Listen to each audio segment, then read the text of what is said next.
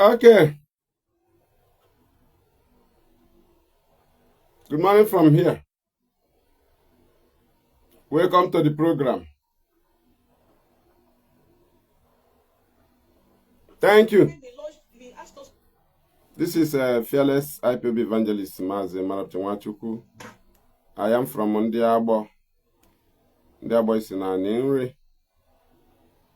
Aninri is a local government in Ojiriba province, Biafra land.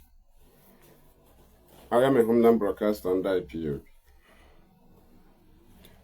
Welcome to the program. Hey, desperation. Otu aka ha ga na-eme go ayi. Kedu onye unu na-emere show? IPOB apụgo na level of mmadụ ịbịa nọrọ one side na-eme show. Ọ bụ na IPOB leadership bido sewe picture, mewe video. Ọ ya na chọọchị agbasala. Anyị ala ihe anyị na-eme n'iyi. Ọkwa nwaanyị onye ọcha nwunye ndị AVID. Ọkwa nwunye ofu onye n'ime ha. Rachel Nwosu. Ejimaka ọkwa member AVID. Anyway, there is confusion. Achọrọ m ịkọ some emergency meeting. That is why we are very, very intelligent. Ozugbo m mere the post, nye ha the differences. Ha bido mewe cause among themselves. One thing with us, I am very well trained. Ọkụkọ ga-eji aka ya wepụta ụkwụ nke a ga-etinye ya eriri. That is why only IPOB leadership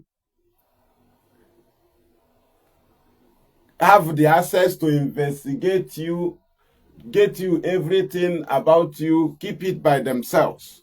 As for me, I analyze these things that happens at the moment.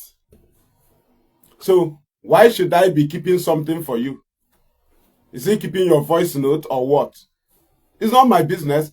Just make an act. I will analyze it. I don't need to go and look for a voice note. I don't play voice note. So let us continue. Right? Ima, ina amachari na eme mistake. Mana adokite gi na agwa gi lekwe mistake gi. Gi nwa wo onye lani. Ya.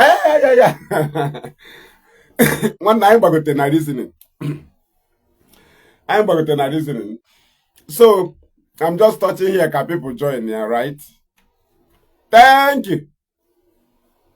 Thank you. You go hear desperation na cause. Can we do IPOB from AVID? Ejimako AVID member. Ha make sure na ha blackmail IPOB leadership. Can we AVID?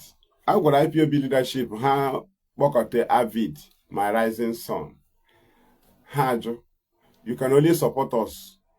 The largest mass movement on earth. Kehane mere march. Kehine mere march. Ke do the reason you create AVID. Ke the reason you create rising sun. Ha criteria for agitation. Where is their starting point? How do they started? What is their agenda? We are asking. Why do IPOB expel? Why do IPOB suspend? And why should you march? If you can suspend or expel, it means you are careful. Very, very careful. That is to say, the person is not doing it well. Or the person ideology have changed. That gave to expelling. So if you can be expelling, why do you march people you don't know about them? You can only get support, not margin. Unless your group is small. The largest mass movement on earth cannot march. BZDM can march. Masob can march. IPOB don't march.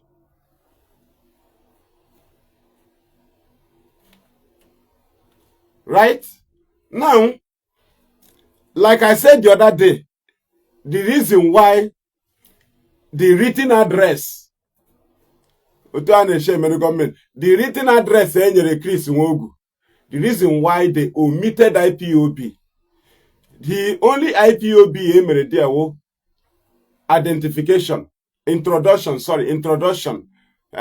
Nwogu, also head of the Directorate of State of Indigenous People of Biafra, under the order of Mazi Nnamdi Kanu. That's where IPOB came in. Every other one is Biafrans. The language can only be used multiply when you have different groups that join together.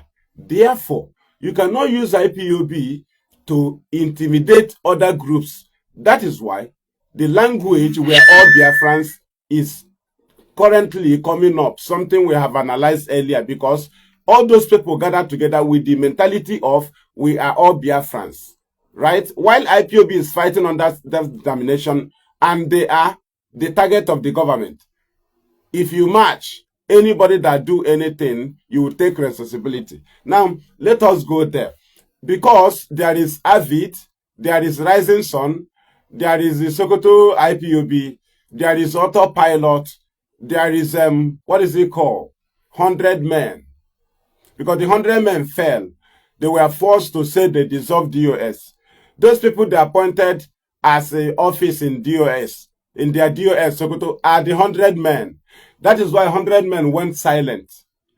The 100 men didn't work. Can you hear from Nnamdi Jofo about the work of 100 men again? Anyone I defeat in another Jude Njoko. Does Jude Njoko write again? Have you ever heard about the IPOB research and legal and again communication they created new the other time? After dealing with it, do you hear about it again? Do you hear about it again? Do you hear about Jude Njoko again?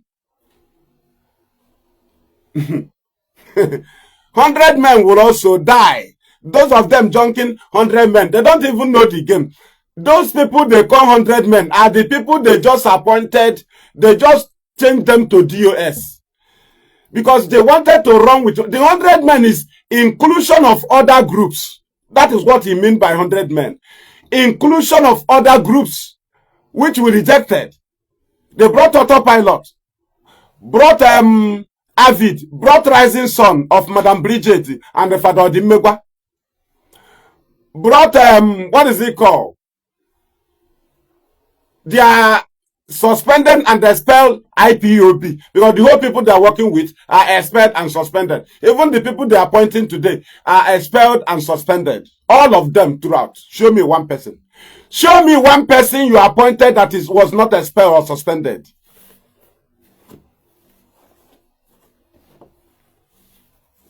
You can never secure loyalty with that method. They know that you needed them because you need people. They already knew they were suspended and expelled by IPOB leadership. But for you to be bringing them, they will later turn against, because they have ground. They knew that you only want them to be working with you. That's all. We continue. The 100 men is gathering of groups that are not IPOB to rule IPOB. We said no. After destroying it, they jumped and they were forced to say we dissolve DOS. And the whole people they call 100 men are the people they appointed. Automatically, they change 100 men to DOS. Oh yeah, show us 100 men. Nnamdi Jofo, can you repeat 100 men again? Just give us report about 100 men. It's impossible. It is gone. No more 100 men. Jukwana Ngwametusela talk about 100 men. Achalugo, go make 100 men. Emechakwa ndị nke a ga-anọji. Ndị nke na-ahụ foto. Mgbe ofu ihe hitiri ha ma ha. Thank you. Thank you. And where's the 100 men? In a chair. Our new DOS. I want to make it useless. In truth and in honesty. Right? So let us go to this very topic, please. Our people have joined. 100 men and Walla, it was not accepted. But they will not autopilot the Mandi bloggers. But Nnamdi cannot talk about 100 men. I was in a detention and 100 men. Here's something named Mbidoranya. And all detention after Managa and IPOB leadership power. After Hamalitra. Has is okay. Can large to him Nnamdi Kanu. Has is 100 men. 100 men hang Simon. It's an assignment look at 200 men. The 100 men came from them. Hang Simon. It's an assignment make a vote of no confidence against the US. Hamekwe December. The Otasic will dissolve the US. Repeating of vote of no confidence of Simon on the 27th of February 2022. Which on the 28th of February 2022 he said no more DOS. But I cannot dissolve DOS 2026. And if you won't because saying no more DOS in 2022. And who make a Livingstone saying no more DOS, they don't exist 2022. How can you go DOS 2026? Mother need deceive somewhere. And they don't exist. They have been removed. Oh, vote of no confidence. You can go DOS next 2 years after dissolving. They are one Azanoka. Azanoka. Ihe ọbụla na-akọ gbasa gị ihe ha na-eme nọ na tebụl ha until they finishes it. Ọ bụ dị ndị a ka m laikere na ndụ. Until ndị finish ihe ha na-eme ihe ọbụla na-akọ rubbish. It doesn't move them. Ịchịkọtara Simon ndị gburu mmadụ autopilot. Wete Rising Sun ndị gburu mmadụ. Madam Bridget wụ autopilot. Fada Odimegwa support autopilot. Ha mecha mgbe ha filu na Simon epushuchala ha. Ha ga-eme Rising Sun. Before Rising Sun, ha visit Nnamdi Kanu. Onye ha order. AVID, Ejimako member of AVID. Ejimako. O make regression, o push group ya closer. Kyoto ge-shame ya, o ga-castigate DOS before Nnamdi Kanu, blackmail them. Ka ọ gwazie ha na o nwere ndị ọzọ a ga-eche eme ya. Today, ngwa ga dee na akwụkwọ, within ọ ga-eru 6 months, ha enwe power tussle. How? Ha ga-achọ onye ga-eteki glory. Akwa hụrụ ihe mere here. Ndị Biafra radio sigi no IPOB DOS under Nnamdi Kanu no ha wawe ihe a. Ha na Rachel ụnọ. Ejimako na-agwa gị no ndị AVID. Ka ị gazie na the topic ịghọta. Ejimako na-agwa gị na AVID. Ndị Flying Monkey na-agwa gị no IPOB. Na-agwakwa gị no dia diplomat. Na-agbakwa gị na ọ dị consultant nwanne nwobere oge ha ebido drag onye mere nke o mere. AVID ga-emecha ndị IPOB ha Sokoto asị, are you trying to overshadow IPOB? Is it not IPOB that promoted AVID? Ọ gakakwa dekwe ya ma asụkwa gị bekee within 6 months time. Ma asụkwa gị bekee emara na ọwụwa anyị within 6 months. Ma asụkwa gị bekee, it is IPOB that made AVID what they are. Masukwagia by then, AVID utilize wala opportunity inyere ha na grant inyere ha. Lebe lawyer ha na promote ha. Lebe gị nwa na claim ya. But lawyer ha we Ejimako make sure na ha bịara closer na agwa gị na AVID. Ambassador ha ka nọkwa ndị ka ahụ wụrụ ndị awụcha Ejimako ihe awụ ọbịa ọkpọta group ya. You know, legodo ebe IPOB nọzi. Na-ekele m onye si na ya IPOB na-ekele m si AVID na IPOB. Leader ha na the head of the United of State will member AVID. Member AVID. Oge make sure na promote AVID. Ote Ejimako shi megide kpọta onye AVID si na ha mere HOD. Ejimako ị na-agbakwa mbọ ịgbagotere. I'm telling you. Ọ dịghị easy. Ahụ ihe mmadụ ihe onye karịrị gị mmadụ hụ onye karịrị okwu na ọ karịrị. Ejimako ị karịrị m. Onweta ị na-echi eme ihe ndị a ya wụọ kọrọ gị amaghị m. Ị karịrị m na nke a nwanne. Ị karịrị m hụ ha. Ejimako ịdị egwu. Anyway, ka anyị gogodu. Ka anyị ga-agụ nna ha. Soro m gụọ please. Soro m gụọ. Can I go from Ejimako first?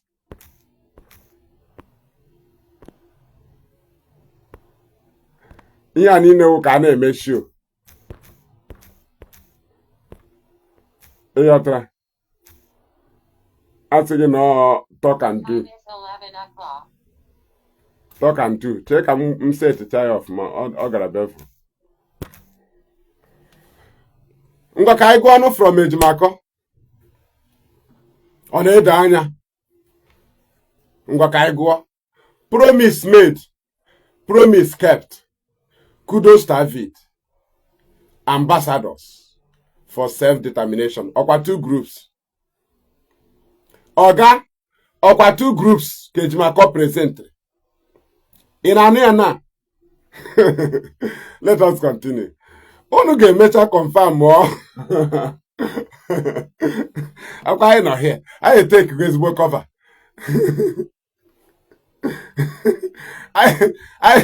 I take ezigbo cover nwanne. Ịghọtara? Ị ga na stop anyị agitation. Na ịkpọbata criminality na agitation or self-determination anyị ajụ. Sị na ya ga-eme agitation and we cannot stop your agitation. Ịnọkọta sị I expel you, I expel you. Gị nwa mere self-determination bido may operate with criminals. Imego onwe gị expel already. Because it is against our stand. Imego onwe gị expel from us. I just an parade. I expel you. I dissolve you. In our dissolve ihe violatory. It dissolve on the not violate here. Self-determination, we shall not kill. We will not support any killing. If there's any record with Simon, is she true lawyer? Nezios, true moon Nezios. Emechaze, after I defend the trage, if there's any open, CZ DOS, ha join here, IPOB with the same people. Ke evidence source actual. Emechaze, the imagine as a ya autopilot liberation army, join here with ESN. Kedozi ihe ọzọ mmadụ chọrọ as evidence, mmeri weje wem. Ihe m defend 5 years, ka Nnamdi Kanu nọkatara, gwazie gị no unity. Oh yeah, my anger. I cannot agitate under you. My life, megideria. I cannot be working with you, sabotaging you. How? Gentle man condemn why? Why again a gentle na phone? Oh, say hypocrite. So I cannot agitate under you with that condition. Because I must condemn Emeka Livingstone. I must condemn Ifeanyi Biko, and you are working with them. I must condemn Ipob. You are working with them. So how can I agitate under you? And I will not talk about these people. I can never stop talking about them. So under you, name agitate. I am a hypocrite. It is better I don't agitate under you. Makani change you go our stand. I cannot continue with you. You gonna stop my agitation, Biafra. Right? So we continue. Look at my journey and do she. Same no agitation, no Nnamdi Kanu, you know that. Only brain problem. Even they have maybe they can bleed. Get up a crumb nonsense. Haka jichande madu na camp, na criminal camp. Gentle haka jichande madu life ubwa. Haka wendike haka jimoto ha. You say you forgive them, you bring them together. Do you, if you know you such power na libo? Ga kpọtakwa Ojukwu ma gwa no nwe the such power. If forgive onye gburu onye Igbo. Ojukwu naanị ọ ga forgive nwe Gowon. Yeah, one person get billionaire say I forgive Gowon. And eme. And one person I got forgive Simon and Gentle. And that one person I got him na ala Igbo nka.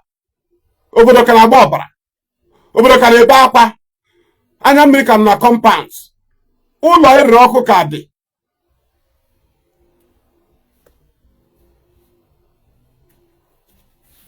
Sim no nwere one person kwuru ya. No IPOB leader. Or Igbo leader. IPOB leader or Igbo leader. IPOB leader or Biafra leader. Also Ojukwu Biafra leader. Enwekwa na Igbo leader. Nye nwere Igbo leaders. Igbo leaders, enwe political leader, nwe traditional leaders, nwe other social leaders. Ha buru ibu n'Igbo leader. Asị na ofu onye IPOB leader forgive ndị gburu ndị Igbo. Wanyara anube statement World Igbo Congress ọhaneze ndị Igbo, Igbo youth, every other Igbo organization and social and every other groups. Then hear from the community emebiri ha. Isem na enwere order no chọrọ fight common enemy. Common enemy na-emebe ihe gentle mere. Ka mụ na gentle ga-eso ga fight ya. Kedu ihe common enemy na-emela? Ka ihe na-emela? Gosi m ihe common enemy ahụ ị na-aga fight imerela. Ị ga-eji hapụ nke Simon mere mgbe anyị si ya kwesị ọsịma action free Nnamdi Kanu ya mechaa ya esi m na ishi n'azụ na forgive ha na force DOS to nnabata ha. Ha sị na ha ga-eme such agitation with you. You see, I dissolve you. In a dissolve, you have go against our stand. It go against I believe. Give one onwe gị wepụ go onwe gị. He say if they sack you, you start agitation. You are sabotaging. Give one onwe gị I been self determination. Agbagbu anya ya na ọjị. Unechi na-azụ feel na igbu ndị Igbo ga-free Nnamdi Kanu na-egbucha. They say I forgive them. Onye mere ihe obi otu a mere involve. You don't have such right.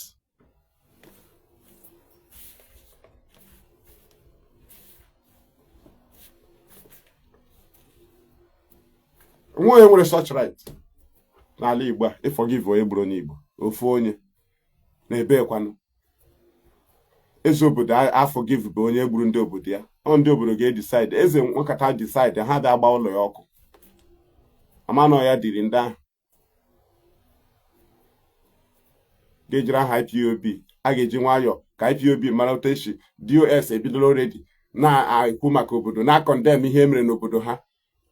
Movement a na-eji eme ihe bido ụzọ condemn wago Kanu a condemn beghị ihe anọwụ join them together. DOS a condemn wago kpọọ mkpọ ndị obodo gwa ha na emerụrụ obodo ha, si ndị okenye chọọ ụzọ cleansia obodo ha na arụ mere ihe a ka a na-akpọ step.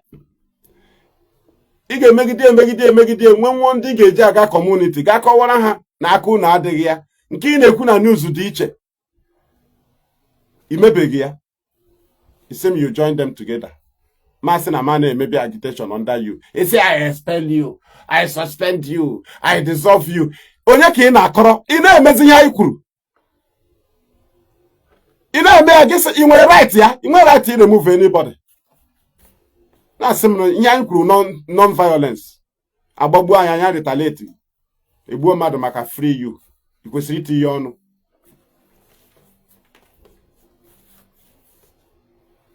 We continue. Here our IPOB, me na joke, what are you doing? Here our indigenous people of Afaruku. Here our indigenous people of Biafra. Oh, hi name. Do you understand?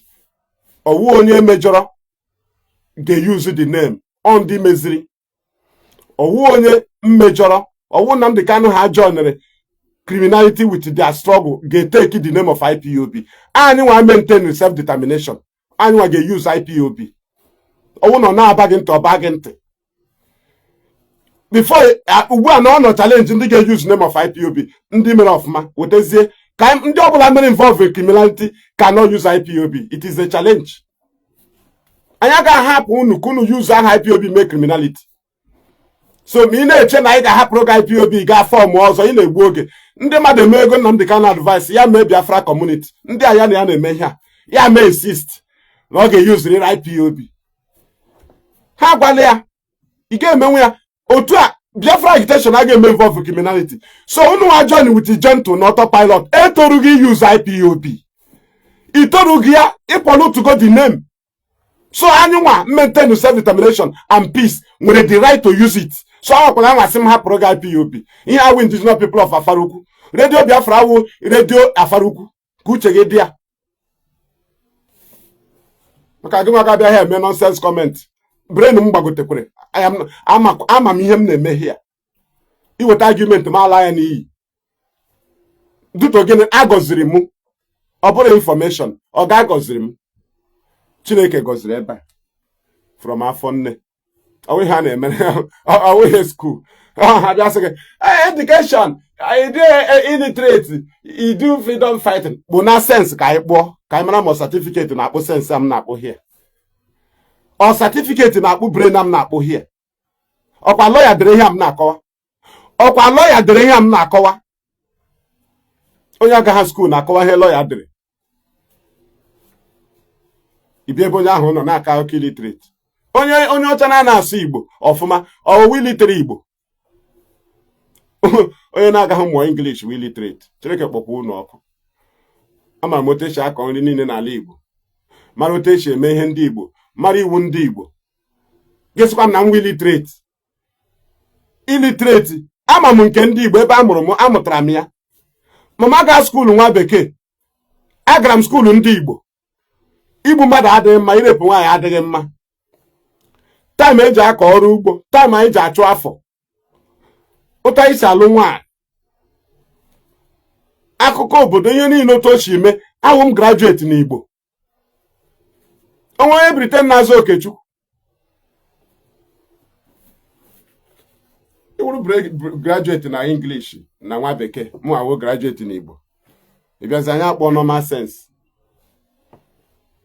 as a human being. TV ịzụrụ na-eyuzu n'ụlọ gị ma remote ya eji China dee ya.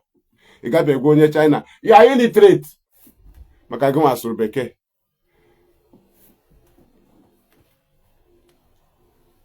Otu esi yuzu TV edere na China. Ịsịkwa ha dee n'English. Iweta manal ede na China. He niile na-eyuzu manal ya China. Gị nwa agụkwara English. Ị ka na-azụkwa ihe edere na China. Chere ka anyị kpọọ normal sense. Atakwala ebe m na-ekwu okwu weta education. Education nke onye ọcha ebe m gụrụ nke ndị Igbo. Let us continue.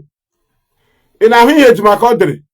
Anyị ga-egosi gị nke ndị flying monkey dere. Ka ịhụ the confusion. Mgbe ị lekọtara ndị nwere different ideology join ya together. So anwakwala anwa isoro Mazi Nnamdi Kanu bịa sị m hapụ IPOB, aha IPOB iyuzuru ya, nyuzu oge nwa. Oga unu apolute ga our land. Eji aha Nnamdi Kanu gbuo ndị Igbo. O nweghị right iyuzu IPOB. Mgbe ndị a na-egbu ndị Igbo ha na-eyuzu IPOB na ESN. Anyị asị ha nụ na-awụ IPOB na-awụ ESN. Ya nọrọ dị enye ọda saying no unity, they will come together. Automatically they have been prohibited from using IPOB. IPOB agaghị egbu ndị Igbo. So anybody that associate with ndị Igbo, sikwa gị na ya na run IPOB, the person is deceiving himself. You don't run IPOB with criminals. A na-akpọ ya indigenous people of Biafra. Completely pure. To save, not to kill. You join ya gentle. Join ya Liberation Army. Mesizem neka with indigenous people of Biafra. Nige use the name. Run no agitation. Ka ilezo ege use ya.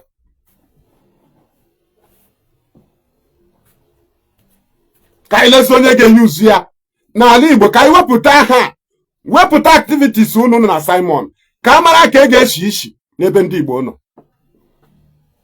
O setikwa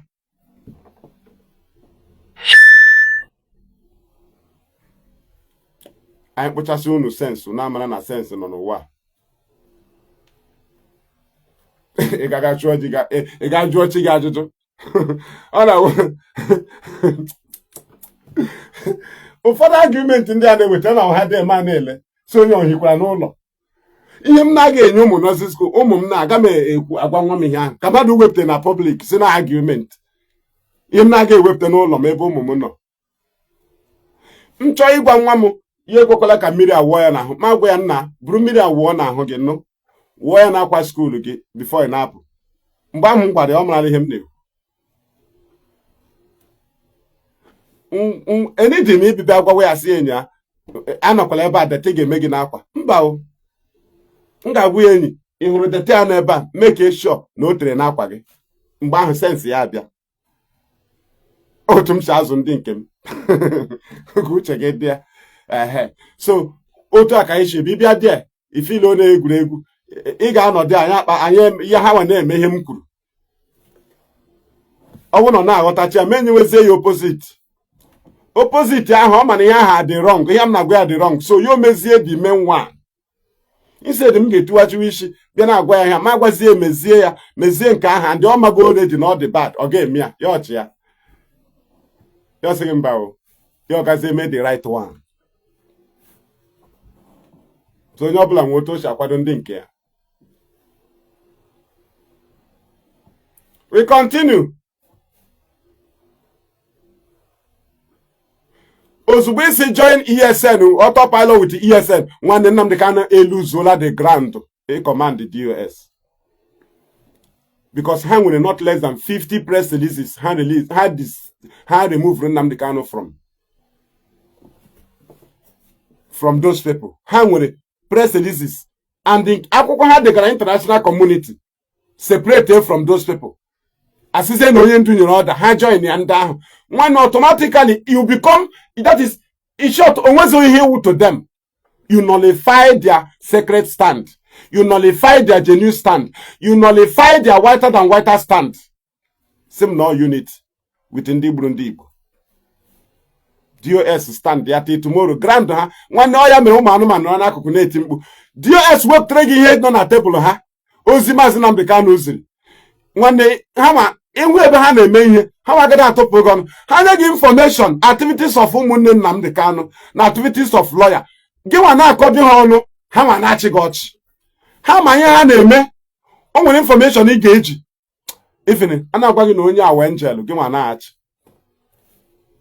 maka onye a na-akpọ onye ahụ angel eji gị information ichi ndị a ka a na-ezi ozi niile a filo na a ga-eji command and control ha ka ha mee ihe na-adịghị mma. Onye nwa onye ndu se ka ha mee mistake ha ajụ ihe a niile wu disobey na onye ndu. Hey, they disobey onye ndu, they don't obey his order. Kedu ụdị order adịghị ha? Let us go to these people ka anyị ridie ihe ji maka ọ kpọrọ ya ka anyị ridie ọ na ha ga-eche analysis anyị ha ebido ịkpọ meeting ọmụ anyị na-akpọrọ m meeting step imekiri me were eme analyze ihe ndị ọzọ and me plan program just mee ofu ihe mewebata ya bịa mee program. Oh my way, otu ahụ Nnamdi Kanu ji follow Buhari na-akọrọ anyị akụkọ Jubril otu a ka m si eso unu na a ga-akọwacha ma ntị gị kọwaa ma anya gị kọwaa ma movement gị.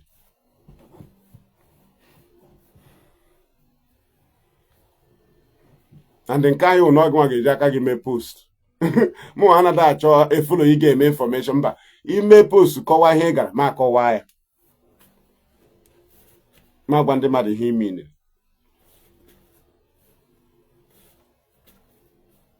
Thank you. Ị ga-agwa mụnwa ajụrụ criminality na onye si na ya no unity with ndị criminal ka mmadụ onye nwere right to use the name of IPOB. At the end ị ga-agwa m onye nwere right ya. Anyị nwe the name nwere right is sanctify the name. Indigenous people of Biafra, we indigenous people of Afarukwo, indigenous people of Kanu. Ihe a indigenous people of Biafra. Anyị nwe onye chọrọ iji eme ihe ọjọọ, anyị nwere right ịnata ya the name. Kwapụ onye ahụ. We are all involved. Abịara igbu mmadụ agaghị egbu ndị ike Kanu.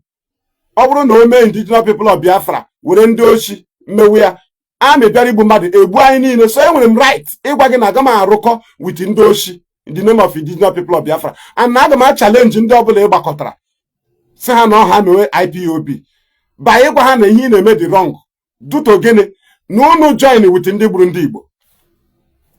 O nwere ndị mma ga-esi ga-esola nwee ndị mpa ga-esi ga-esola na ọ na-aṅụ goof na ọ na-ezu ochi na ọ na-enwe respect na ọ na-alụsa nne na nna ya ọgụ. Anyị jicha ihe ndị a pụta gị nwere ewere n'ihi mma gị gwara gị drọpụọ mụ aka ji nke m mụ na onye ochi anaghị eso. Ị nụrụ ya eji m nke m jishi ike ịtụfuola nke gị ọkwa ya ọnda Nnamdi Kanu si ọkwa ya ka m gụgodo ejimakọ ka m ga-agwọ ndị nke ọzọ.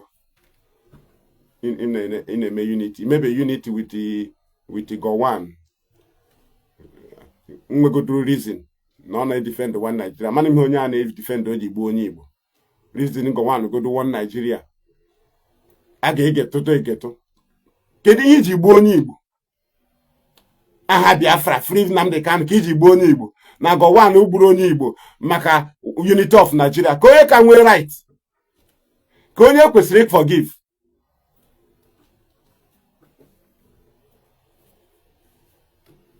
Kaigwo.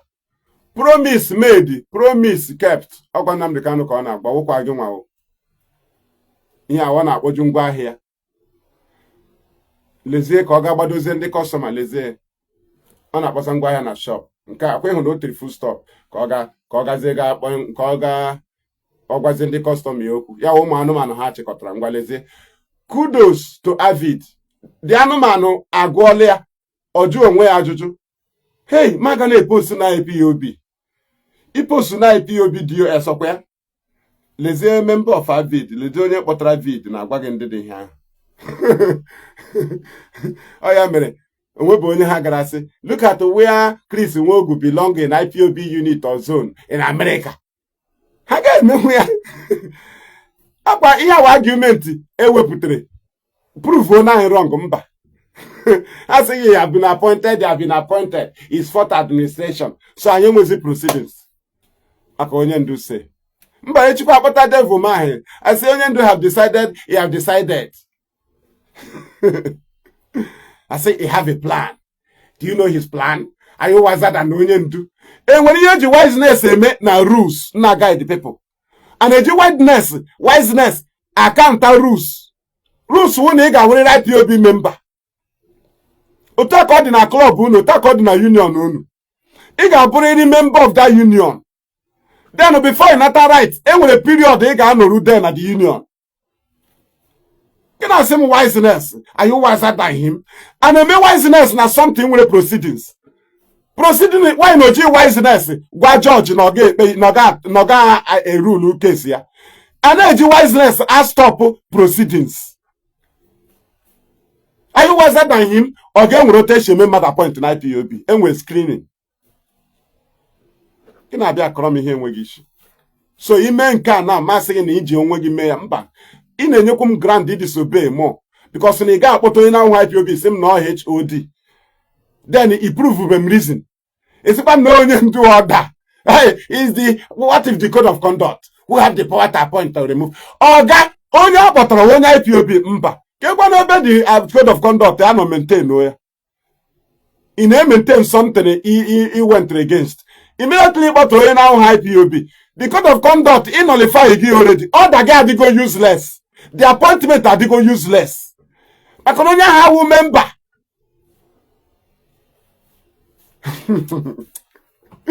Na kai go do. Inye juma kona gwande custom ya. Kudos to AVID. Ambassadors for self-determination. In there are two groups. Madam Rachel and all the seen and unseen hands who worked so hard to actualize this critical mission. Wait till Okwafuta critical mission. Then we continue. To Israel, may your labors in defense of freedom produce the desired result sooner than later. In IPOB there. Oga, unwere IPOB hụrụ here. Ngwa ka anyị gazie. Anyị gazie na ha.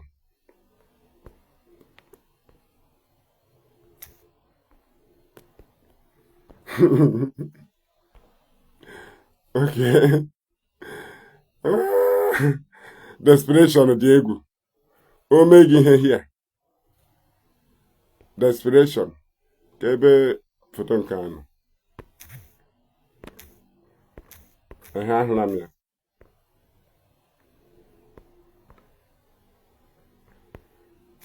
Ngwa ka anyị gụọ. From the Biafra radio. Ngwa, let us go. Share this extensively. It is happening. IPOB under the leadership of Ojendu Mazi Nnamdi Kanu. Enola Nnamdi Kanu akpọghị na IPOB. Ejimaka agwaghị no AVID and ambassadors. Echọpụtala ya na. Right? Ema na anyị gbagotere na.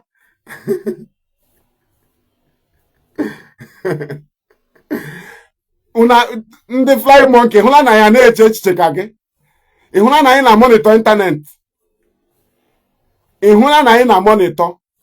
Imana na ina reason of ma. Give on we ga chop tabedi ya. That you are sounding differently.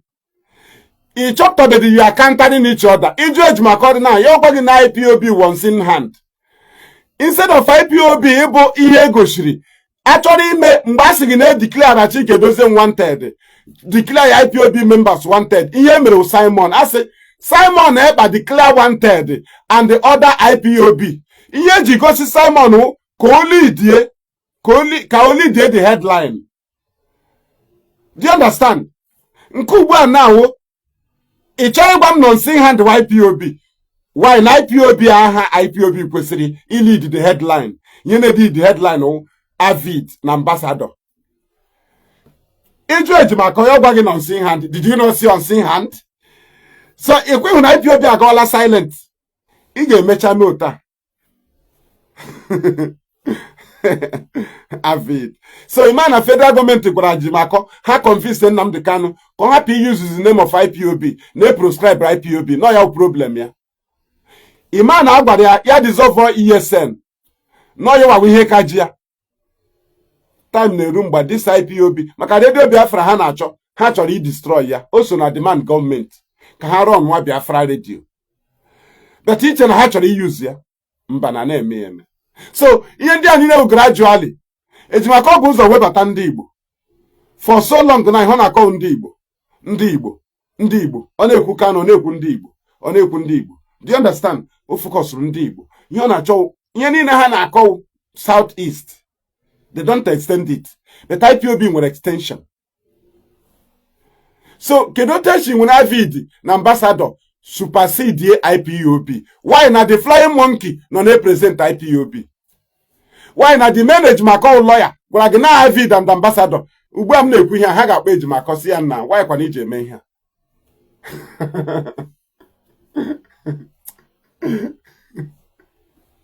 ọkwa ndị mụ na ha gere redio Biafra ngere Nnamdi Kanu inwe ụdị sense ya. So notice i gecha redio ahụ ụmụ mmụọ si na Nnamdi Kanu na-ekwu okwu inwe sense.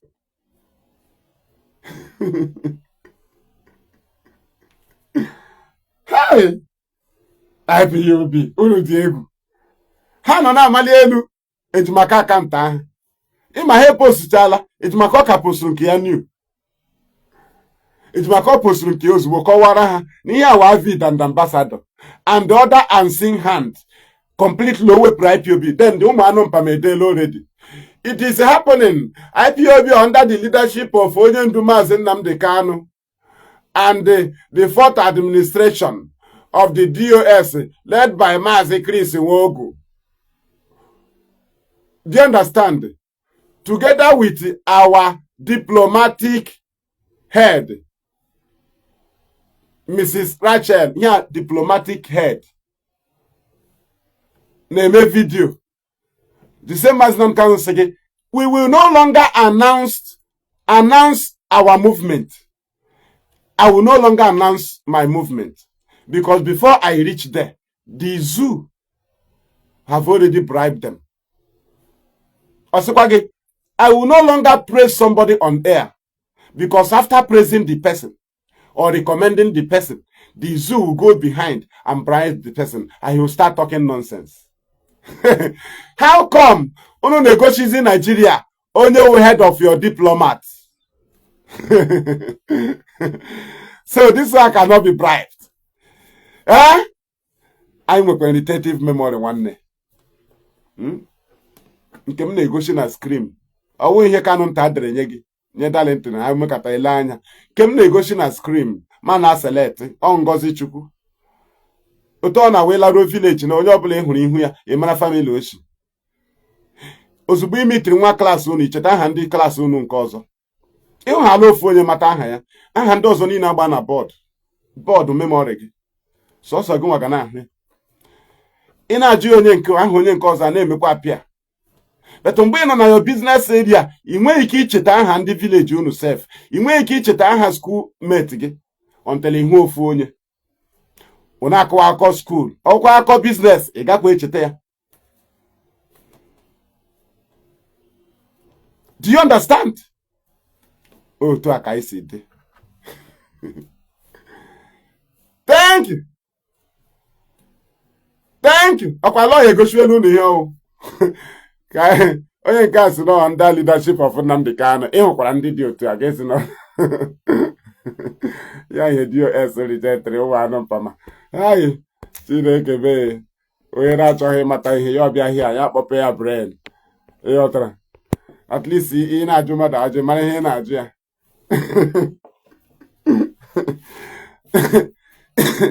Now ka anyị wepụtakwa nke eji maka again. Ka eji onwe gị ajụjụ.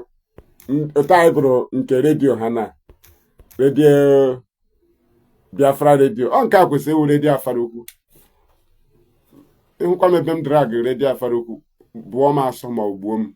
Ịtawo redio Biafra Ojukwu mere establish Okonu ndem abụrụ first director and broadcaster. Ha anyị nwa nwere ya na ọha anyị ji join ozugbo anyị nụ redio Biafra anyị amapụta. Anyị anụ redio Afara Ukwu, anyị anụ redio Ụmụahịa. Ozugbo anyị nụkwa indigenous people of Biafra anyị apụta. Mee ihe niile a na-eme join ya na-atụ ụtụ a na-atụ. Anyị anụ indigenous people of Afara Ukwu. So gị nwee nọkọta sị go and do your own. Ị ga-akwụ nwaanyị ụgwọ ọnwa more than 10 years. Ị ga-akpọlite ndị nwụrụ anwụ, ndị mmadụ na-anwụ for Dangote success. Instead of iri ụgwọ ọnwa na company Dangote, ha bịa na-atụ monthly dues ka Dangote gaa n'ihu. How many staffs of Dangote ka declare wanted? How many staffs of Dangote nọ na detention na-aza terrorism? Inwe ọnụ so onye, then start your own. Ọnwụ na a na-arụ ọrụ na private company, ọ ya kwesịrị na-akwụ ụgwọ ọnwa, ọwa anyị kwesịrị na-akwụ ya ụgwọ ọnwa, monthly dues. So ị na-eme ihe irizin ya ọfụma, mana na anyị nwa ma ihe kara anyị obi anyị ji join IPOB. Ọ ga-akwụ anyị ụgwọ data anyị niile anyị zuru, ọ ga-akwụ anyị ụgwọ ihe niile. Anyị na-eme ya duto na anyị nụrụ indigenous people of Biafra and radio Biafra. So anyị mara nọ ihe anyị ka anyị na-eme. Ịza ụlọ ga na-akwụ gị ụgwọ. Ịnyụcha nshi flush nchi na toilet gị, ị na-aga eri ụgwọ ọnwa. Ọkwa ka be gị dị mma, ọkwa ka health gị dị oke. Eze gị na-asa n'ụtụtụ, onwe na-akwụ ụgwọ ọnwa. Otu a ka anyị si were fighting for Biafra under IPOB. Do you understand all the value? So, gị wepụta na-achị mmadụ na-eme indigenous people of Biafra na-eji ya commit crime, ya hapụrụ ndị nchịkọtara ndị ochi sizie gị na indigenous people of Biafra, ya hapụrụ ha IPOB. Then ọ ga-eme anyị niile affect because ndị ochi emeghị involve na nke ahụ. It's better gị nwa na-eme involve ndị ochi to use the name. Ọ we hapụrụ ndị ochi ha bịa consume our land. We can't leave IPOB for them to use in conjunction with autopilot. It's impossible. So ihe ji na-agbaji ha brain na-enye ha expo ọwụ na America point mere meeting gị gawa ndị onye ndu abịakwala stop ndị mmadụ. Edikwe gị ga-fight mmadụ agakwala. Duto gịnị? Anyị na-eme agitation with criminal under Mazi Nnamdi Kanu. Joining autopilot together is running criminality. Right? So ị chọrọ pollute my name, m ga buru ihe ji ọfọ ma na-eshi ishi. Nga ọsụ akụgbuo m. Nga nnempi egbuo m. Nga amaruru. Hey, nwazi anwa aga amefeke trouble. Nkwụsịgodu na junction arọ ndị zọg egbuzie m once. Maka na gị na ndị mere ihe dị otu a na-arụkọ ọrụ. Why na m nọ Biafra land? Ọ ka mma na gọọmenti na-achọ m karịa ndị Igbo ịchụ m na mụ na onye gburu ha na-arụkọ ọrụ. Udo m anya na gọọmenti na-achọ m karịa, hey, it's gentle not your member. I think onye ndu say bring them together. Ịmakwana allegation. Ndoro anya. Ishọt ịmakwana ọwụ ha allegation. Ọwụ ha allegation. Na onye ahụ kwuru eziokwu. So mgbe aka ị ga-agwa ya no, na ịwụkwa IPOB under Nnamdi Kanu, na ịwa IPOB under the leadership of Mazi Kedoziem, Directorate of State. As for now, na anyị nwe IPOB leader. The office, very simple. Mbịa masịkwa gị mana edina ebe m makwana gentle nọ dị. Aga m edina m ga-agwa gị ebe m so.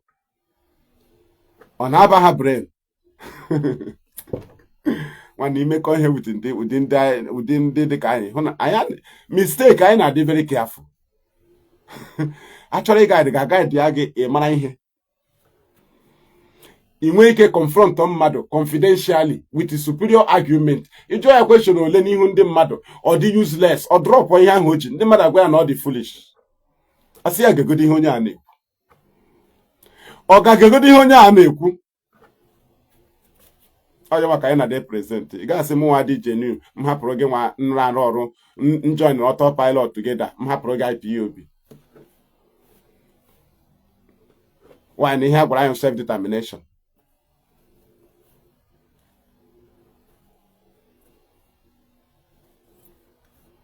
Thank you.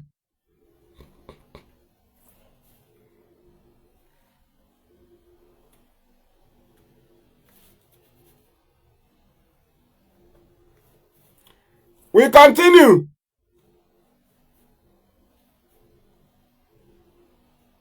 Thank you. Anyị ji mmadụ n'ala. Kedu ihe ị na-ahụ ebe a iji maka ọ na-agwa gị? Ndị autopilot flying monkey in conjunction with the rising sun ma ha niile na Sokoto IPOB gwara gị lee ihe ha na-agwa gị. Ha gwara gị no indigenous people of Biafra under Nnamdi Kanu. But the lawyer Nnamdi Kanu Ejimako na-agwa gị lee the identity of these people. Look at their identity. Their identity is AVID and the ambassadors with their diplomat, not IPOB. What is it called? Is it head of consultant? Head of consultant of AVID and ambassador. Ya can the IPOB Sokoto jizi name overshadow their name YPOB, a whole giant IPOB. Gị bịa nọkọta bịa claim wa ihe AVID gara. Claim wa ihe ambassador gara. Gagodo nunu nke unu. Ke otu unu ga-esi aga. Lead unu wu member AVID. Ọ ga na front AVID. Ọnọdụ ka Boko Haram and the Fulani herdsmen nọ na Nigerian government. Boko Haram we minister. Fulani bandit enwo Senate president. How can they promote Fulani? With that power na cover as Senate president of Nigeria. You will not protect Fulani, will not promote Fulani, or you hold the position. Or you hold the speaker of the house. Do you understand?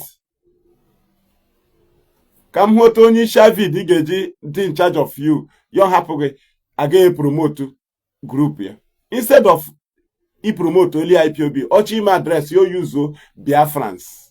Oswald head of Directorate of Indigenous People of Biafra under Nnamdi Kanu. You also gonna know Biafrans in detention facility. Biafrans in this. You got IPOB or they silent. You only know we are all Biafrans. Oh, you wanna talk about so Oga silence is IPOB. TSA Biafrans. Oh, here's someone they use. Biafrans are calling for more sit at home. Biafrans are standing with Simon. One organization. One organization will get present. Yeah, Simon they use here. So, one will have may after hailing the Nigeria they attack IPOB. Because Nigeria got no catastrophe Biafrans. Biafrans do sit at home. Biafrans. A bomb and a devil my whole Biafran. Okay, otra. And the woman and Ndibo, my Biafrans that are in Nigerian police are Biafrans. And they did not do suit at home. Do you understand? So, it is wrong for government to say Biafrans call for sit at home, no. That's why Ndoshi gonna use Biafrans in disguise. Nigeria ga chokwana ha ga akpono ndi mere ihe ahụ. Onye mere Simon ha ji use Liberation Army. Nigeria ga agwa gị na enwere Liberation Army maka a group does not run an army. It is the republic that run an army. So Nigeria tag their crimes on ESN. It's very simple. Ngwara here. Na Nigeria ha ga abịanwu a country name exist. Ha akọwa ihe ha agwa gị na onye awo Liberation Army. Mba, no one country ga report to group as Liberation Army. That's why Nigeria wanted to hide their criminals. They call them unknown gunmen. No sovereign country can call group of people unknown gunmen.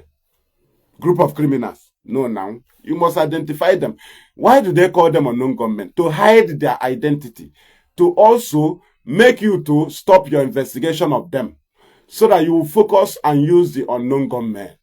Because if they allow you, you will go on independent investigation and discover the people that are doing it. So government cannot hesitate, will not hesitate in tagging them unknown gunmen to divert your attention from the original investigation. Same day na Rami. They will be Biafra.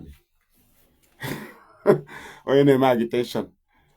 And look on uniform code. Number one.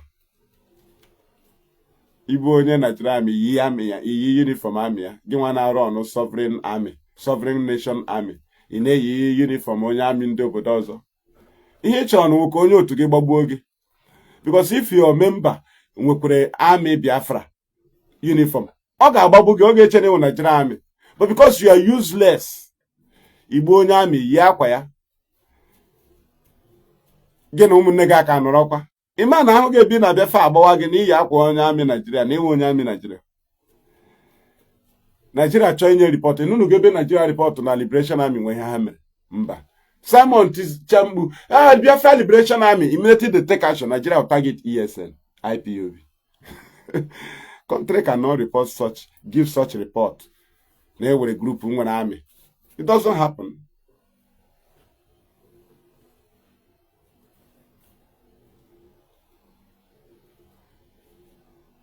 Na ka ṅụọ obere mmiri o akpịrị akpọọla m nna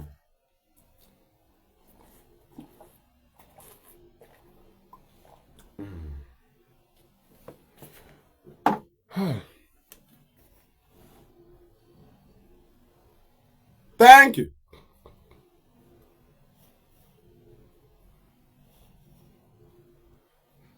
Thank you. So Ihugo ejimako gwara gị na AVID and ambassador ka m wepụkwa ya ka anyị na-akọ ihe anyị na-akọ. So ị gazie na ebe ahụ ha dere gị na IPOB ebe ahụ Darlington ha ma mmadụ bugu ha na-edere gị ma the Biafra radio. How do you now see them? How do you regard them? Ha sị gị na IPOB Directorate of State Fourth Administration. Why na iwe na-ewogo AVID for gị wee si na Directorate of State. So they have to signal Ejimako because Ejimako published his own very late. They have to signal Ejimako and Ejimako have to write this thing to tell you it is AVID and ambassador. So to deceive you, he said other unseen hand. So can IPOB be used as an unseen hand? No. Instead, IPOB will be used in the headline. Instead, the ambassador will be an unseen hand. But today, your IPOB is now unseen hand, according to Ejimako. While the name of AVID and ambassador is well placed.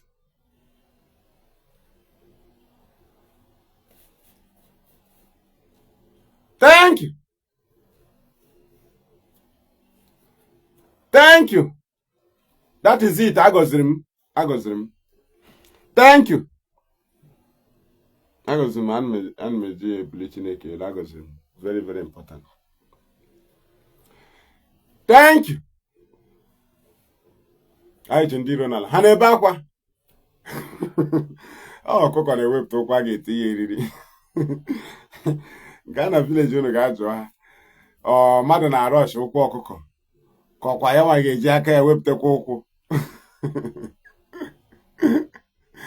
eji na hali gị nwa kecha hala eriri ya nwa wepụta egodo ofu ụkwụ gị nwe were etinye eriri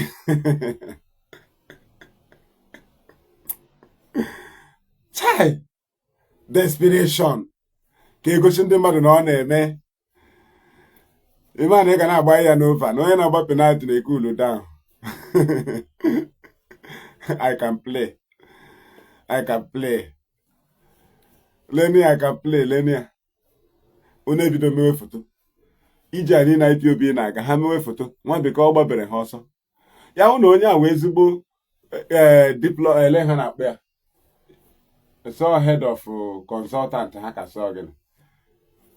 Maka nwunye onye Igbo ihe a nwunye onye Igbo ọkwa onye ọcha nwunye onye Igbo na AVID na America ọkwa nwunye onye ọcha nwunye onye Igbo beto onye ọcha ya ọtara so ọkwa ofu onye n'ime ha akpọta nwunye ya why na ụmụ Igbo ndị nke ọzọ lụchakwara ndị ọcha ọtụtụ ndị mmadụ lụrụ ndị ọcha so ị na-akọwa na ihe awụ nọmalụ onye ọcha nọ consultant maọbụ nọ diplomat ya wa na-amachari like this automatically Nigeria ga-aga azụrụ ya ozugbo once na Nigeria nwere ihe eji enye mmadụ Nigeria ga-azụrụ ya. So IPOB agadi eme ka ịmata ndị ha ji aba ime obodo, right? Because a na-egosi ya ọ dị ka ebe gị na gọọmenti ịkpachara nkata na ịbịala ike gị ma na nwụ non-state actor ịhụ ebe Putin ha maọbụ Trump ha ọ Netanyahu ha na-ekwu ihe ha na kọntrị kpatara all state actors and ihe ọbụla ha meviluru gị ha bebi na ha anyigo maka other countries nkata so many of them reveal gị ya. So many countries discussions was not revealed. Okay, do you know that there are discussions before the arrest of Nnamdi Kanu? Did Nigeria release it? No. Do those countries expose it? No. Now, the moves they are moving to deport IPOB leadership members, do they expose it? No. Do you know they discuss with countries or diplomat? When actually make them mad, ime mad ihe ọjọọ anaghị eme expose. Ihe na fight to leave Nigeria wụ ime Nigeria ihe ọjọọ. Owo bịa ihe awụ football ị ga na-announce your player ịzụrụ ọfụ ma nke ọnụ na-aga okwu ya. Ihe chọrọ ime na ka ile oduo moto. Maka in reality, IPOB na Russia aga akpanwe ha bịa mee expose. It's impossible. Why you get ime expose? You have attracted the whole enemies of Russia to be your enemy. While now, those people, it can with something to discuss with them. So you don't need to publish another. Rather, in cartoon will secret. Even other countries will be afraid of you because you expose discussions. I remember they use flag Israel. They use flag Israel. Yana Pani until they didn't Nnamdi Kanu. DOS a move there. Hamata na iji aka emerụ onwe anyị enemy. Na-enwekwa ihe ọjọọ anyị bụ n'obi. Ndị ma na ọwụ sọsọ ndị a ga-enye gị nwere onwe. After all, radio anyị satellite anyị taa anọzi there. Ọ nọ n'obodo ọzọ. Ndị kpọrọ asị ndị nyere anyị satellite anyị ji na-arụ radio Biafra. So ka etu ga-echi eji na ị chọrọ imeta Israel friend imejọ ndị ọzọ ga-enyere gị aka. Ọ ka mma na nkata gị na ha nọ n'ime. Ozugbo gị na ha kpara nkata ime ya open, the whole people nwe enemy Israel aghọọla your enemy. But a man ị na-eme onwe gị nje ahịa. Oh, I am Netel, we are discussing with Israel. Ị ka obi post na-elele gị. So ọ wụrụ ezigbo nkata ka ị na-akpa. Ọkwa nụrụ Somaliland Israel recognized inunugo ebe ha posturu na ha na-akpa nkata. Inunugo ya tele ha mecha agreement sign cha mecha ihe niile a recognize ya. Ịnụrụ ya mba.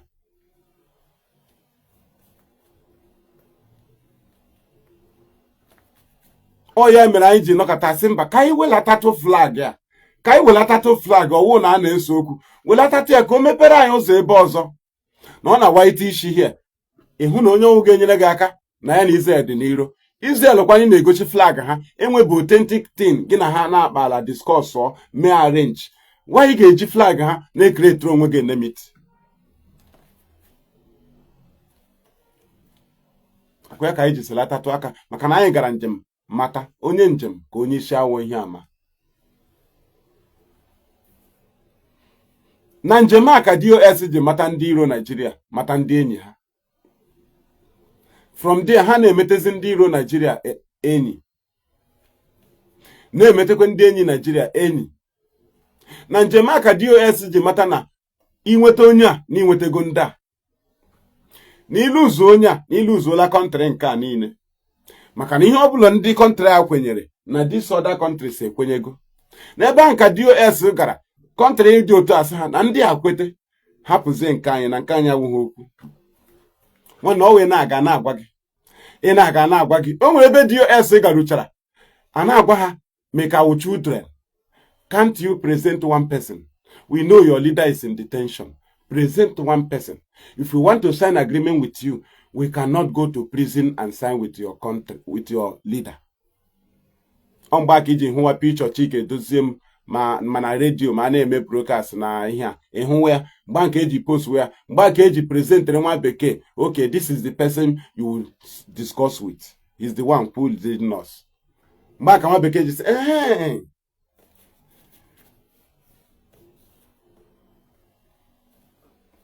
do you understand? Na ka te kpọta nwa bekee ise foto ụmụ anyị niile na-ala bekee ọnwụcha ndị ọcha ka ha lụchara ịchọ na-esewe foto bitu nwa bekee agwa ya ha ọ ga-akọ akụkọ enweghị isi onye na-aga oshi o mee ya open anachi na onye na-aga oshi ọ na-anụ na ya adagba egbe oshi ka nna aga oshi ka freedom fight na njọ ka ya mma oshi nwere particular people you offended but this one ị gaghị agụnwu ndị mere offend oshi ka unu gara na-eme ya open so iche na freedom fighting will easy something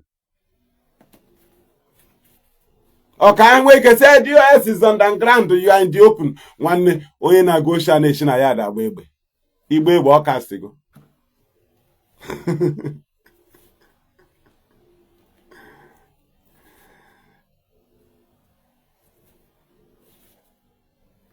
right nwanne igbe egbe ọ kastigo so otu isi na o nwere ihe nna discuss with Israel ya wụ na something dị real Nigeria agawago ozugbo ga-akpazi dị ọnya ịghọtara ga-akpazi dị ọnya Nigeria na ha ga to country gbachara IPOB ọnya IPOB enweta signal respond kpazi dị ọnya IPOB dey against Nigeria ndị aha signal kwa Nigeria bịa kanta ihe ọgụ a na-alụ otu IPOB leadership ji present onwe ha ka ha ji enweta authentic information from government of the world. N'otu ha ji keep secret. If you cannot keep secret, no government of the world will have any discussion with you. You are non-state actors according to them. So if you see Russia exposing their discussion, they are state actors. You that is agitating is not the same with them.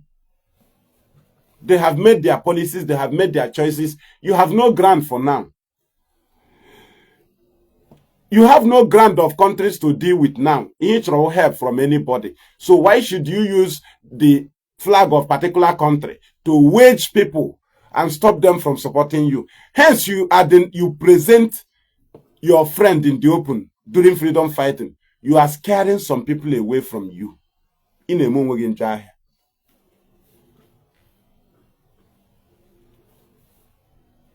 check ebe onye AVID onye si na ya bụ consultant ndị AVID nye na-eti all hail Biafra, all hail Mazi Nnamdi Kanu, all hail Israel.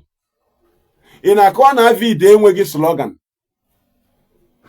Tomorrow gị na ha drag wakwe ibido gwazie ha we use IPOB under Nnamdi Kanu to lift AVID high. Today now they are showing shoulder. Ị ga-akọkwa dị akụkọ within 6 months now. Ganu dene ya na mekọkwa ya. Hence ejimaka dị concern. Unu ga-emecha mee like this. Ya talent ejimaka. Ya gbaa gị here, eh? Ejimaka karịrị m. Nna ya karịrị m nna. Otu masị gị na-eshi awọ ọkụ. Otu na-eshi subside na adịgodo m surprise. Otu na-eshi subside ejimaka. I respect you. Dị egwu. This is why you're not presenting group gị. Ambassador. Okay, ya? Ambassador na AVID. Ọ ndị ebe America ebe nọ, ọ ụnụ nwa bidocha ihe ndị ahụ na-enwe uru ha bara ndị Igbo. When they push really Nnamdi Kanu. Thank you. Good morning from here.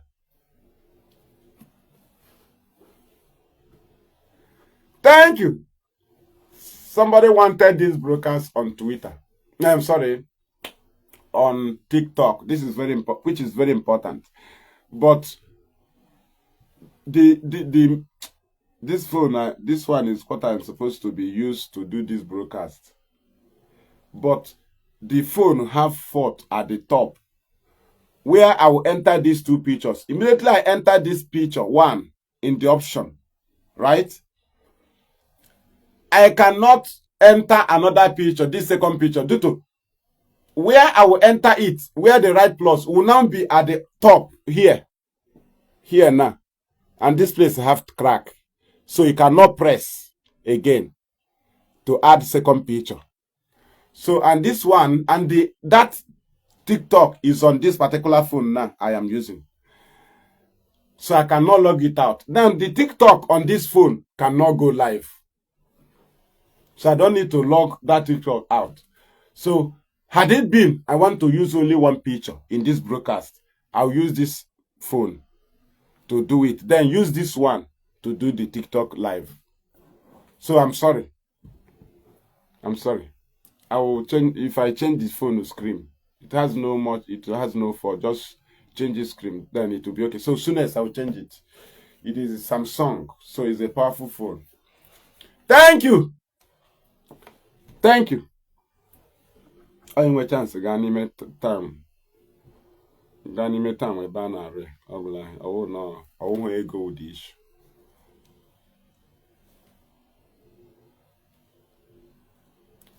Thank you.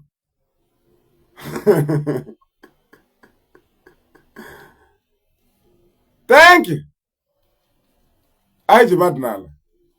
Very simple.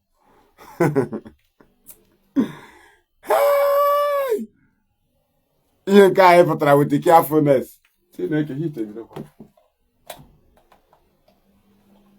I'm my fan. They are my way to look.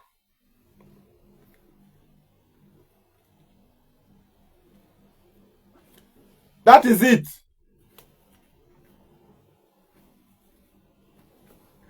The flying monkey. Ọwụrụ taa na-azụ player. Ọ na-agụ ha ka ha bịa zụrụ m. Zụrụ Nwadị Ogechukwu. Zụrụ nwanne anyị nwere players nwanne stunt. Ọwụ achịkọta ekwu ọnụ. People that can analyze a particular matter to your understanding. Ọwụ Chidasaworu, Ochike Dozemu, Lolo Uchechi, Lolo Chimezie, Ifeanyi Ejiofor, all of you, Biafra sabotua. You go to a topic about Fulani herdsmen or Nigeria. Ya kọwagodi. Ya kọwagodi ebe HOD ha. A na-edere ihe n'akwụkwọ ya na-agụ. Why na Ipob a na-ede ihe n'akwụkwọ? State coordinator bi obido ikwu okwu sọsọ ihe o dere wa agenda. Ole anya na agenda obilie kọwa ihe ekwu. Ole aha na agenda ụta m nwere ike nche ịpụ ma laghachito aha ahụ m gụrụ the topic. Aha m gụrụ the topic. Ihe eji gụọ ya aha wụ ka ọ na-aga ide gị. Ka ọ na-aga ide gị ka ị nwee particular place ị na-touch. Ka ị hapụ other things. Ipob mgbe anyị na-abịa Central anyị kpọọ redio Biafra ndị uche mefọ ekwucha a na-asị echere the senatorial coordinator na-asị echere na m ga-ekwu last ka m chịkọta ihe niile ndị mmadụ kwuru na ha na m ga-ekwu last instead anaghị create time akwụsị ndị ọzọ ikwu ka m nwee ike yuzuo time kọwa maka m ga-atọọchị ihe niile n'ukwuru chịkọta ya ọnụ pushuo ya pụọ. Then zones chọrọ ịkpọ redio Biafra ha emekwe m invite ma nọrọ den n'abalị ahụ ka m buru ụzọ kwuo okwu nke ndị zonu na m ga-ebu ụzọ kwuo okwu ke senatorial na m ga-ekwu last so onwegodo onye mere mistake ka m buru ụzọ then nke zonu na m ga-ebu ụzọ kwuo okwu ka ndị zonu nwee ike nweta key ebe ha ga-esi kwuo okwu ka m nye ha key. So you're not aware. My judge only be program, so they are aware. Ike chukwu no in a habom, the bem na our shop. Say Mazi, are you free to come in? In a habom, and my invitation card, and my complimentary card. Oh, I'm who fe. I met a program. And my card April. The time is 12 o'clock. 12 o'clock.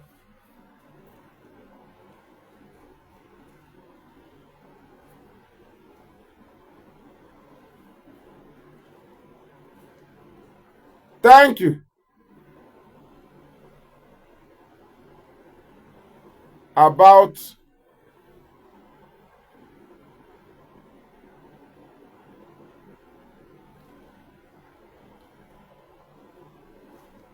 okay. Mazi KK. Okay. Okay. Eco Ike. Okay, so I should contact Mazi KK. Okay, thank you. All right. We continue.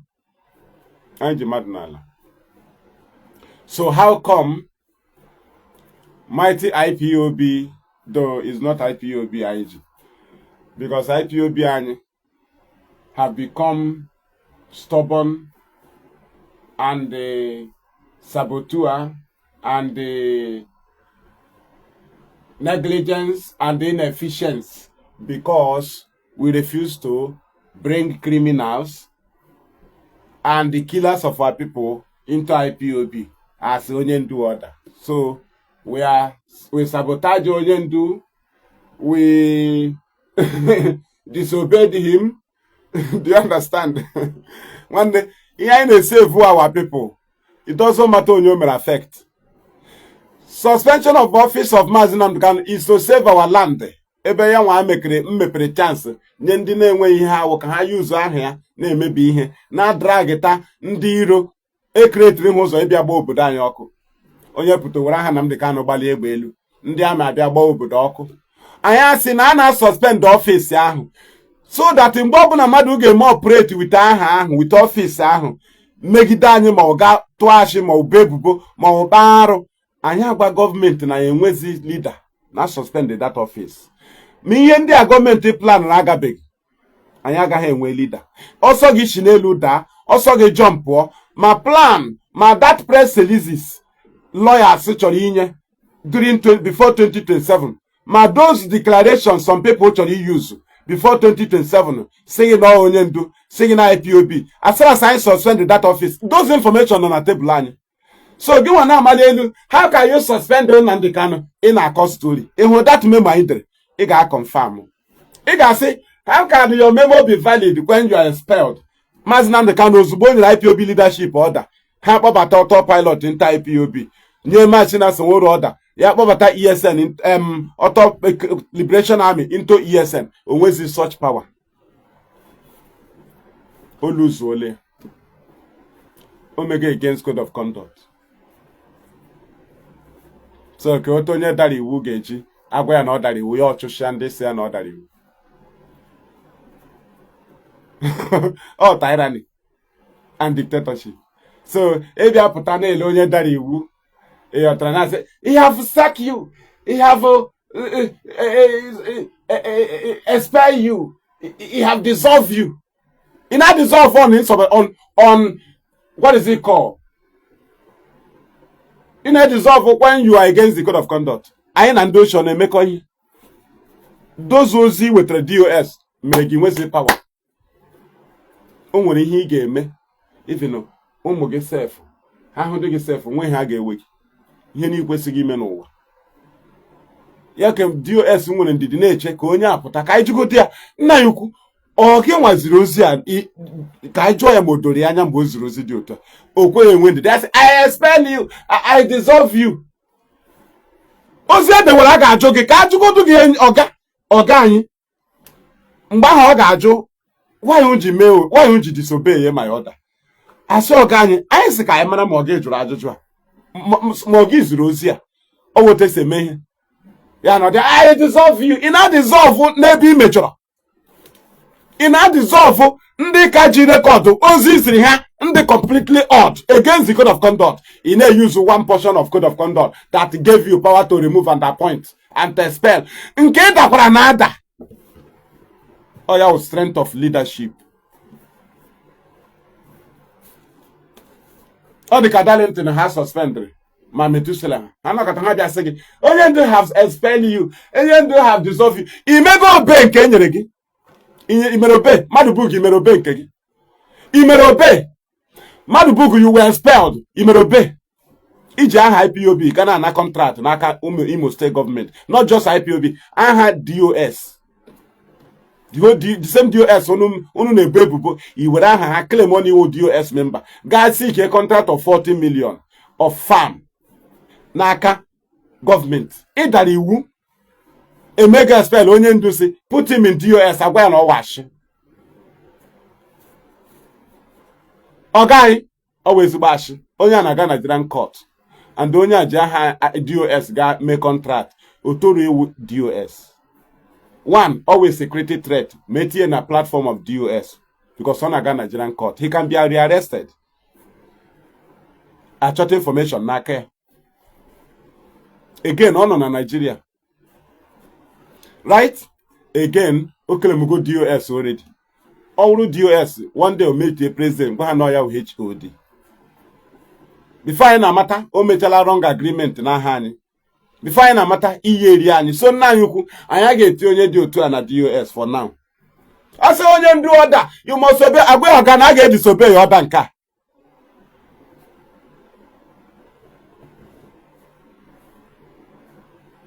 Order nka bụ order gịnị?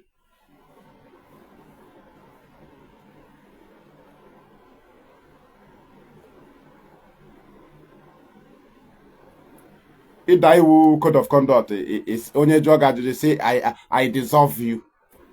So a man on when he president again may already to go in a position before no face questions.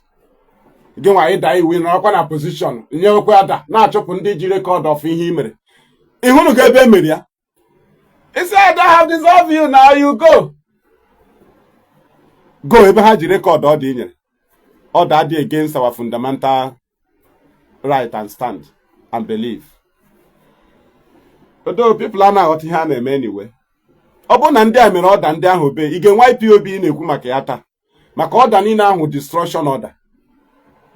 Order of destruction. So contract Madubugu chọrọ ozugbo hope ụzọ dị masị ndị federal government uche ha adịzi ha na-enyozi hope ụzọ dị manyere federal government si na DOS abịa ọkwa for contract ozi mgbe ha send their DOS Directorate of State, that is head of Directorate of Mazi Keduzim. Yes ya kemgbe ha dịkwere na mmadụ ga-eme ụdị ihe nka mgbe a ka eji mee ka Madubugu mata obido sụwa nsụsụ from esusu emekwa ka Nnamdi Kanu mata. Nnamdi Kanu condemn nwu ya ihe ọ na-enye order put him in DOS. Mgbe ka ha ji bịa chewesi o nna anyị ukwu adịrị onye a ya ga-afọ contract with aha anyị maka ọ bụrụ na ọ dị neutral o kwesịghị na-afọ ọsụ anyị maka na gọọmenti official ejide nwanne ya n'oshi anaghị eti ọnụ na the case openly. Ọ na-eshi n'aka mmadụ ma ọ n'aka lawyer. Gị nwa ahụ na-ejide Madubugu n'oshi ipụta openly na-enye order were order gị na-achọ ime leadership intimidate ka ha tie onye oshi na DOS aka gị dị ya. You sent him for that contract. Ịhụla m na-eshi ama analysis. Ịhụla logic m ụtọ ọ na-adị. Ọkwa ihe ahụ logic m na-adị open ọ ya mere nwee voice note mmadụ m na-edewe maka na ọ gị nwa ga-eme ihe m ga-akọwa. Ke m na-edewere voice note mụ na gị kwuo okwu ma drop ya na drop ya for what? Ime attitude ime hala act me analyze. Even your kadịghị mma na m kpọrọ voice note gị karịa ime analyze your action neutrally. Ha Chineke mere m ebere. Ịmakwa okwu ndị gana ịmakwa ụmụ mmụọ gana agwa m okwu ma m nọrọ neutral na-eme your things analyze.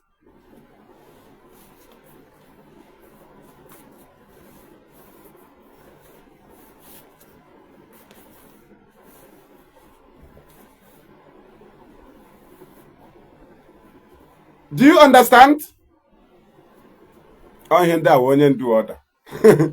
So with such foundation or the leadership of IPOB ga-ele onye nyetara such order ma nke ha na-emebe expose nọ n'aka ha ewere power nye onye dị otu a ebe mgbe ọ na-enyegodu ozi for ndị ji power ozi zuru oke na ya fozie mgbe a hapụrụ ya power ọ ga-enye order n'abalị nye n'ụtụtụ nye n'ehihie nye mgbe niile ọrụ anyị nwe na-receive until devil ma hichi n'aka ndị ahụ ziwezi ozi asị onye ndu si politician ahụ ha ala na ihe ọbụla ha kwuru onye ndu si ịnabata ha ya ha chọzie mmadụ abụọ nweta mmadụ abụọ ahụ ha zi unu nke onye ndu kwuru 2 days the third day ha ezie nke devil ma ahụ kwuru ma nke nwe ike kwuru gwakwa gị na onye ndu by then unu nọ on speed onwezi nke unu na-efeta onwezi nke unu na-scrutinize by then adọrọla unu gawa so ihe nọzọ onye ndu si una na-eme ka nwa awọ ka ụmụ awọ kọmanda ha si ha tie mkpu na na-ekwu ukwe nwa awọ aya dịse ka ụmụ ka ihe akwụrụ na eletrik ọ mgbe ahụ anyị si n'ụka Naijiria si na nsogbu dịkwa kedu otu ndị a si edisobe ọda onye isi ha kedu ụdị ndị dị ihe a ke ndị obist ke ụdị DOS dị ha Naijiria ka na-eche ya kedu mmadụ Chineke ekere eke mmepere ọnụ si na ọ sọspendịrị Nnamdi Kanu ihe a ụdị highest sin Chikeduzem na-emela Tinubu n'ụwa ihe a ụdị highest sin emegoro Naijiria since adọwara nwere onwe onwetu bụ onye ga-eme nwe ya ịmakwa ụdị ọnya ha kpaziri ịmakwa ụdị ọnya anyị kpaziri ihe ga-akọnsum ndị Igbo maka Naijiria target ha distortion ndị Igbo ka ha were ihe nwee ike nweta ihe ha chọrọ na South ha achọghị ime extend there. Do you understand? Onwe ndị na-aga use that office o kparuo all the last ihe a chọrọ iprove bụ na ha dị right na nga atụrụ ya maka ihe niile mere ka a convince people ka ha nabata nga a ga-atụ ya ọ ya criminality niile na nwa atụzieli ya nga asị mba. Do you understand? Ha nwa plotzie nke a ga-emezi overshadow ayịya ọbụla na-ayọ n'isi Nnamdi Kanu o nwere ihe a chọrọ iji aha ya mee na eme ya isi free Nnamdi Kanu ndị mara na-ele gị ka onye ọwa onye otu a omotosho na-eji ele lawyer Nnamdi Kanu ma ndị san ndị ahụ duto voice note na video DSS sendịrị omotosho from DSS enyere Minister of Justice sendịrị ya oge cha ya bịa court ebe na-asị my client is fighting for freedom self-determination is a universal law omotosho na-ele gị ịmakwa ihe ogere n'ụtụtụ a ịmakwa SBT gọọmenti nyere ogere n'ụtụtụ a na-abịa court ị na-akọ na-ele gị ya kpecha ikpe pụzie nke ya nwa sị gị na onye a ekwesịghị ibi ebe mmadụ nọ ọwụhụ nọ ihe Kanu mere anyị mere present mba set up gọọmenti setịrị Kanu set up through lawyers make sure na o nyere o kwuru okwu gbasara Simon na o kwuru okwu ọma gbasara Simon make sure na o nwere ego receive n'aha Simon make sure na o nwere comment o mere gbasara Simon mgbe ọ nọ DSS positive comment ọ ya mere eji push eji maka ha na-ewetara ozi Simon nwanne eplayere gị ya ma ya fọzie nke ha chọrọ ime na DOS nyocha sị mba nwanne ha anyị ga-emekwe suspend ọfịs ya o anyị ga-emekwe ya o ka suspend kwa ihe a ndị a bịakwala obodo anyị n'iyi anyị ga-suspend kwa ya o na ụmata onye ọbụla anyị mejọrọ a ga-suspend kwa ọfịs ya na ọ dịkwa egwu na nwanne ha take a decision mmadụ na-aga eteki nwụ n'ụwa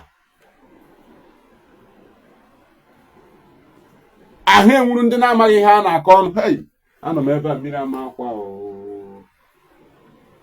chai mmiri amaala akwa na ụta mmechicha glasses anaghị m anụ sandụ mmiri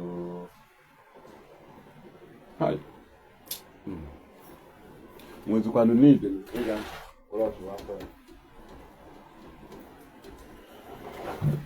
ọ gụshiwala na mmiri nọ Kwandi agụzikwa mmiri n'abalị nnọọ mmiri abịa maa ya na.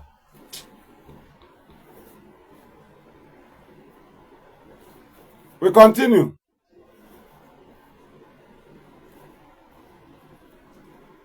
Thank you. A ga-eji maka Nnamdi ka a na-ahapụ Naijiria ha were ahụ ya bịa mebie obodo anyị ma ndị ochi ha bichara egbe ka ihe eji jidecha jentụ hapụ ya. So ịma na o nwere mission. So Nigeria Army jidecha jentụ hapụ ya. Ihe a bịara second fight nwanne. Ihe a ga-eji aha ya eme ọ ya ka anyị na-akpazi. So you like, how can you suspend my leader? Nke a bụ ihe gbasara gị maka a na-agba obodo ndị mmadụ ọkụ aga ahụ gị nwa. Aga ahụ gị nwa. Ejiri aha Nnamdi Kanu otu Amaswel o ji aha ị na Amaswel na-aga gwa gị na ọ sị ha join ya politics. Ha join ya politics. Ọkwa ahụ ọfịs ahụ ka o ji. That code of conduct.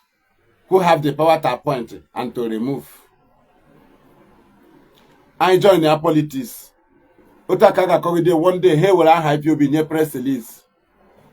Saying also join politics. In Okane Lenanya, ooh. Oh, you do say, how much I have and you go full story. We are just coming out from that peak court. There is a hope. At the end of the tunnel, there is a hope. Has American English, Makak Soroga nke Nsụka. Ole ha na-akpọ onye nke ọzọ ọ Emeka Ugwu onye asụ American English n'ebe Fulani bụ egbe. Fulani ga-ajụ gị what you talk, what you go do am na ọ ya ka ị na-asụrụ American English onye Nsụka. Emeka Ugwu onye ọ ya ka eji maka ọ na-abịa asụrụ ele onye na-asụrụ American English onye Fulani ka onye ka ị na-asụrụ American English here.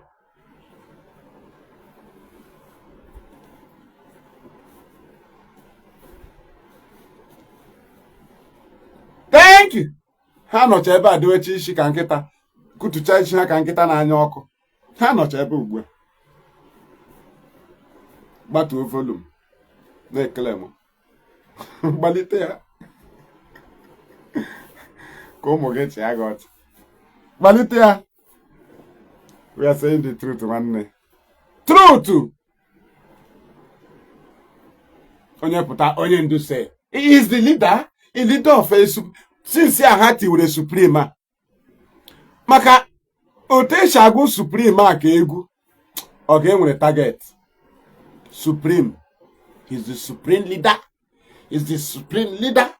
Supreme ahụkwa na ọnọdụ ka guy name.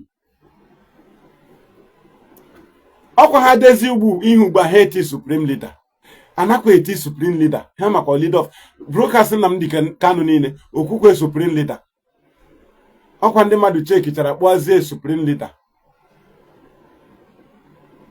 Beto ha ozi supreme aka ha na-eyuzu onye ọbụla supreme. 2015 anụkwa m supreme.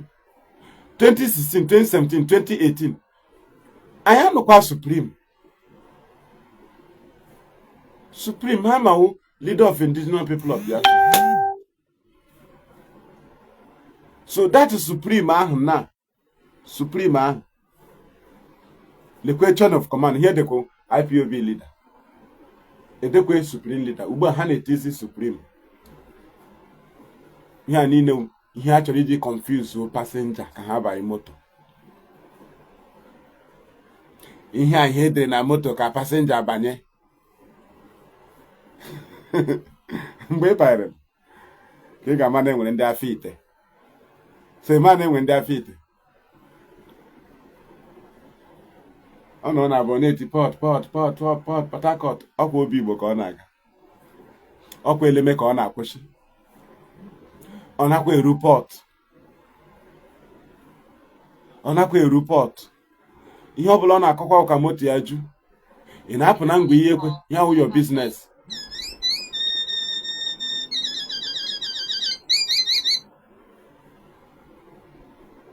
Ị na-apụ na asa ọ gbasa gị ka obi Igbo ihe ọ mawo Eleme Junction. Ọ ka ga-anọdụ emere moto ọzọ aka ụta nke ị ga-abịa buru unu. Incoming call to Sokoto. Anyị abaghị moto n'Enugu na-aga ịpụtakwa na junction Message from ebe ị MTN. barị moto ọ na-agwa gị o nwere ike ya ọgwa gị Aba ọ gwa gị ebe ọbụla ụfọdụ ruo ọkaigwe ya ome gị transload ụfọdụ uru ha n'ụmụ ahịa ọsọ nwere itu oke ụnụ banye moto nke a.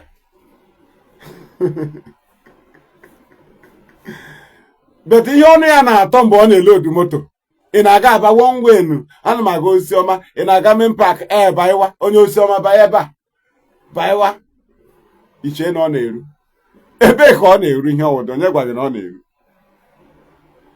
ọ tọwa etu na moto ọzọ pọtụ ọ ga-anya ọkwa achị ị na-eru main park mgbe eru na eleme ka mma ma ị ga-anara ya ka moto ya nye gị 100 naira gị were gbapụ ime taa bịa ka onye a ka eche ego one ngwale gị na onye a enye gị na mmadụ bọọ 200 bịa gị na onye a nwe 200 ibidokwala anọda trọbụl o isorola mmadụ gbagharịwa ọ na-achọwa chenji enyekwala onye nke a na onye a ego ọ ya nwe ihe ndị a na-eme a ka ga-asọkọta ụnụ isi na isi dịka gị na onye na-amaghị ego ụnụ ga-akewe gị nwa pụtara Johnny na-agara onwe gị enye gị na mmadụ bụọ 100 naira nna anyị onye a 50 ọ gaghị nara onye a 50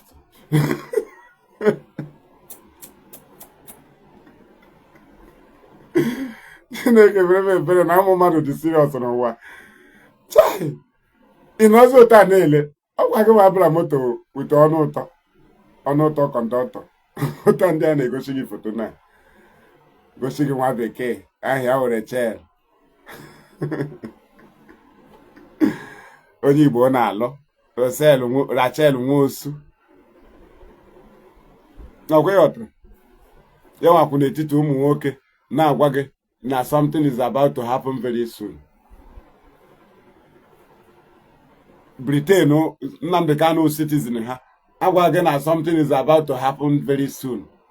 Ihe ha mere wu ha shift Katrina line lift ya nye higher office wepụ ya after ụkpọbatara Nnamdi Kanu ya pụọ etinye onye ọzọ. Israel agwa gị onye somebody were aha ndị Israel na-asa gị something is about to happen very soon. Ihe m kwuchakwa na Ebonyi m kwucha ya na Ebonyi eru 2 months time ESN na-abịa.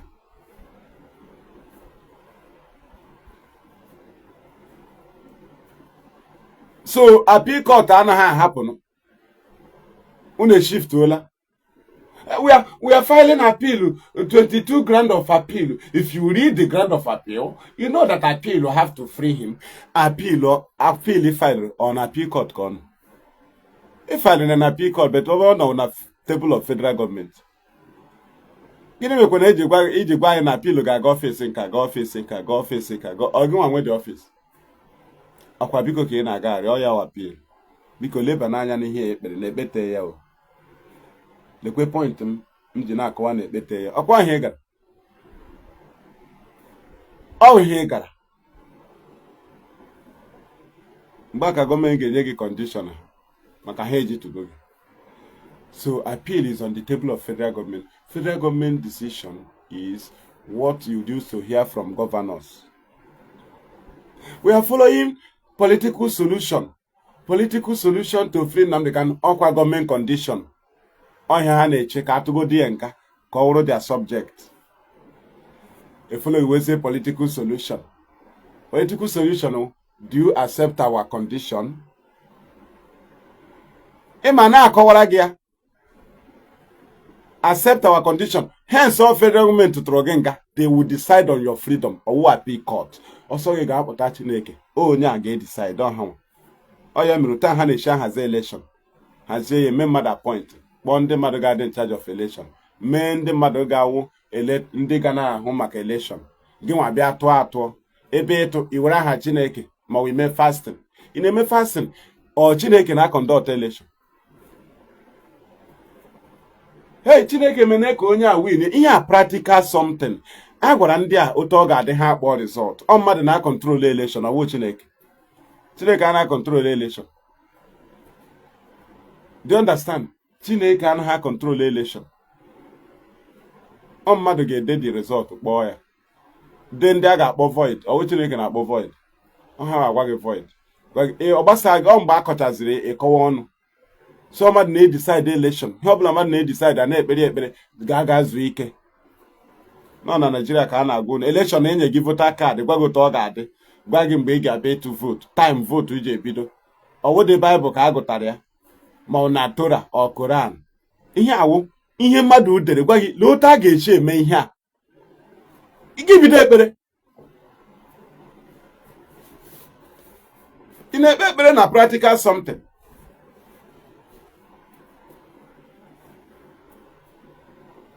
Akpọ ha result ị ga-zuo ike. Chewe na S1 ekpere ebidokwa. Pastor ebido ndị pastor ebido buwa amụma. Amụma enweghị isi. Otu onye pool na-eme na-aga eme focus. O focus cha ya ogosi gị ebe ọ gbara last 4 years. Gị lekwe ya. 2014 na onye anọ n'elu onye anọ n'ala onye agba.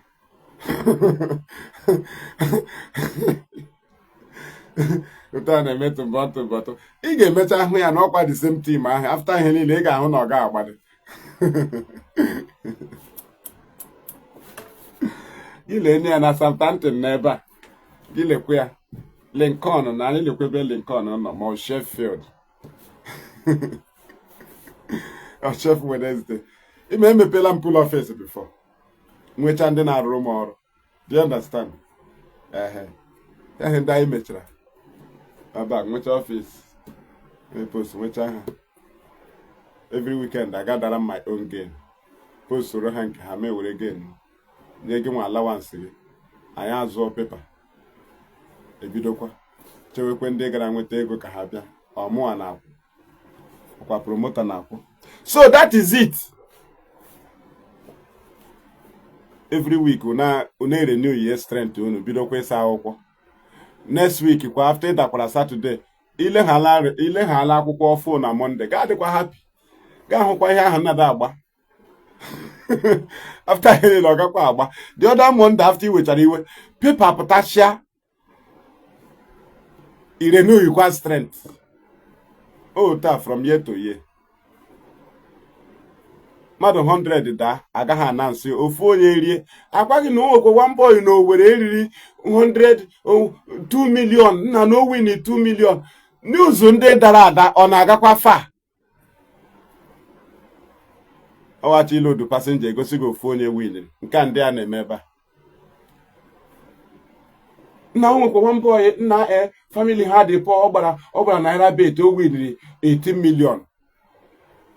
Oya nka ndị a na-egosi m Rachel.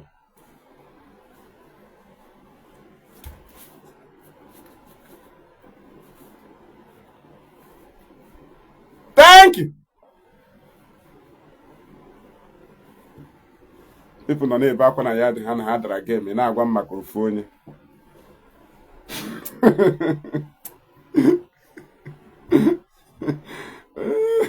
Anyị na-eti mkpu na Kanu ntagharịrị ego anyị. Ị na-egosi anyị Rachel.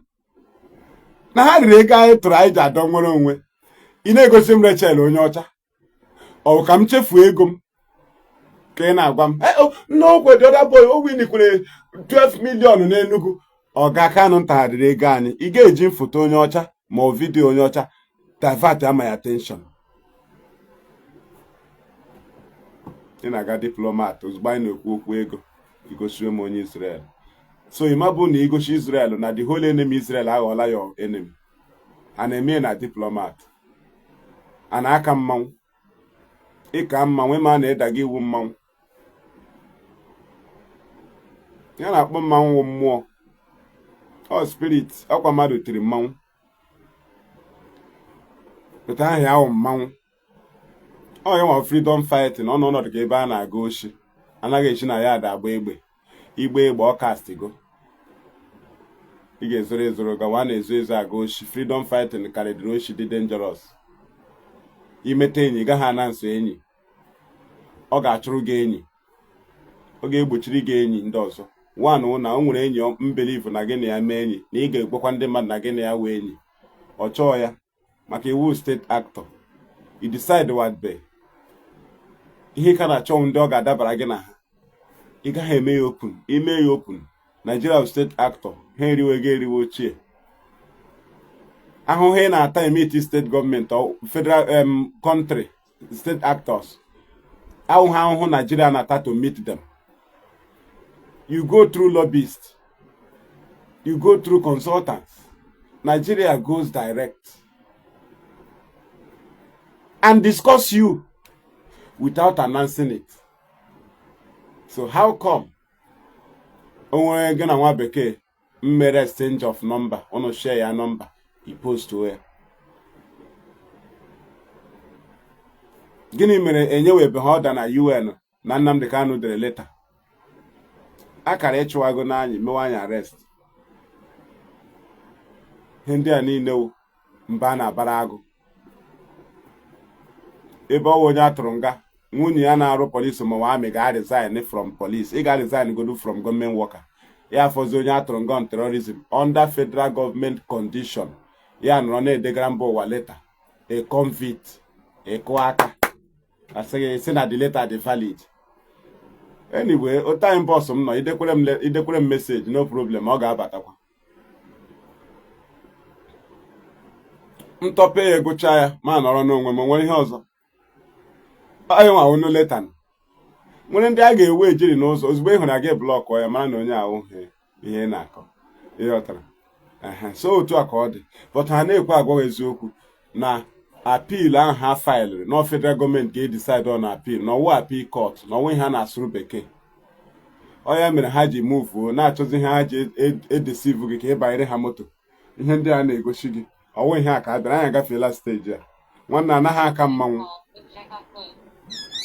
ọkpara m na-akpọ m nwanna ana m eme ihe ugbu a emecha ka anyị kpaa ịnụgo nwoke ọma good afternoon. Ana m eme ihe anyị ga-akpa bekee ọkpara m next one na ya by 5 na secondary school SS2 ọ na ha agala ada elechala WAEC. Thank you. So I know our adult. I am my honor to share again.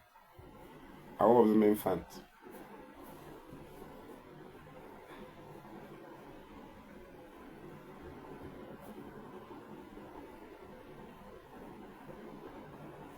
Thank you.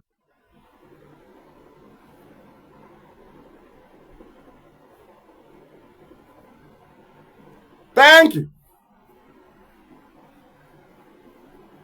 Anaghị aka mmanwụ onye ọbụla akara mmanwụ adaala iwu mmanwụ anaghị egosi nwa bekee gị na ya na-akpa ma ị na-aga freedom fighting anaghị ekọ maka kọntrị anaghị aka mmanwụ ọya mere IPOB ji gakọta njem mgbe eji Nnamdi Kanu anyị amata na anyị ji aka anyị tie onwe anyị ọgwụ n'olu out of emotion anyị wee flag Israel ndị nọ n'etiti ọgwụ nọ n'etiti iro were na-akpa nganga anyị ama na nwa bekee na-edistansị anyị amaghị na ndị iro Israel niile na-edistansị anyị amaghị na ọwụ otu esi agba egwu public anyị amaghị na onwe nke ị ga-agba nwanne gị ekpu ihu n'ala anyị ama na nwere egwu ị ga-agba onye enyi gị apụọ yoshebe apụọ ọsọ ya nwere pụtagodo na ọgbọ kpọọ gị o mebụọla onwe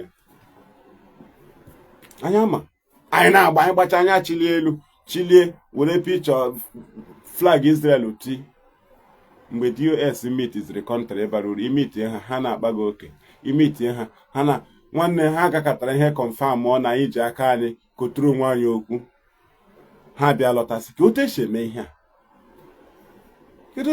ihe a na ndị iro ndị a niile wuzi na ahụtazi anyị asị ndị iro ha why na onwe concrete agreement anyị na ndị a na-enweela ma na onwe ha na-emove oli mere anyị na freedom fighting anyị ejiri flag ha na aha ha na-achụ ndị ọzọ ka ga-abara anyị uru na so many areas asị mba ka anyị nọọ mgbe anyị ga-ewebatụ flag ndị ka anyị webatụ tụgodie ka ma ụzọ ga-emepebe isi aga okwu ọkwa ya butere ya.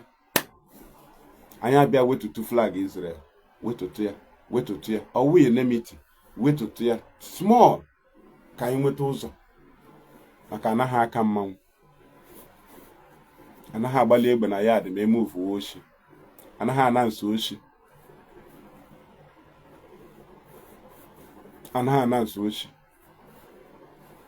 ị chọrọ imebi Naijiria lawa, ị na-eme ya announce, onwe onye gị na ya kpara nkata ime ya announce vidio ya.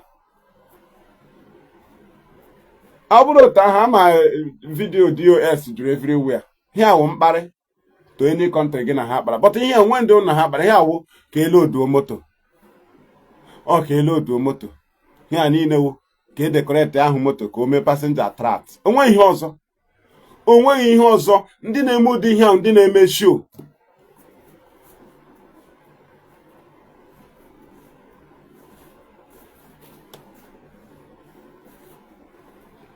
Thank you.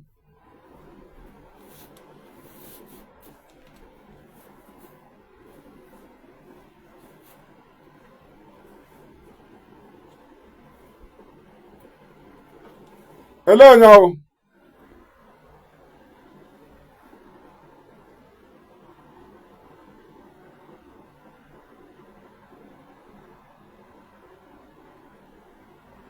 I thought you got married recently. Mba na nwunye m lụrụ 2006 na amụrụ Adam 2007 na February. So nwunye m nwụrụ na 2009. So nke m lụrụ ụbọchị awụ anọla more than 15 years. Anọ m 15 years before lụọ ọzọ. Maka m sị na ụmụ m ga-etorịrị, ụmụ m ga-eto completely. So that m lụọ nwaanyị agụ ụgwọ ha chọọ ha ejiri aka ha ga shie nri. Aga m alụ nwaanyị mgbe nwa m na-aga eshinwu nri, ọ na-eche mmadụ. Enwere m ndidi ya, ọ dịghị izi. So enwere m ndidi ya ma nwaanyị sị even mgbe m struggle a m bara nyekwuru m aka, maka o mere m mezere nwaanyị. So mezere nwaanyị ya enyekwuru m aka, ma agaghị nwe onwe m. Onwe nwaanyị ga-abịa sị n'ikwekwere m nkwa ọlụlụ, mụ na gị wụkwa nke a, mụ na gị na-eme gịnị? Ana m ezegodu gị eze, iti m na nsogbu. 15 years. 15 years before nwa bịa go nwaanyị. Still Nnamdi Kanu nọkwa na detention. O mezie ma akpọ m eme ịgba nkwụ ka bịa mewe ihe a because of security reason. Enwe ihe ndị si na block crime buru ibu. So abịa na-asị gị, you don't want him to be out, you don't want it to be out. Na-ele anụ mpama ebe ọ nọ ji blọk gụduru m ọtụtụ ihe sị ma you don't want it out. Ụmụ anụ ọhịa. So ụmụ m etoola anyway. Nwa m nke akpọrọ m na dị a month and 11 days mme ya nwụ, 28 days ka ọ kwụsịrị ịṅụ ara, ebu akpọgharịwazie mme ya tile ya nwụ. So mmekọ ka eji zọ, o toola nụ, so ọ survive. Oh, my mother could. So I ahụla ihe n'ụwa. We continue on the process. Nwunye m ka nọkwa mortuary, enye m case ma agawa waiting trial. Ịhụnugo dị ihe. So mmadụ ahụla ihe. Enwere m experience, ọtụtụ experience n'ụwa a mere na amacha nnele gị. Thank you.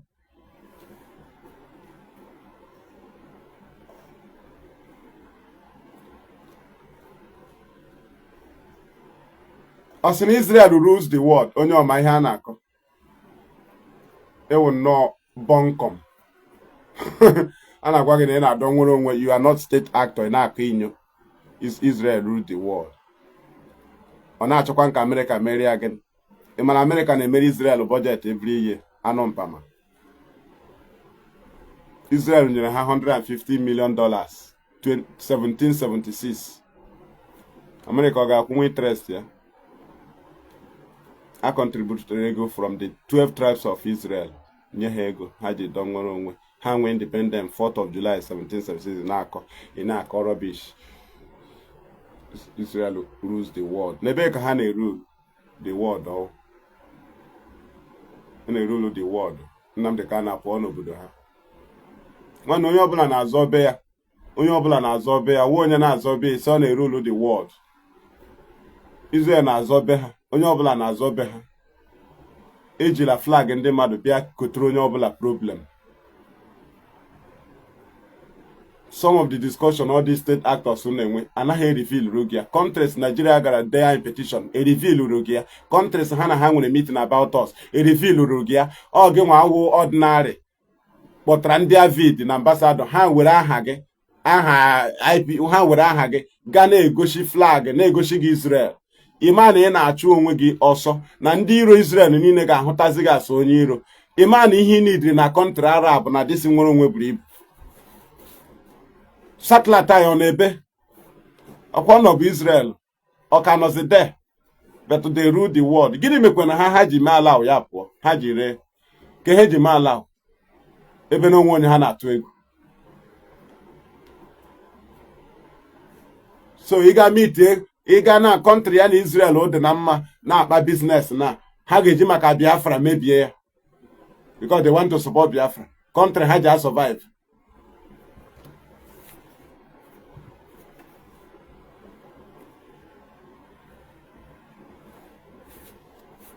A na-akọ n'elu na-akọ n'ala. Israel rule the world. So ịmabụ mgbe Egypt na-achị the world. From there Assyria. From Assyria Babylon. From Babylon Medes and Persian. From Medes and Persian to Greece, Alexander the Great. And today we have two.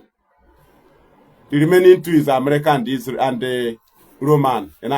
America is civil authority, Roman is religious authority. Maria, Pastor Gogwaria, ọ ga-akọwa nwụrụ gị ya mba. Aishebe na amachari.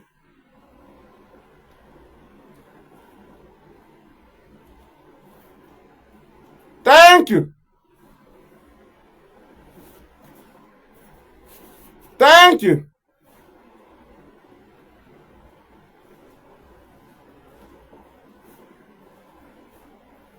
Imagine what Israel should do. Otu ndị police na army Nigeria should do here. Gị na ha kwụrụ enwere ike na ebe a na-achọ amị gbagbukwu oge nwa. N'otu aka ha dị nkata gị na ha ị ga na-ezo ya ezo. Gịnị mekwenu na ndị Somaliland eposu bụ ebe ha na Israel na-akpa ebe gị nwa ama ihe. Ihe nụrụ recognition of Somaliland by Israel. By then ha hazichala. Have you ever seen the picture of Israel discussing with Somaliland? But ha nọ na-akpa till emecha reach agreement na announcement.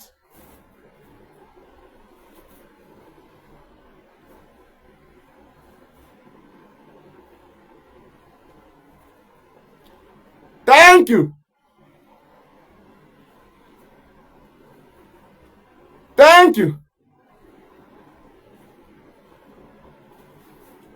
Thank you.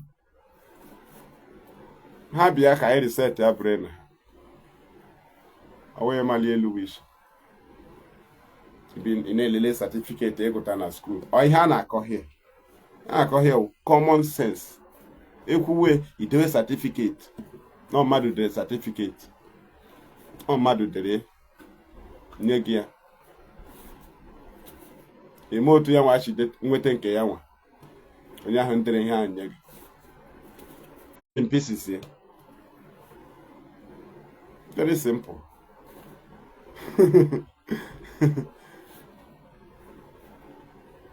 Very simple. I've been a good certificate. You know, I studied engineering, mechanical engineering. Oga lekwe moto. Le moto. Okay. We have a little network issue there. Thank you. On my hill non-state actor. Happy on my hanako. On Israel and America, Hana Bankatane shaky. A man na house sovereign. Ana Bankatane shaky. Na watu in ha battle. Eyotra. Before Hana Wagi, ha watala ndu to ha. Hana aroko. Countries Hana aroko. Si ha lekwe ha in aba. gị nwa na onwe gị kọntrol ole ka gị na ha na-arụkọ akwa ihe izuru na ezuru ga-akpacha ejukwara Nnamdi Kanu mgbe ọ na-agagharị gịnị ma eji proscribe IPOB gịnị ma eji si na ya nwawo fugitive ọwụ rịpọt a ga na-agba ya n'ịkọntrol ọ chọrọ imit ma ndị ọbụla anabatara ya to the extent na Nnamdi Kanu nọkọtara tie mkpu si mba we will no longer make it open. Anywhere I'm going, we will no longer make it open. Ichefuola na Radio Biafra. Because immediately we announce it, the zoo will go there and lobby them. When I come, they will start asking you. They will ask me, you are a fugitive, you ran away, you jump bail, you are a terrorist. And before he will finish responding to them, the time that they have for the meeting might have gone. He will not be able to present the particular Biafra matter he came to do. He will be on the fence. That country you are going, Nigeria will go and meet them. These people are terrorists. Look at this man, he ran away, he jumped bail. Are you trying to destroy Nigeria's sovereignty? How can you accept a fugitive, somebody who committed terrorism in Nigeria? They will now bring your, that is, relationship with them. From there, if Nnamdi Kanu come, there is no way they cannot believe state actor more than you. No. They have believed state actors. You are non-state actor. When he come, the first thing they will present to him, you are a fugitive. You ran away. You jump bail. Why can't you go and stand your trial? Your organization is prescribed.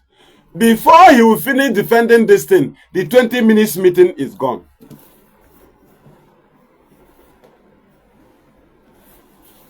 Ya ka Nnamdi Kanu ọzọ ịnọkwa ndị agha na-egochi m na gị na onye ọcha na Israel, something is about to happen very soon.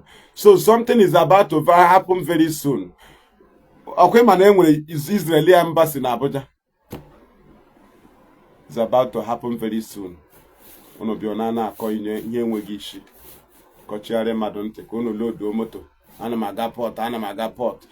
Appeal unu gawara since lekwe since ahụ. Enyekwere 3 months. Una file alano. How far? Unu na-achọzi nwa bekee. Something is about to happen very soon. Mmadụ adịzila agba onwe ya apiriko. It's better na ịhapụrụ aghụghọ zuo oshi. Ịghọtara oshi aha ya dịgodo very plain. Ị na-eme aghụghọ karịrị oshi. Hapụ na aghụghọ zuo oshi once. Hapụ aghụghọ zuo oshi. That is very clear, understandable. Onye awo onye oshi. Ịghọtara. Ama na onye oshi. Asịkwa gị ịgwa ọdị oshi aha. No Yahoo. N'ọkwa car snatcher. N'ọkwa car theft. N'ọkwa stealing. N'ọkwa burglary and stealing. N'ọkwa robbery. N'ọkwa armed robbery. N'ọkwa waiting car. N'ọkwa waiting car. Oshi. Oshi ka anyị na-akpa. Enyela ya department. Oshi enweghị department. After all, ihe ndị na-agụ adịghị mgbe anyị bara oshi. Ihe a na-afụ wee gbọrọ. Na-agụ uji. Na-abụ ede. Na-evu akpati nwaanyị n'ụlọ. Ịghọtara. Ọ ihe a na-evu mgbe ahụ anyị bara oshi.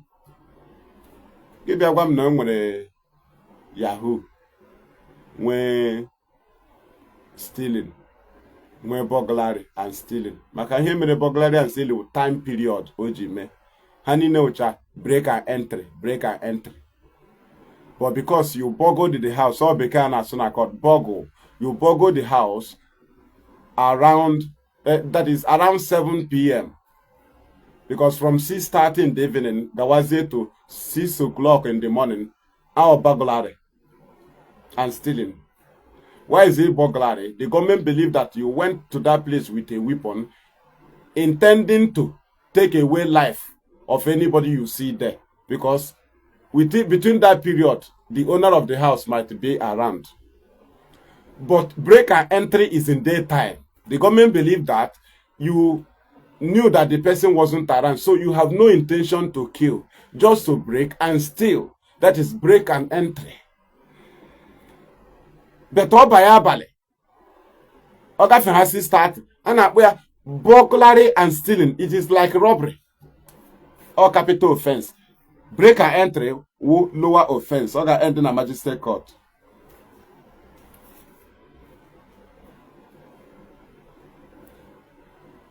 Thank you. I know n'ime afọ ọgụ akwụkwọ. Thank you. Thank you. Thank you. Oshiwoshi. Oshenwe aha iche. Thank you. And that is it.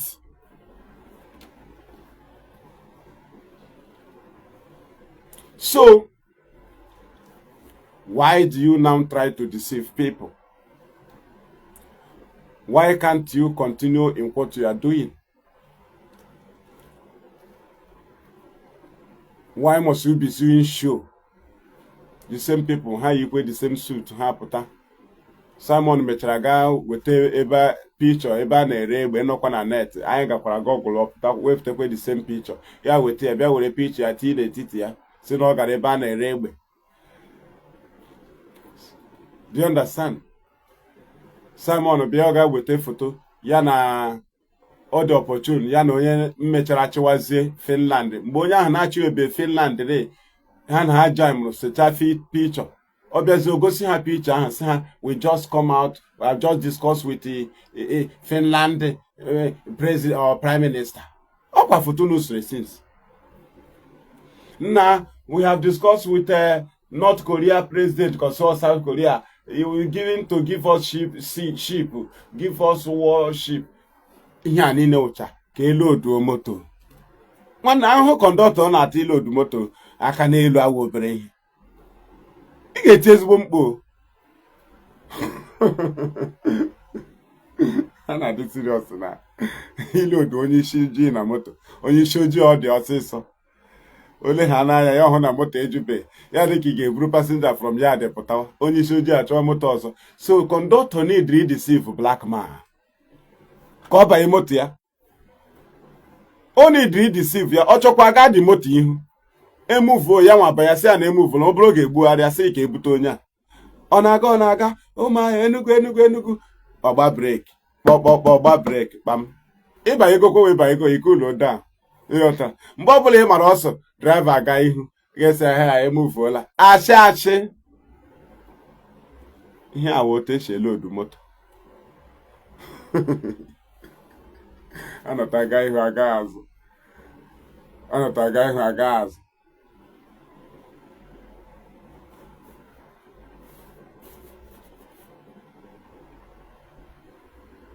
Hello, onye nke a chọrọ blọk. Adị m sị na onye na-awa ọchị anyị chọrọ blọk anya mana m ma ị ga-edelete vidio anụwa. Thank you. Mba ha mechara na $50 ka $1,000 mmadụ ole ga-atụ ya unu wetaghalị ya Biafra abịa. Ndị mmadụ ọtụ ya. Ịtụghalị ya tụọ ya 3 months. Within 3 months unu tụrụ ya Biafra abịa. Atụrụ ya Simon. I'm the like ya DOS. Ha na-eme mmadụ obiọma. Mgbe ọbụla ị ga na-ewe iwe ka ịma na ị bịara freedom. Anytime ha bidoro ime anyị obiọma, I will not be happy. Don't make us happy. DOS, Chikedozie, don't make us happy. We don't want to be happy until we get Biafra. Onye nọkọta mmadụ abịa concord. Ihe a gwakwara mgbe anyị joinere IPOB. A na-anọ na-enye anyị instruction. Ekwukwele na anyị mere ihe anyị na-emeghị. Ihe anyị na-enweghị asịkwana na anyị nwere ya. Maka mgbe anyị ga-enwe ya kwuo eziokwu otu o si dị. Ihe anyị ha gwara anyị as coordinators. Some of you echefuola naghị maintain ya. Kwuo eziokwu otu o si dị.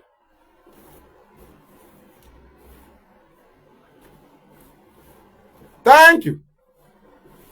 So, ọ bụ na m chọrọ ịga oshi mee ya open ọ dị ka the crime ka robbery ọ ga-adị successful ọ ga-adị successful. Somebody hụ ebe Russia na country kpara nkata ha nyetụ gị briefing i were gị nwa non-state actor na fight na-aga for freedom ịdapụta onwe gị n'aka ndị na-control oil gị. Ajib, Texaco, Shell, F, Chevron, Ezon, Total, AP, ha return, I share your resources. On Hake Chorena Tangono, Nigeria. They share them this oil so that any day you start a war, they will call them and say, we cannot send our army to defend your oil. Make sure you defend your oil blocks. Defend your oil. Oil management and self-determination. In Abale, we lake. Kino in Abade, Aji. Call Shell. Call Tesako, call Tota. Call Wezong. Call Mobile. Call AP. Kina Abale, Benama JK. No bola for Junction. Inidriga store there. Wow. So if you na Britain that you will come up tomorrow to demand for Biafra, kedi ha gbara a share you go do oil unu. Oil a wunde nyeria ka Nigeria na ga agbajire go today. Okwa oil ha ga survive. Ha nyeze the people, emeze ndị enye ha aid. Na Egypt America gave Nigeria aid. Okwa yawo chaff pụtara na mmanụ ha mere. Chaff ka eji nye ha aid ha na Mali. Then you have 8. You gave them your oil, Kimerie Biafra. Today, you na ga bajiri hego. So imagine on there when they na law go Biafra. Imagine they gave them this thing so that you cannot fight war. Immediately you start war, how do Nigeria will signal them, come and defend the oil. These people are fighting to take your oil.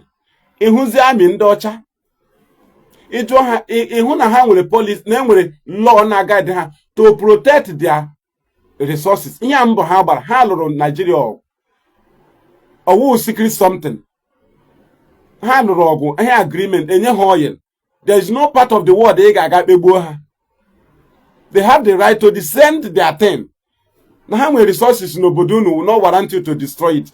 Immediately you start war to God made me. Ma ọwụkwa nwa bekee lụsara gị ọgụ thinking na ị na-abịa iwere mmanụ ha. Ịma ihe ndị a ụfọdụ ndị mmadụ agwabeghị unu. Agwachala m ha ihe a since. Si ha lekwe ndị na-alụ ọgụ lekwe ha. Ọkwa ya mere eji nye ha oil.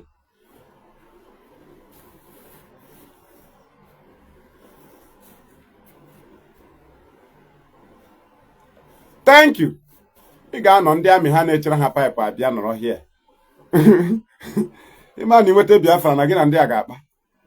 Ka ihe iji achọ self-determination. Ọkwa imeri onye a ihe gị na onye a kpara. Onye a ga-convince onye kọntrị nke a si ya na lekwe ihe anyị na ndị a kpara nabatanụ. Kọntrị nke a mechaa ha join ya tịrị ga-convince ndị nke a na-ekwe ekwe. Emechaa ndị nke ahụ kwete ha kpọrọkwa ndị nke a. Ha arụzie like 5 convince ndị nke a. Ọ ya wụ self-determination. Onweghị egbe ị ga-agba gị move ajib. Nna let us take action na ka agba ya agba ka Biafra bịa. Ọwụdịtezi akụ ka ị na-agbaliri egbe elu ọga na nkala agụ.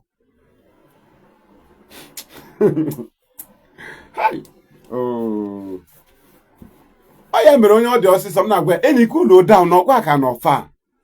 Cool kwanụ down. Chevron nwanne m. Chevron. Ndị budget ha karị budget Nigeria ihe.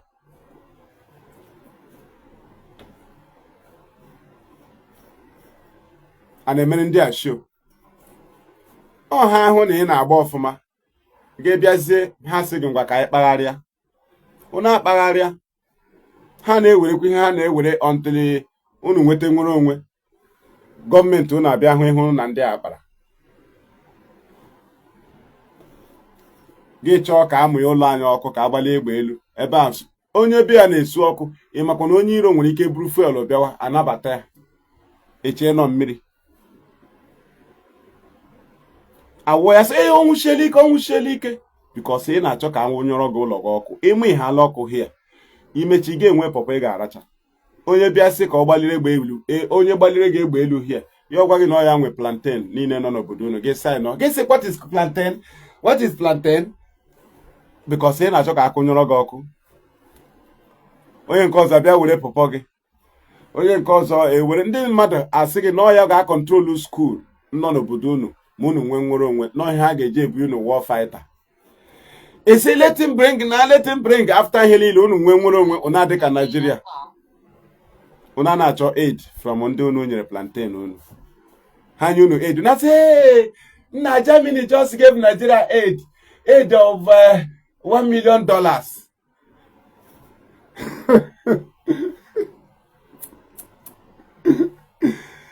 Inwe nwere onwe na-achọ akpụ ị ga-eri ya wụrụ China dị in charge of akpụ gị ma ọ Malaysia maka na ha viri go full plane. Akwa ya asịghị na Switzerland nọ ha na control school niile nọ na Biafra ị nwela independent mgbe ahụ.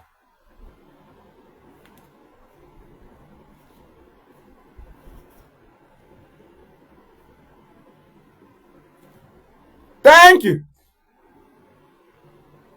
They are the people that will buy the whole media now. In when they get as a media, internet, foreign media, nye news are ugboro abụọ gị nwa agba ọsọ. Mego ole ndị a ga-ebi ndị annoying. Ha agba unu egbe, ha new news na Ipob was manufacturing chemical weapon and it exploded. By then ndị nọ n'Enugu amụgo. Agbago unu chemical na anwụọ. Agwa unu na Ipob na apụrụ no mere explode from Ipob camp. Onye nwa wụwọ nwanne ife na-amata ịchụwa gị aka n'ahụ agbara ụzọ ezugo gị ahụ nwanne agbara agbazugo gị ahụ ị ga-ama mgbe iji yipụ akwa wewezie aja n'ahụ asị gị buo ya mmanụ nri gị tee ya aja gị kwuo ya aja nwanne mgbe aka ji gị maka na onye a na-akwụnye ọkụ n'ụlọ ya onye na-abatụbeghị ụlọ gị bifo ga-emechachi na windo banye even ọ na-adọpụ windo gị ị na-akụ aka yes doo ya enter ọkwa ụlọ ahụ ị na-ada ekele m ka ihe na-achọ n'azụ ụlọ m ka onye dị ha ka onye na-achọ nwanne ọkụ bido gbaa n'ụlọ gị ị ga-ahụ ebe ndị mmadụ ị na-ajụ onye obu ọkụ abanye n'ụlọ ahụ so in your next life ịhụ ebe a ji ọkụ abịara ụlọ gị ga-esi ha mba onye bịara ịkwụnye ọkụ bịara ohi but I bịara in the name of ịkwụnye ọkụ. Ụfọdụ chọrọ ka o nwụchiwe ike.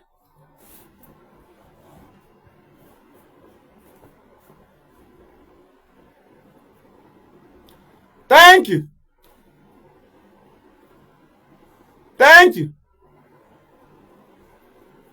So that is it. We are about to round the program up. What are we saying? That in case you join you, come go see how in a quiver. No come on a mother happer hours wash. No high name. Happer hours wash. On our kid, and the madam ran the one hour. In a hona up on Madonna Yahoo. I am wow. A quioter. Oh, somebody needs wash Yawagan Yahoo. Oh wow. So it's better than happer hours wash. Look where Yahoo. Lendinka. It is happening. Ipob under the leadership of onye ndu Mazi Nnamdi Kanu. Mkowa hali ha iwa na-enwe ha. Onye ndu Mazi Nnamdi Kanu. Ha kpola meeting since more after program ha no meeting. Some people will be questioned. Onye ndu Mazi Nnamdi Kanu, the fourth administration of the DOS led by Mazi Chris Nwogu, together with our diplomatic head Mrs. Rachel Nwosu, right? Hapuze handles on in. Okay, Holia. In Holland, they have. Okay. Kai juice a lawyer. Kai got you good marker. Kai money hope. Akamu age. Eze beneath no tolu. Eze beneath no tolu. Okay, Otto. I had a minute. On a day horses.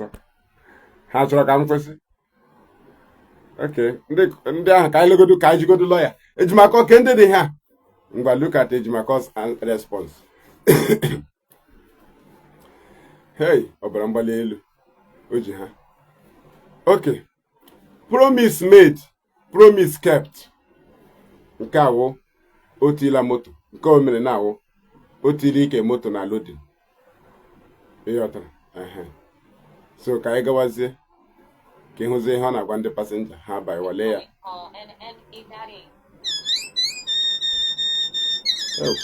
nwunye m na-akpọ m hello Eh? Eh? Kwuo since an meme program.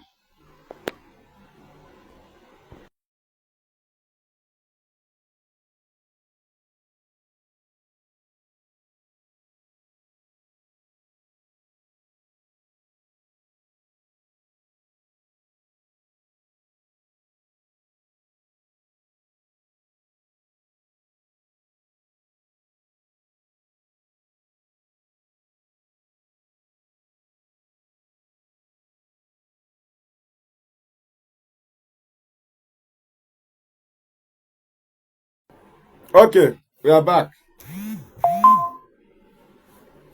So ka anyị gazie ebe ọ na-elodu passenger maka otu ile ike moto. Kedu ike moto? Promise made, promise kept. Otu ile ya ihe edere na ahụ moto na ka ị nwee ike ịbanye nwa ka anyị gazie. Kudos to AVID ịhụziele ya. Ọkwa ihe a ndị Biafra radio dere gị no IPOB under Nnamdi Kanu under fourth administration. Ngwa lezie ihe lawyer anyị ajụọla lawyer le ihe o kwuru. Kudos to AVID ejimakọ ga-asị nwoke m nke a otu na-eche akọwa ihe. Kudos to AVID ambassadors for self-determination. Madam Rachel and all the seen and unseen hands. Kedu ndị one seen? Flying monkeys. Ịhụna na ịghọọla nseen.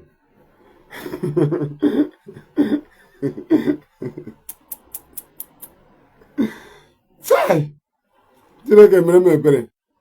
Ndị ala madli.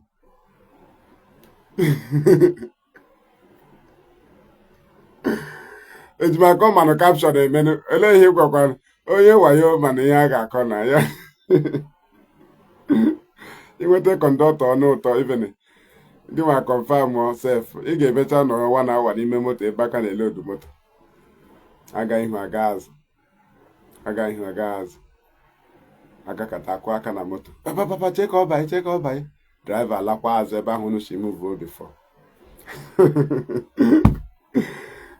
Itisie mkpa ike na ha agwa gị maka appeal. After ihe niile ha move kwa ta AVID. Ịghọtara mgbe ahụ edisive go wepụ obi gị na appeal ya wụ agawakwa moto azụ. Dutu itiri mkpa agata azụ amuvukwa ihu. Anọtụkwa aga azụ. Ilodu moto ahụ obere ihe. So eji m nwayọ na eme the thing today. Ha naghị aghọta. Ha ga-aghọta nke. Ha ga-aghọtarịrị ya. Eji m nwayọ na-efuru ihe. Right? So ọ nọzi dragon na. Ndị flying monkey is no fourth administration. Right? Then lawyer sị gị no AVID and ambassador. Nwanne okwu agbala iche.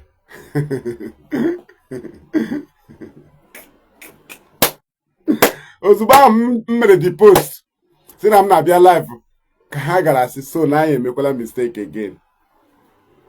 Ọkụkọ ga-ewepụta ụkwụ a ga-eti ụdọ. Ị na-afọs ụkwụ ọkụkọ. Kechichagodo eriri gị ma techachagodo eriri gị jiri ha ala ọkụkọ gị ya o mefụtara gị ofe ụkwụ kpam ịtụba eriri dochie. It's very simple. Kedu ndị gara ihe a? Ọwa AVID ka Sokoto fourth administration gwa anyị ndị dị ihe.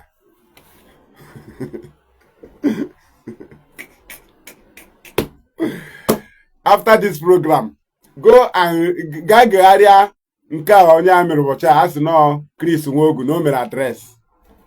Mgbe ka ị ga-amata meaning of ihe na-eme here na. Kedu ihe ebe m chọrọ ka ị weta point. How many times ọ kpọrọ IPOB there? O ji Biafrans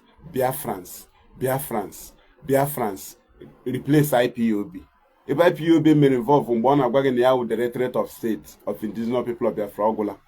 Ndị ọzọ Biafrans because kedu the reason had many groups, so they cannot use the name of one group to intimidate other groups. So the finalization is use Biafrans. On his time on use Biafrans are calling for more sit at home. Biafrans have declared government in exile. Biafrans have conducted vote of no confidence against DOS. Biafrans Biafrans because one ha group on it.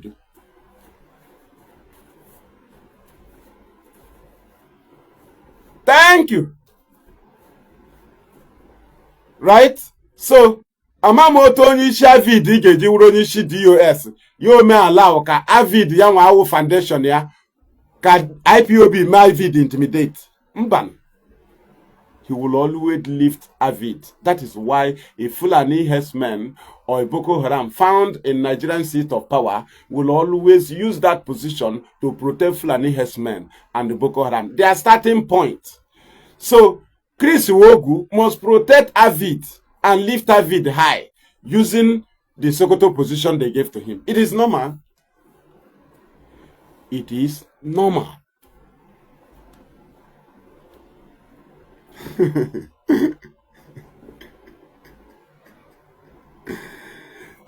Kedu ihe ha ji na-use Biafrans. Another thing ọ ga-ekwu ọ ga na-akpọzi IPOB. M gwara unu na anyị nwa na-anọ ebe a. Nte unu si folo ya Buhari. Anaka akọ Jubril. Ọha ụta anyị nọ here na. Ozugbo ị na-atịpụta ụkwụ. Bam.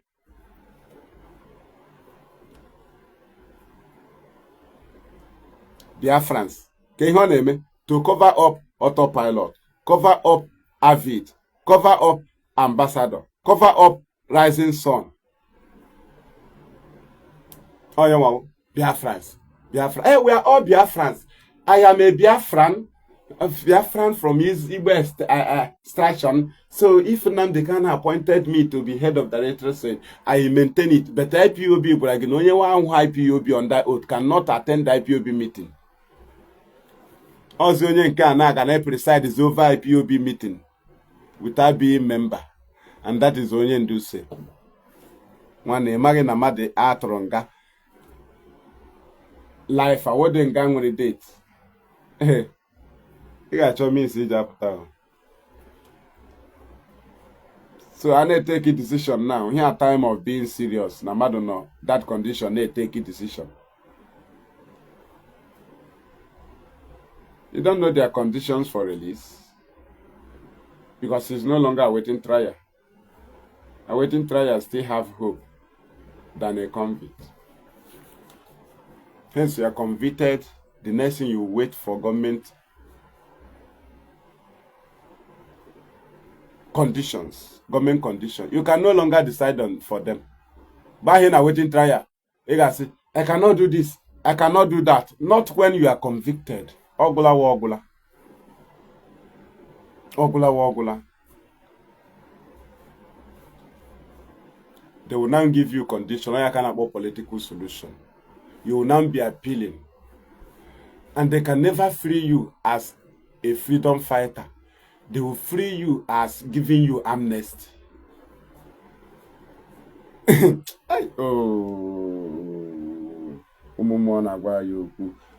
Amnesty.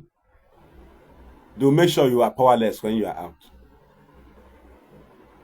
So that you are operating under our amnesty. If not for Tinubu, who mercy for you. If you do now, we will go back.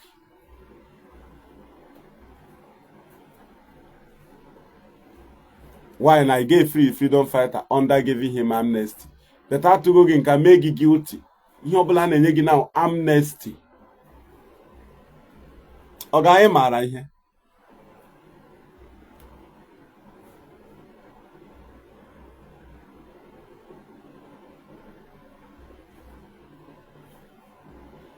Of course, no good life with your self organ. Apụgodunda oji akụkọ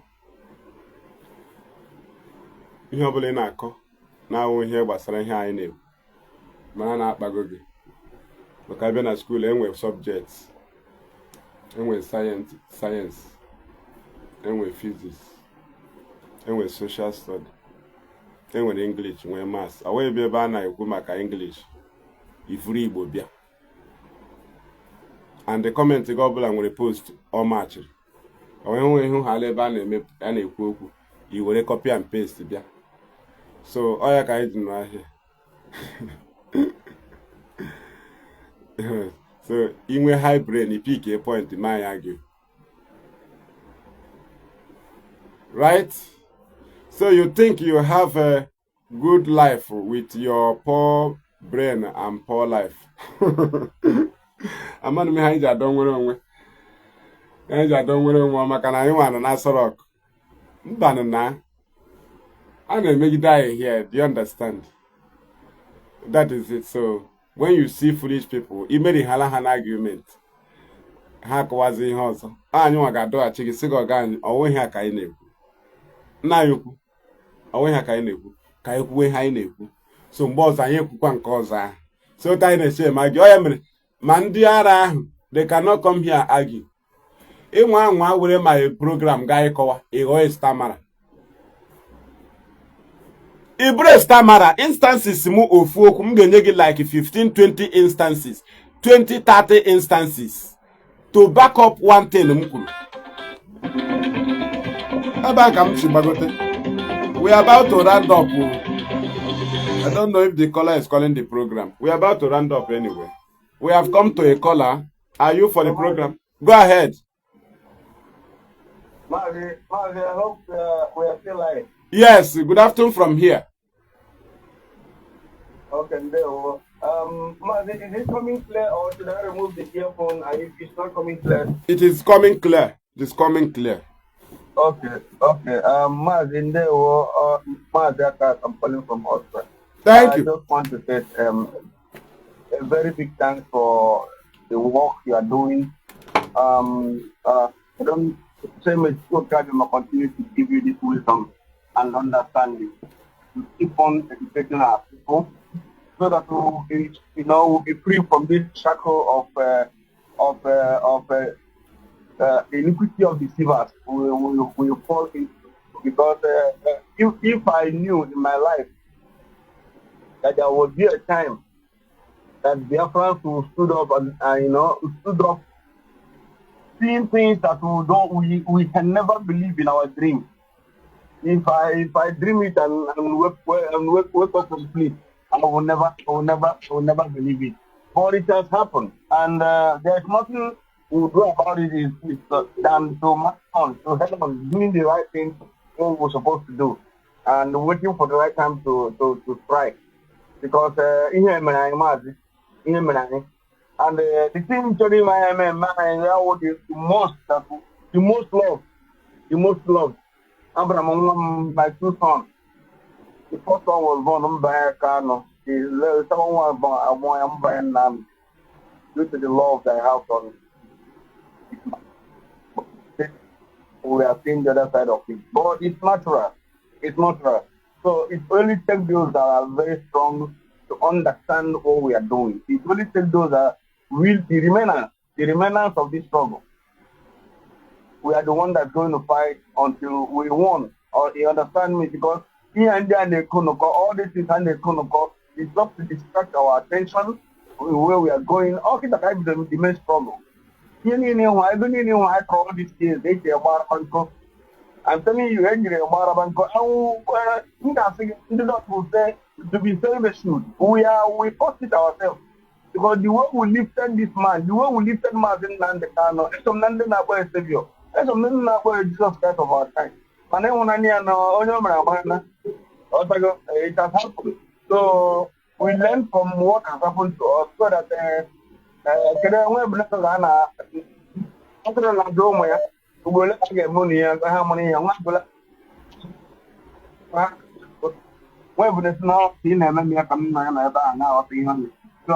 so we have learned, and I don't think something was going to this is when we are in this struggle, because all remember their father, we can get emperor, Mr. Who we talk and die. Okay, so yes. But the only thing I want them to is to save in a very bad when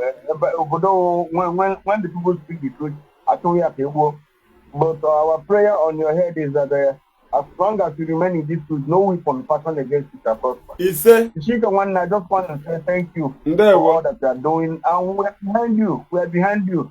I'm a strong IPOB member who have had his own 1 year, and we must continue to speak this truth without no fear of favor. Without no fear of favor. Mazi Nnamdi Kanu as Biafrans. Oh, he really insubordinates against IPOB. But although if he said he believes his brothers more than us, then no problem. Anyone will do one because of to save his life. Among those that are in beyond today, I don't know how they will be seeing this man. They save the Nigerian government, but we must continue. Although the one is thank you. Thank you. On the Amumanebu, on Yamumanebu, Ndintula. How are you?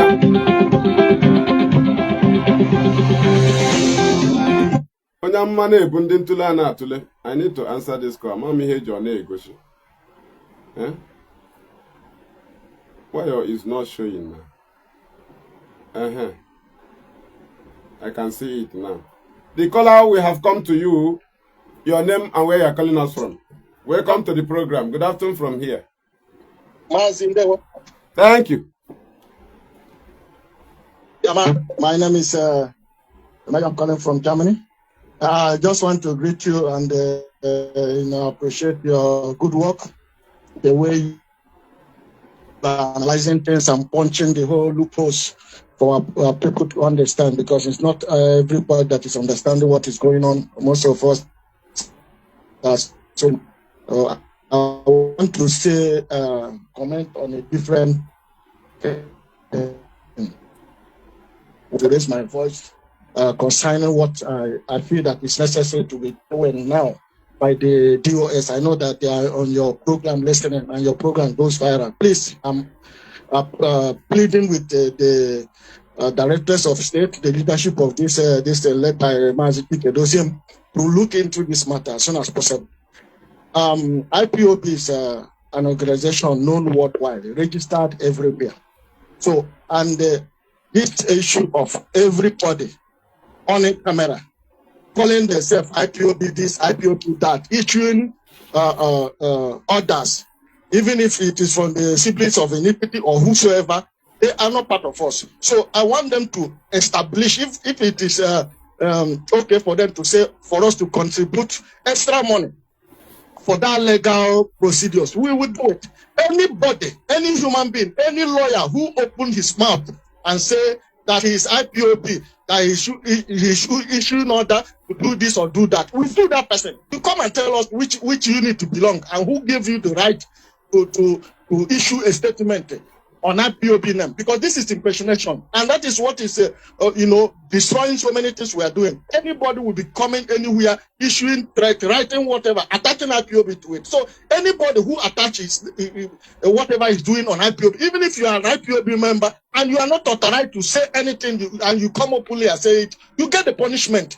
So if they should do this, all these animals will stop doing what they are doing, using our name to destroy what we are doing. So that is what I'm saying. Please, the leadership to look into this matter. Anybody who use IPOB name unauthorized, it doesn't matter who he is, we charge him anywhere he is. If it is in Nigeria, there, our legal team there. If it is in Europe, our legal team will champion them. If you talk that you are an IPOB, you come and defend it in the law court. Who sent you and who you are and your unit and your position to say so.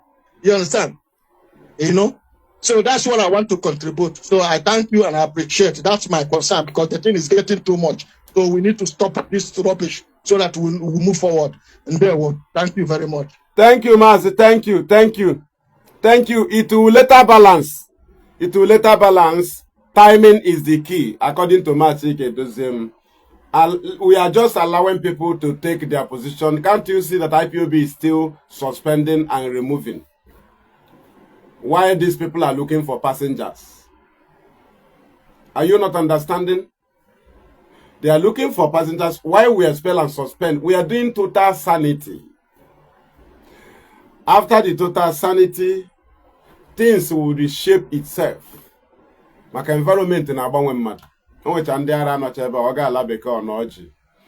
All constitution of the country. Otu obodo shede. Ọkwa ọbịa ha ala egwa ya iwu obodo a ya zuzo ka gbasaziri ya.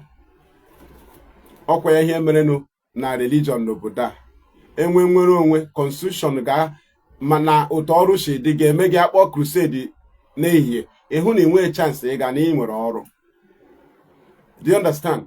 Mmadụ gazi ebe dibịa amara ihe ọ na-achọ maka na a ga-enye ya ọkụ, nye ya mmiri, ịghọtara, nye ya gas o ji esi nri, ka anyị mazie nyewe ekwensu ya ahụ nye ụmụ ya skuulu ha ga-aga. So ọ gazi ịgba afa mana ọ na-agba afa maka ahụ ya. Ahụkwanụ dibịa mara na ha na-arụ dibịa.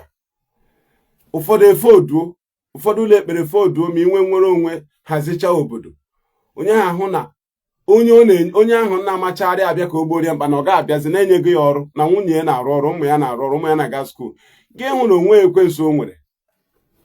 Ekwensu na akwụkwọ Job ka ọ nọ na ọ nọghị here.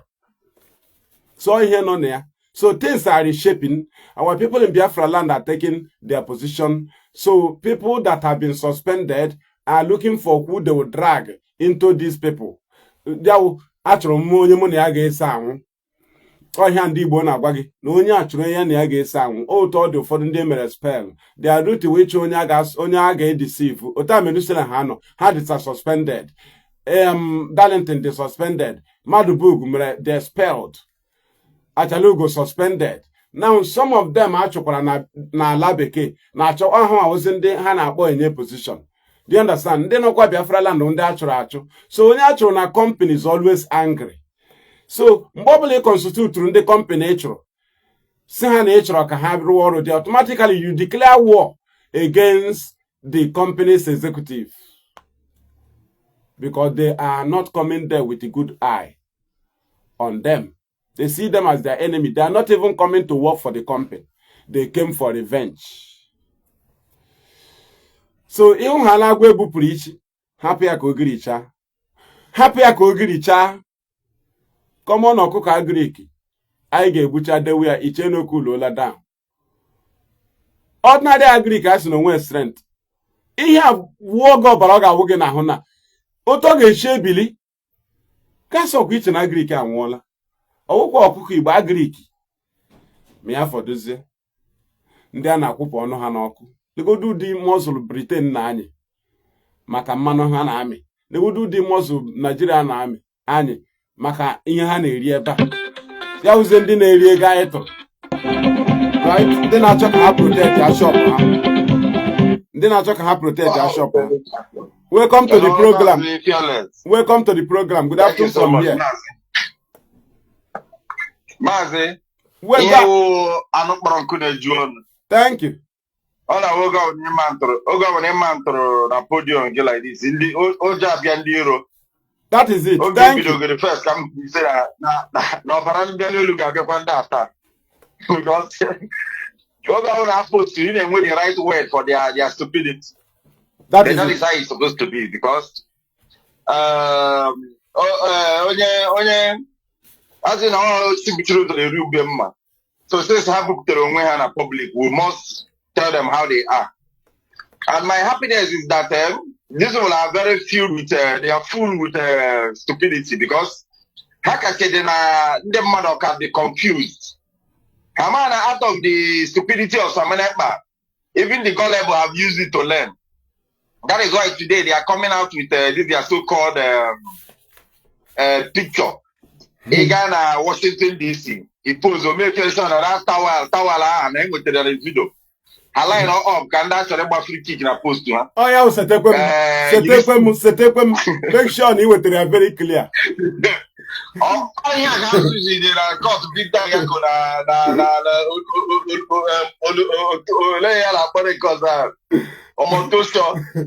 I would have 2 months and 9 kind of life game. I'm no content creator. Content creators. I like you, my corner do to ya. Set them Rumbubra. Imagine them there. How did they go IPOB? Rio Hansus. With the whole kidnapping, kidnapping money and ransom money, handling with a role of mental intimidation. They have forgotten that we have really moved on. If there is any people that have moved on in this struggle, it is us. Because as soon as the DOS find out that these people are not serious and this is what they are up to, they start directing the struggle to the safety direction. Just like what you go now, whatever they do today, they are hand is. Yes. And I want to use this same opportunity to advise the gullible ones, people like Achalugo. And keep I don't know or break, because if you people can read the handwriting on the wall, also. So by the time this nonsense on the hurry, we bust out. People will not have any hiding place. You know that? Yes. All of you will pick up by even they will carry you. So I will advise all of you to desist from this nonsense I own name. And also tell that Mazi, I don't know why you watch this group of people that is coming. I think I have a Ejimako set up. Old Kabu. Nkano na American Gray on a story between American flag. Oja Gray right up with PSS in here. Oh, you feel need done as all so American English. Here cafe here gwara cafe na nwa ya ji nwa ya wetu ka ihe mere nne ya hara ime ya. Ihe mere Samarapa is just a tip of the iceberg to what will happen to that very Chris one guy. According to what you should be careful. I think where the Ejamara when you feel that he wants to make money or exhibit his stupidity, he comes and starts issuing out nonsense, threat, and all of those things in order to put the lives of our brothers and sisters in danger. But I thank God, I thank Elohim that our people are now wiser. They are more calm, knowing fully that all these are riffraff that will soon fizzle away. In the next 6 months, I got the next drama they will bring out. Because by now, AVID and Walla, they are not bringing AVID in statement. Rising Sun, and as many as they are, all of them will all 100 men, 100 men okay, because now 100 men AVID, Rising Sun, Ambassador, Autopilot, and the lawyers. All 100 men. So the 100 men are work. Okay. How we take a list of that 100 men with a teacher and a position, season how DOS. So 100 men and one, I can John make a job for. Your coordinator of 100 men. They will Mazi, go ahead. Yes, they have nobody. That is why I had to put on internet a stop for media personnel.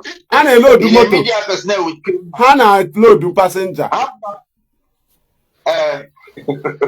There's a load passenger. Because every of their demonstration is just funny. Buy one motor. And nobody is being deceived again.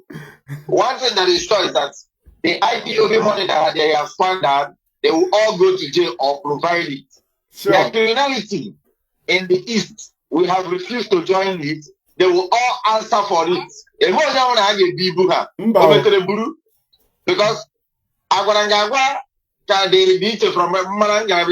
we told them all, and they went ahead in doing what they did. All of them will bear the consequences of what they did.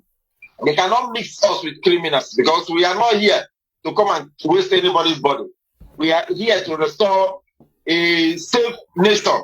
And in that restore that nation has to be safe. Yes. We are not here to come and enrich ourselves. You can see what the DOS has been doing. And that is why I say, may Elohim bless them, because these people are very, very matured. They know what is needed of them, and they are all doing it accurately, maturely. Yeah, what time I give system. You don't even need to show yourself if you have the interest of your people and if you know what you're doing. Oh yeah, the empty drum make the loudest noise. So they are all just beating around the bush. I have with 20,000 and they go to Taragabu. And I know Nigerian government and their whole parabolating. They go and they are all desperate to get results. Their last shot after the answer to go their Sokoto DOS.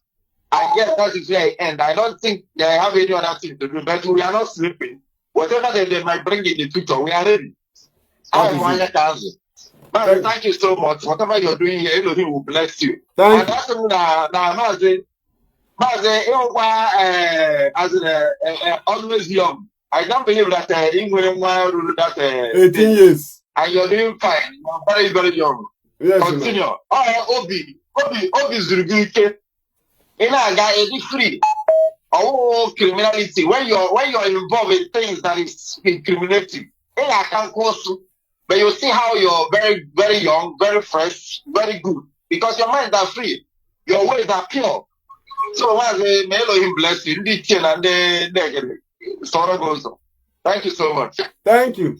This time around, though, how with a driver or autopilot? Thank you. So, the autopilot ain't with driver, but they may charge the driver.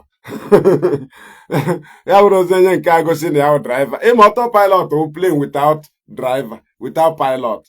Still, I bet one because you are the pilot, has the pilot. Me afọ Zenka. Anyway, maka ndị John anyị na ka anyị gwazie gị ihe merenụ na anyị na-ekpe ekpere ka ha gaa court. Ha gaa court ịga claim IPOB. Ozi niile Nnamdi Kanu ziri DOS. They against our stand. Do you understand? Ozi niile o ziri ha ewepụta na court, ewepụta belief IPOB and our fundamental principles. Ịhụ na anyị na ndị oshi anaghị emekọ ihe. And that very thing mere Mazi Nnamdi Kanu na ndị otu ya ha ga-use IPOB. Ha ga-use the name of IPOB say hapụrụ ha mba. Ha corrupt to go their group with the criminals ugburu ndị Igbo. So anyị want to maintain IPOB fundamental principle. Ndị ga-use the name of IPOB. Ebe ọbụla ị gara wepụ dị okwu anyị wepụta ozi isi from Nnamdi Kanu. When you go see nwa bekee, you just want to implicate yourself. Ozi niile ahụ oziri DOS. Egosi ya then egosi ya na court. Ewepụtara ha ihe IPOB believe. Where na command this man who is against our fundamental principles. Therefore, you want to say the next thing. You wepụta code of conduct. Amama code of conduct ọsị gị die mmadụ ka ọ gbagbuo ndị Igbo. Now, kedu ndị nwere right to use name IPOB? Anyị nwa. Nekwe ha join ndị ochi. Ndị niile join ndị ochi na ndị mere maji together agaghị use IPOB. So don't be foolish isi m ga-emepe nke m. Ihe awe indigenous people of Afarukwa, indigenous people of Biafra. Radio Biafra akwụkwa Radio Afarukwa, Radio Biafra was first established by Ojukwu Okokondem, the broadcaster and the director. Right? So we came n'ihe anyị fubrep largely. We stood with it. We put our money. Instead of being receiving salary, we put money, we put life, we put time, we put everything, we put our sense. So how come images I say in images some gun from my own? I hyper. I open I and do shiga roko. I open I get bundibo. So at the end, I got mandate genuine to use the name of IPOB. Eshiwego niano. Eshiwego ya. Ka anyị mere ebe non IPOB member ga-eji bịa wuru Radio Biafra broadcaster ka anyị wepụta na court wepụta constitution IPOB ka anyị mara onye dara iwu Chris Nwogwu ga-agba anyị zone ya ka anyị gaa court Nnamdi Kanu ha ga court ka anyị mara onye dara iwu ihe na-aga court Radio Biafra why na principles anyị na-adacha gị ewepụta na court nwa bekee achụwa gị ọchị ịdachago principles. Go ahead with the caller. We have come to you. Welcome to the program. Yeah, Mazi, good afternoon from here. Thank you. Good afternoon. Yeah, this is Mazi Keke from Cote d'Ivoire. Go ahead. Mazi, yeah. Mona Cote d'Ivoire executive. Sorry, Mazi, I want to say something. Me and the Ivory Coast executive supposed to, they brought me online, but you know, that very night, and that time, I ain't go drega one more. And them drop phone phone na eji ya apụ ihe nọ na ya awụ ihe a ga-ahụ n'ụzọ. So ya nwa mmecha even the tomorrow morning anyị makwara ụzọ pụọ ha na-akpọkwa mgbe anyị laghachiri that day webe after 11 n'abalị ahụ anyị gara ịna treatment. So ya mecha efisi m na meeting ha. So I will still reach the coordinator, the national coordinator. Thank you, Mazi. Go ahead. Thank you. No problem, Mazi. After we talk about that, I called to appreciate you. Thank you. Because you know why? Eventually, imewe program, imewe analysis, imefola anyima, chorus, imefola any kaye input. Ana imecha analysis, anya ya mazeba ye bido welu tinyo no.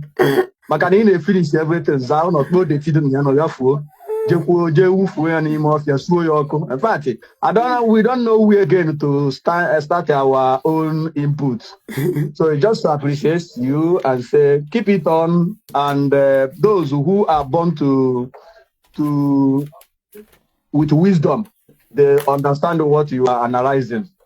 And those who are with this struggle for all these years, I don't believe that any of them is confused. So we must continue. That is all I want to say. Thank you.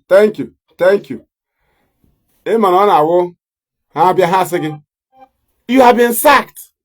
In that principles, a sack. One nigga caught my IPOB leadership wepute. Even Nnamdi Kanu shida principles of IPOB. Fundamental principles. Amara ma wonwa beke ki na-egosi ha. Amara ma na ha enweghị principles ị ga-eji ịnọkata inye decision ndị against the principles of IPOB. Onye ọwa iji si na i dissolve mmadụ ma point. Ọgwagodo anyị ebe o belong na IPOB na court. Na Finland a mechara lawyer Simon si na IPOB member. Prosecutor si na Simon IPOB member. Lawyer Simon as in IPOB who prescribed na Nigeria. Na Simon client ya who IPOB member. Ima ndi autopilot achọghị ịgwa gị. To the extent na akpọrọ IPOB.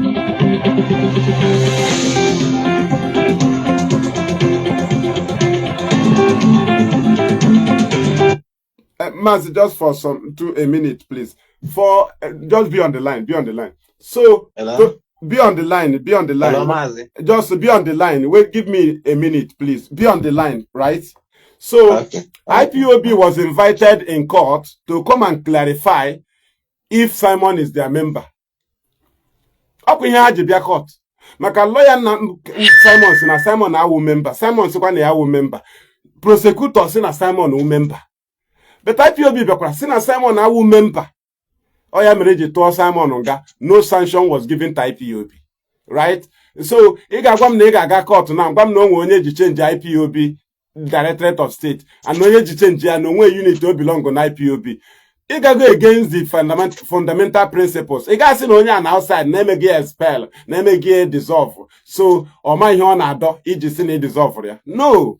Ka iga go do court ka ihu ya. Go ahead, Mazi. Welcome to the program. Good afternoon from here. Mazi, do the again. Oh, Mazi, Chizoba God be nego. Okay, go ahead, one them. Nuku Madu, go ahead. Yeah, do the again, one them mother. Thank you. Kam telegnoro. Thank you. On a bonfo kinema analysis. Obira de bangale, obine shimike. Bob na gave no. The analysis. Now destroy this propaganda and evil of these people.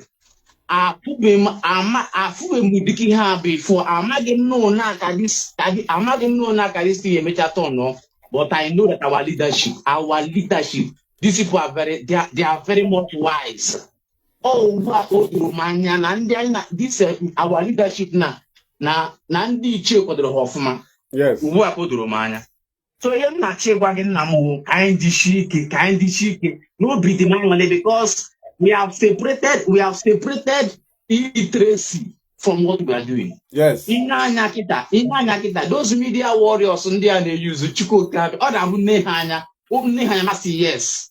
Na ndi charo branyo. Na separate illiteracy from what we are doing. Inanya from Achebe, Acharugo, Metusela, Kenere pure water, Kenere pure water, acid hot, Hancha, Chukwaza Pugoranye, illiteracy from what we are doing.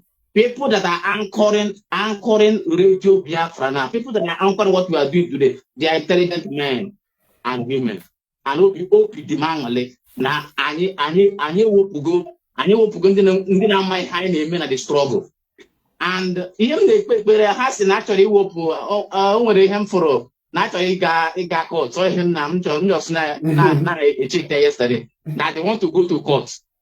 Ekpere m every day ka ha gaa court ka anyị finish her from that place. Simple. Because ihe ahụ family business. I am going to lawyer. I file is bail. I file is a motion for bail. I'm many people that fell during that time and Ababushan. I know many of my own comrades, Munahali Riku, that fell. So those people that fell that time did not fall because of Nnamdi family business. Hang because of Biafra. So somebody will not gonna be telling us now, no, can't you pay Kanye? What kind of they will declare Biafra there naturally self. So now Kanji Shike, I'm mama, there will be a light at the end of the tunnel. Thank you. Thank you. Thank you. Thank you, Chizoba. Thank you. I demand nala. I know truth. I wepụtacha ota IPOB shi baby na shem operate. E wepụta ozi Nnamdi Kanu's IPOB leadership na the same court. Amanazie ma otu ha shi squander our money. E wepụta na na court nwa bekee again. Amana na ebe mmiri shi ba n'ogbu gbogodo. Onye no kata asị, we have sacked you. The move you dissolve. So why are you issuing memo? Your memo is invalid. Nwanne. Onwekwa ebe agwọ na-echi aga o. Iche na agwọ na-aga anyhow. Na ijidekwara agwọ na oshi n'ụzọ ya. Ma n'elu ahụ ifilu na agwọ na-arịgo, onwekwa ụzọ n'elu. Ịnwa anwa achụ agwọ banye ebe o nwere ụzọ, ị ga-emecha block of road, ị ga-ahụ agwọ. Ọga, agwọ nwee ụzọ na block unu, achụọ ya agba ọsọ. Unu mecha block of road, ị ga-ahụ agwọ ahụ. Oshi n'ụzọ ya. Na ijidere agwọ unu oshighị ụzọ. So efilu na agwọ anaghị echi ụzọ. Leadership ga-echi ụzọ. Confirm or never. Welcome to the program, the caller. We have come to you. Good afternoon from here.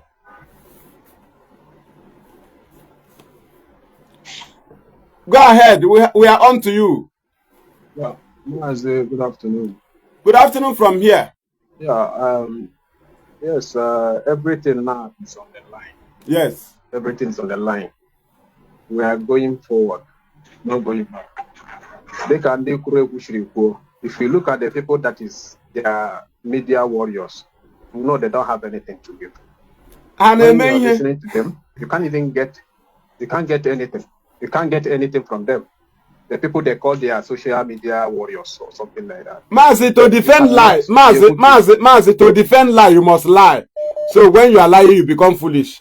To defend evil, you must be evil. Then to defend murder, yes, you must murder person. To defend murder case, you murder somebody who have idea of who you murdered, so that you will not leak secret. From there, you still move on. It is evil upon evil upon evil until you become useless. Go ahead. Yeah, if you go to Metosela, you will know that that guy, he said he learned how he's an engineer, which I have not even seen one house he built or whatever he's doing. I have not seen anything tangible that guy have done with his life.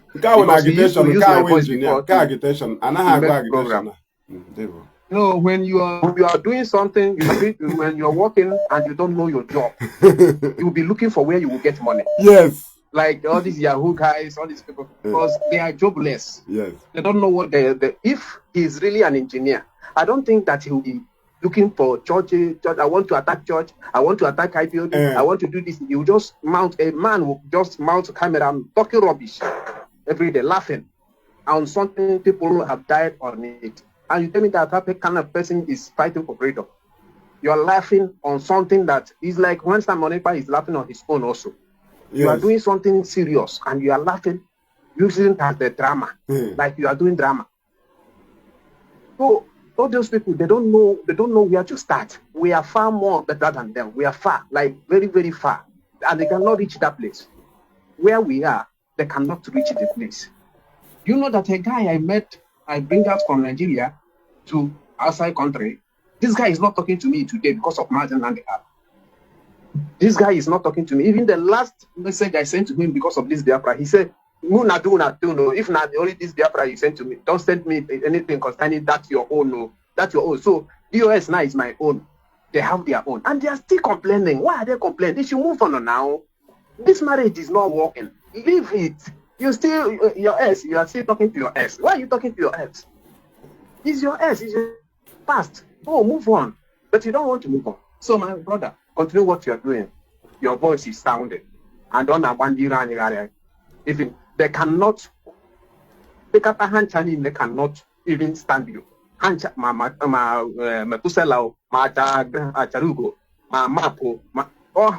They can't even debate you. They can't come on debate. You have been saying this for a long time for them to come to debate. But they cannot. What are they going to say? Is it not, oh, this one is look like a mumu. This one is talking to the man, saying like Carlos' wife as if he is their sister or even their girlfriend. That is only what they fight the woman. That is how they want to bring out Biafra. That's how to move forward.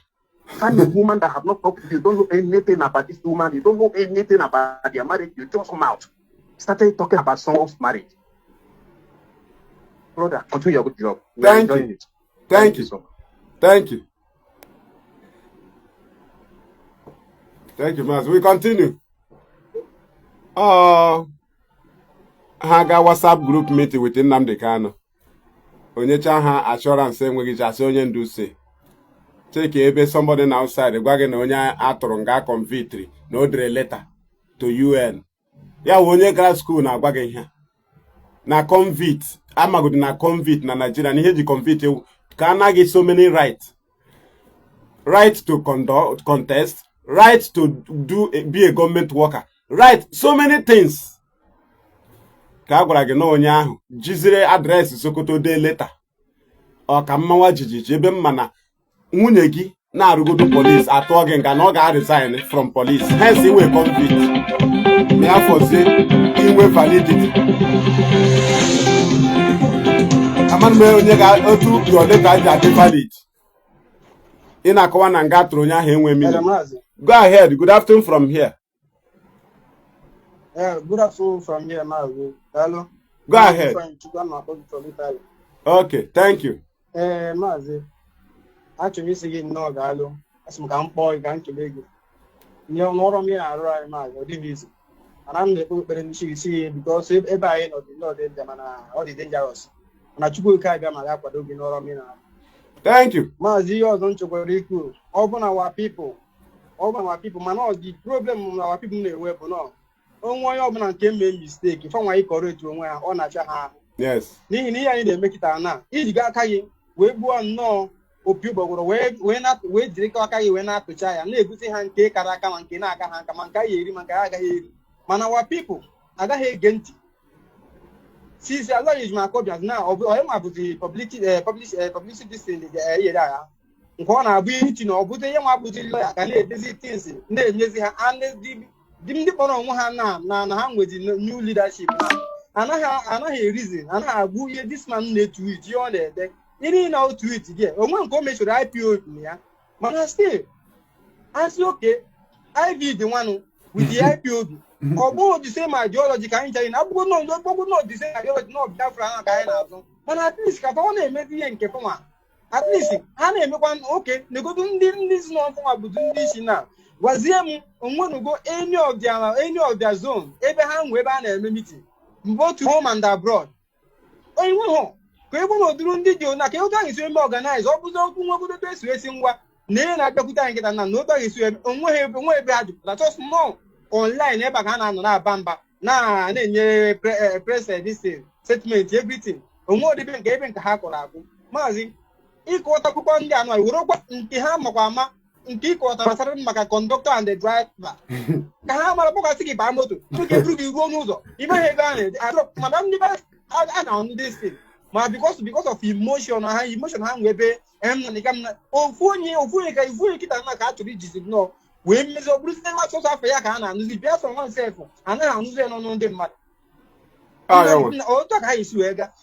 So maazị ihe m chọrọ ikwu bụ ọ bụrụ na ndị be anyị ga-ewepụ aghụghọ because some of them onye nke m isi ike edowe once I say m na ihe anyị mere adịghị mma kama oge ji ka ọ gaa nne anya ma ebe o so eme mistake ka ọ gaa ya yọọ mgbaghara ha jụ ihe ha chọrọ bụ ka emebisi everything. Ọ bụrụ na ndị anaghị na-akọ eri ha na-akọrọ na social media na ha amaghị ya na ha ma mana wickedness you hide the wicked to ourselves. Okay, no go to Nigeria to no kita. No to people to no. Onwe ihe na fortune na buy. Music boy put them minute na buy. Obo even the railway station one ndị Yoruba nwe na ndị Hausa nwe nke ha. Anyị nwe nke butere anyị aka. Mana si ha ka nọkwe aka na chukwu anyị na-agba mbọ to isue and this guy bigodo ndụ ka human beings after the war. Only niile mere na buy anyị nwa ji aka anyị wee mee ya. Onwe nke gọọmenti na-enye anyị. Si ndị anaghị anụ ihe ha tokere be everywhere. Mazi ọbụna ndị Igbo ga-ama ihe ha jiri aka ha do onwe ha ọdụ ọbụ ndị ọzọ na-amụ anyị amụrụ na anyị chere na ndị be anyị ma ihe mana dọọ before this struggle ga nọ na our people ya ma bụ na ihe a ga-eri kịta na bie dị ha important. Maazị daalụ jisiko. Thank you. Cheke ndị bịara na a whole code of conduct, complete code of conduct. Sọsọ ebe ha ma who should appoint and who should remove.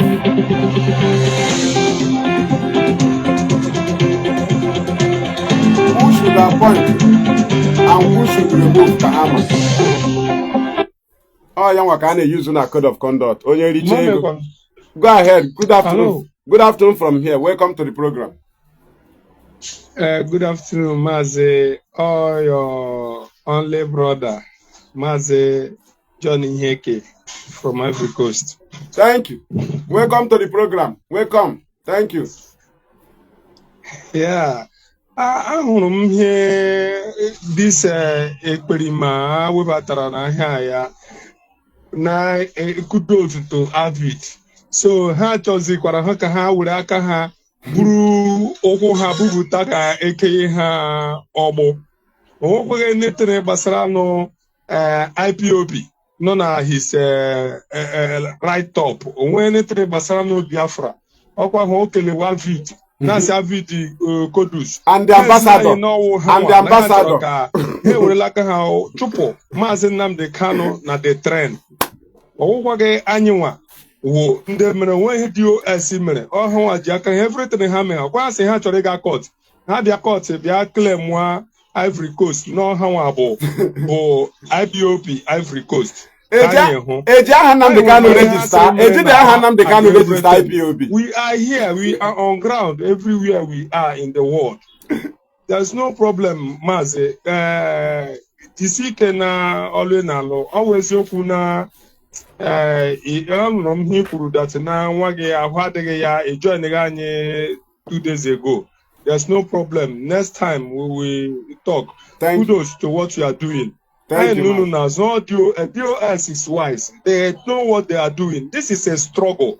We don't know. Nobody owns Biafra. Biafra is for everybody. When Biafra comes and you want a government, that time you can say that I'm equal right here. Now, each of you may agitation. You agitate on your name.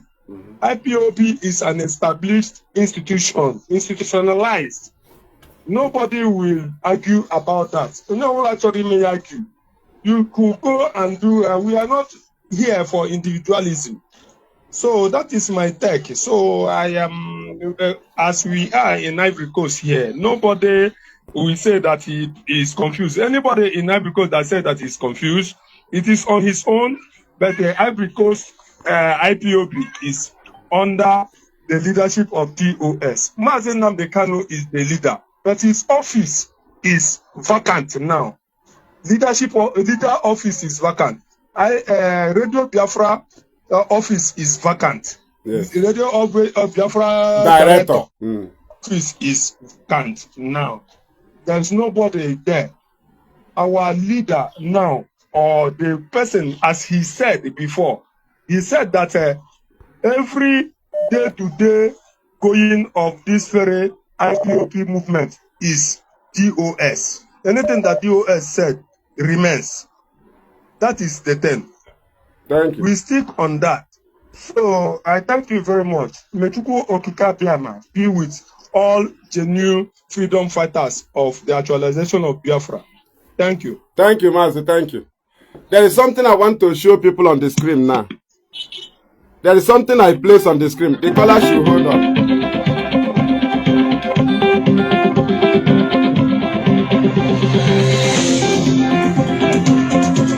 The caller, give me a minute. Just be on the line. Don't drop the call, right? Please.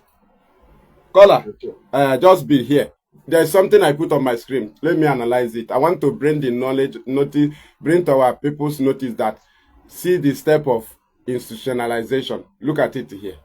Who signed this memo from Biafra land? 14 o'clock. Who signed it? Let me go. Signed, Mazi Expensive, the IPOB Publicity Secretary, Biafra land. Go before institutionalizing. Ndị a nwere freedom ide ụdị ihe. Ọkwa before Publicity Secretary mapụ afọ. Ọkwa nwanne. Asị m ka ngosi unu ihe. Ozugbo m gụrụ ya n'ụtụtụ a. M gụcha ihe m sị okay. Ịma na m agụ ọsịsọ. Ana m eme ọya mere mana Bible m chọ ịkọwa ya. Mejiri ihe ha ji kọwa. Maazị Oya, go ahead. The caller, go ahead. Thank you. Mazi Madabuchi, I greet you. Welcome to the program. That's all over the world. I also greet all of you. Mazi Madabuchi, do you know the problem of Nnamdi Kanu? The problem of Nnamdi Kanu is this. You know, this man thought that we are still in 2016 or 2017.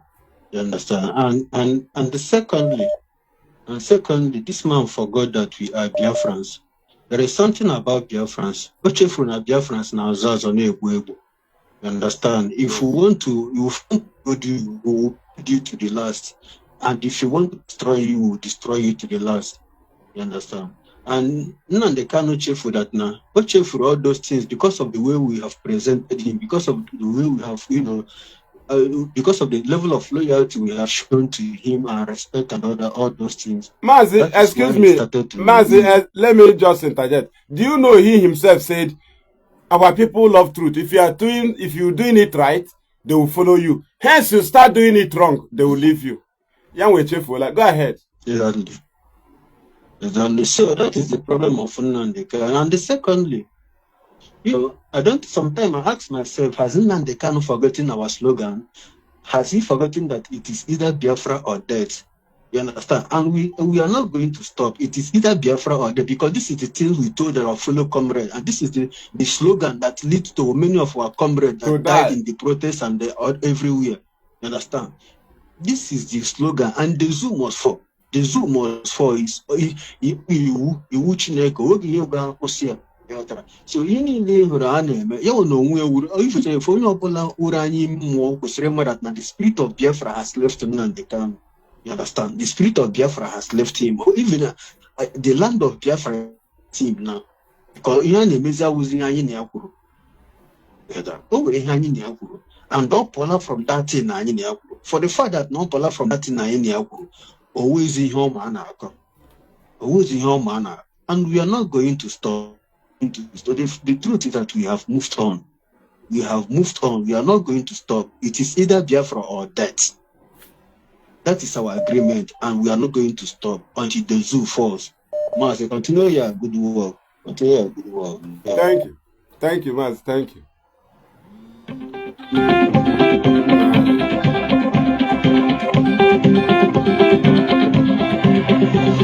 Call our carrier. Go ahead. Welcome to the program. Good afternoon from here. Welcome to the program. Yeah, good afternoon from here, Mafuma, the fearless evangelist. Thank you. Thank you so much. Yeah, my name is Mazi Anis. I'm calling you from Switzerland. Thank you. Mazi, I thank you so much for your work you are doing for Biafrans at large. And I want to use this opportunity to thank my able leaders, led by Mazi Chika Didi, and the cabinet. I said you guys are doing a very good job, and we support you guys for what you guys are doing. I'm a full member of IPOB under the leadership of Mazi Chika DOS. And the Nnamdi Kanu made it, said it, whatever DOS says goes. Whatever Kike doesn't say goes. So, dear friends, please, let us support these men. which are doing very, very well. It's a great job. The mother, thank you so much for giving me this opportunity. Keep on your good job. Meanwhile, after this program, I will call you. Okay. Jishike one month. Thank you. Jishike, huh? Thank you. Jishike. So the issue they has is one particular portion of the code of conduct that determines who should appoint and who should remove, who should suspend, who should expel, who should give order. That is what gave Mazi Nnamdi was his confidence to nullify every order, every stand, every decision of IPOB leadership, thereby calling us fools. That any of our activity is nullified, only him can decide. That is the problem of Kanu. DOS will move for a mission, they will say Nnamdi is not aware. Imagine us opening a national office, that is worldwide headquarters. They started telling you, Nnamdi did not approve it. Nnamdi is not aware. Nnamdi is not aware. Do you understand? Somebody will go against what you discussed. They will remember. Cannot, even if they chop our money, but even if they insult IPOB leadership, do you know what they remember? Nnamdi will appoint, he will remove. If you do much, he will remove you. That's all. That's all. Only one section of code of conduct that make him to appoint and to remove. That's all. Or he don't care about anybody. Whatever you talk, he doesn't care. All he knows is the one that will appoint and will remove. If you doubt me, tell us their point. And have they ever pointed out anything from code of conduct apart from this particular section? They don't tell you about how to manage IPOB money. That is in the code of conduct. They don't tell you that a non-IPOB member cannot be in office in IPOB. But he sent Simon. They will not tell you. It is in the code of conduct. So they believe in going against code of conduct and intimidating everybody with one portion of the code of conduct who gives him power to appoint and to remove. Yaka iji say no washi. Owashi.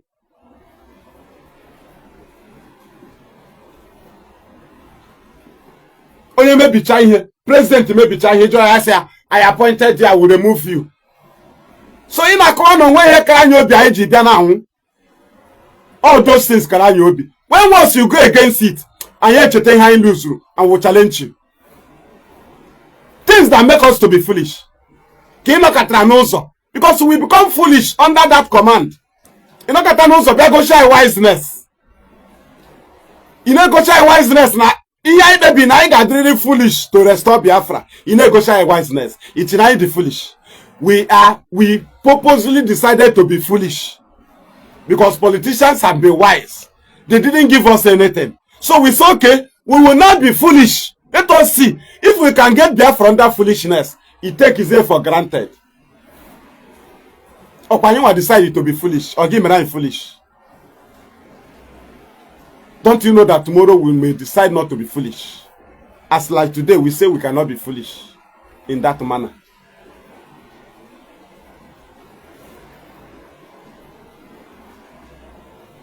Do you understand? Somebody who I hear the wrong. Leadership is here. Yoju. I have the power to appoint and to remove. Ogola. Ogola. Ogola Himaduji. Na truncate here na millions to discuss. Ogola humunne se Nnamdi Kanuji. Na maye madaka nanya. Ogola. Oye me yojo suspend ya Kanu ntabo ya sia. Don't worry. You are not suspended. Do they have power to suspend you? It's only you that have power. Go and read code of conduct. You will see who have power. This is something we hate. We say no to it. We can't continue. Everybody is powerless.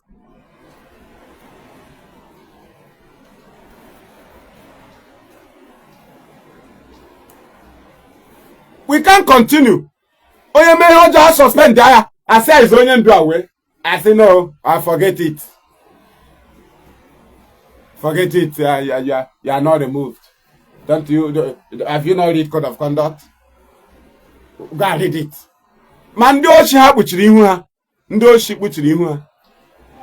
Ihe ha gụrụ kwa code of conduct. Naanị ebe na-eme appoint na ebe na-remove. Ihunu gebe ha gụrụ other part of code of conduct. Ha agụgo side appendix ya. Ha agụgo nke na-agbado mmadụ n'olu. Agụgo ebe mgbada. Ha agụgo ya. Hekwa agụrụ gị ya. Ha dachichara iwu ya niile. Ọ ya wawa strength. Ha daa ya. Bịa jide ofu. He's the one that will appoint and remove. So you should go to our code of conduct. And I cook here as if now the foolish. The caller we are on to you, your name and where you are calling us from. Welcome to the program. Thank you, Mazi, fearless evangelist. Thank you. Thank you, sir. My name is Chris. I'm calling from Paris. Paris, France. Mazi, go ahead. Thank you, sir. I have a few questions. Okay, ask. Mazi, this code of conduct, that code of conduct. On the Madujikarakono. On the Madujikarakono, Machike dozem sokwanandi deri o mamininia. But ndị abịa rekọwara nwa dibịa ihe o ji misi ọgwụ. Why no Machike dozem ha ndị misiri ọgwụ. So, Mazi Nnamdi Kanu no way so they dey code of conduct. Also no wete contribution. Also misi ọgwụ. So ọ bụghị sọ ihe favor ya nọ there. Ihe awụ ihe ga-guide our people to remain resolute. But ha anaghị use the code of conduct completely. Ya wụ aghụghọ. Ihe ọ na-use the only place that gave him power to remove and appoint. So si ya ka ọ na-use. So ndị dire code of conduct ka dịcha ndụ. Ha makwa meaning ya. Ha ga-enyekwa gị nkọwa ya. Ndị mere constitutional amendment ịma na ha ka mara ihe ha mere amend. Yes. Mazi, another question I'm going to now. Mazi Nnamdi Kanu, leader of IPOB. Okay, thank you. All is suspended because that office is suspended, all is suspended. But he is not removed from IPOB. And that does not stop him from being an IPOB leader. He still stands the chance because IPOB have not replaced anybody there. But the issue is, right? That is why that very office they will use to operate. They can use director of Radio Biafra to operate. They can use leader of indigenous people of Biafra to operate. And it may implicate the whole land because what they want to do is very dangerous. So, in order for us to be able to have something to defend ourselves with, we have to take that very position of having an official memo and official pronouncement that the office of the leader have been suspended. One of the highest decisions that have made that Nigeria is still wondering, how did it happen? Ndewo Mazi, he still stands chance to be. Thank you. So, which means, Mazi, you not now that now Nnamdi Kanu presently now who's the Yes, the office of the leader is suspended. Leader. Yeah? Yes, that is it. So what we are running now is like Senate running the president, running the government, Senate running the government. It is normal. That is normal. In short, the DOS is like parliament. So they are in charge. They are in charge, and that is what is going on. Okay, Mazi, thank you. I'll probably hear more an IPOP member here in Paris. Thank you. I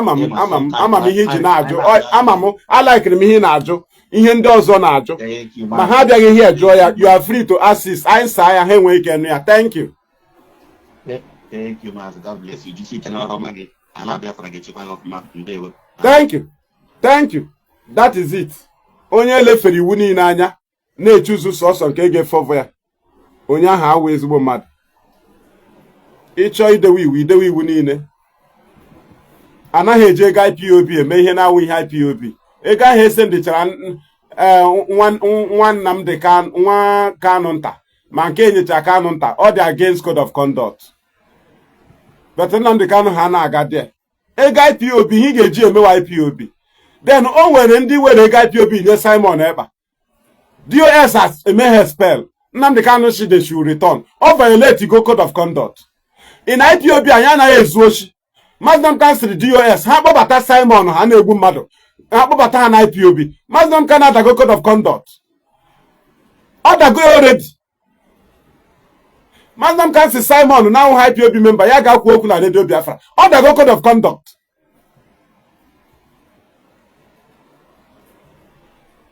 So akamobi ha onye ga-remove and every time ha gwa gị repeat of omiomio ọkwa 2022 2023 then somebody kwuo maka DOS na onwe ihe ha mere Kanu. Let us go back. Kedu mgbe ha mere Kanu ihe ọ before ejide ya ka after ejidere ya? Ọ bụ na after ejidere ya juke na onwe gị gịnị mere Kanu agwa ha na ọ nọ ntọcha na Kenya? Ọ gaghị m na-ajụ gị. So ha rụrụ ya sabụ mgbe ahụ. Ọhịa m na-ajụ gị. Kedu ihe mere Maazị Nnamdi Kanu agwa DOS na-eji na Kenya? Kedu ihe mere na IPOB mere announce na-eji Nnamdi Kanu na Lagos 2015 eruzie 2021 ya wụrụ Nigeria ji aka ha mee announce. IPOB anụzie n'ọnụ Nigeria. Why na Maazị Nnamdi Kanu na ụmụnne ma onye ọbụla ha na-akọmuniketi ha nwere idea. So kedu mgbe DOS mejọrọ ya? Number 1. 2. DOS eme organize sit at home for Maazị Nnamdi Kanu. Maazị Nnamdi Kanu suspend ya. So ha na-ajụkwa gị, what did the DOS do? We ask you, is that not counter of success? Decision Maazị Nnamdi Kanu na decision ya na ụmụnne ya na detention na any success of DOS na aga counter ya. Anything that will give DOS grand and the good name, ha ga counter ya. If they could be able to counter alarm of IPOB leadership over the health issue of Maazị Nnamdi Kanu, telling you that for vomiting blood that Maazị Nnamdi Kanu was poisoned, do you know that the siblings gave press release countering it and said that their brother is healthy? That anybody saying this thing want to cause trouble in Igbo land? One no counter. Hey, what did DOS do? What did they do? Sit at home, you suspended it near Simon. Makanunu nye Simon ebe. Health start to give. You attacked it, say na edemma. I know the 2025 Nnamdi Kanu say na ọ na-agba ọbara, na ọ na-achọpụta na enyere poison. Maybe do chiwa. Ọkwa stand IPOB tekiri. Una aka nta ya duto na achọ ka ọ bịa from DOS. Every IPOB leadership stand was countered by Maazị Nnamdi Kanu from detention. Ọwụkwụ ụmụnne ya na-eme ọ Nnamdi Kanu na counter ya. Ọ chọghị ka ha dị active. He have cut off from IPOB for over months before ejide ya. So he was ashamed to be communicating with them. If he can deny IPOB leadership access or knowledge of his torture in Kenya, nwanne ihe dị wrong. So anwakwala anwa bịa gwọrọ m from 2021 to 2026. Don't ever. The first question ị ga-asa m kedu ihe mere na ọgwa ha na ọ nọ na torture.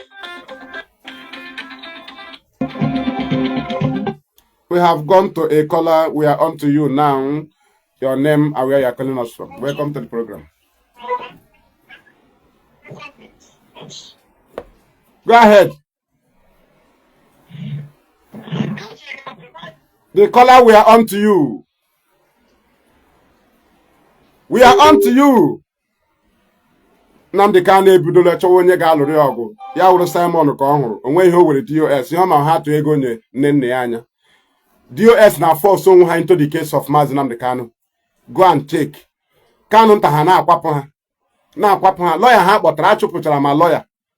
Kwapụcha DOS. Celebrate ye sị gị na DOS a na-enwetazi information from Kanu. Ha celebrate ya. Kanu nta celebrated it.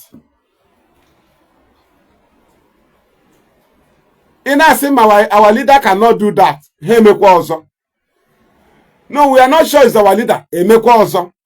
Ugbu a ọ matala na our leader. Kwa ịmatala? Ị gara yọọ ndị ahụ apology. Mba. Etesi bụ na ọwụ our leader. Ọwụ ya na-eme ya. Ọ ya mere ihe niile kpam. Ọ ya mere ya. Create a counter. Create a Simon. Simon na account order.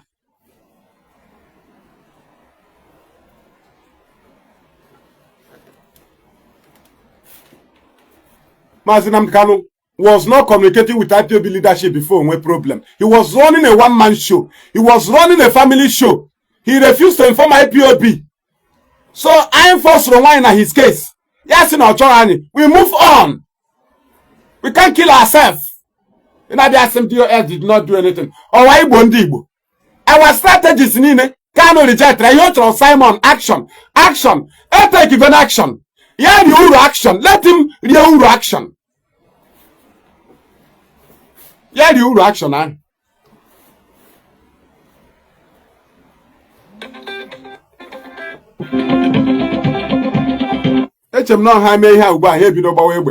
Welcome to the program. The caller, you are welcome. Are you there? It's like network. That is network. Maybe he's calling from the zoo. Right? Everyone take action. They don't want diplomacy. Give him a Chris Nwoguha. Abo baby. Madubugu. Give him an abo baby. Unu negotiate for testing in America. Unu chọrọ action. Were sponsor. Mamadu Bugu. Now follow ye Simon. And the action. Tichaya. Unu bidu ba negotiate photo. Unu ebo no gara diplomat. The caller we have come. Speak up now. Hello. Go ahead. Hello, Mazi. Welcome to the program. I'm banyere all this shenanigans. I'm speaking from my location. Thank you. Don't mention. My brother, activities of our leader, our ex-leader. Let us be telling them what is the fact. Yes. The truth, when Bonyen do not take a decision of sacking or removing anybody independently, even when he was outside. Alone, he done. It is done by the leadership, which is a member. He's a member. What gives him right to be a member of DOS is because he's a leader. Yes. That's what he, just like continental reps are members because they are continental reps. Yes. You see it. So by doing that, that is the only time he have authority to sack. Not on his own as a person. Not on his own, because DOS is the highest decision-making body of the movement. So people that are given the scenario that Onyendu have one supernatural power to do anything, they are the enemies of the movement. Even Onyendu himself should know. Only that they are using him based on the place they have kept him today. So, second, Onyendu is now an ex-convict. Whether Nigeria as a criminal state as they are, whether we recognize it or not. But that is the truth. That is the fact. The statute is before international community. That is his statute there. Exactly. Now, people comparing what happened in Kuje and what happened now is people being dubious and stupid.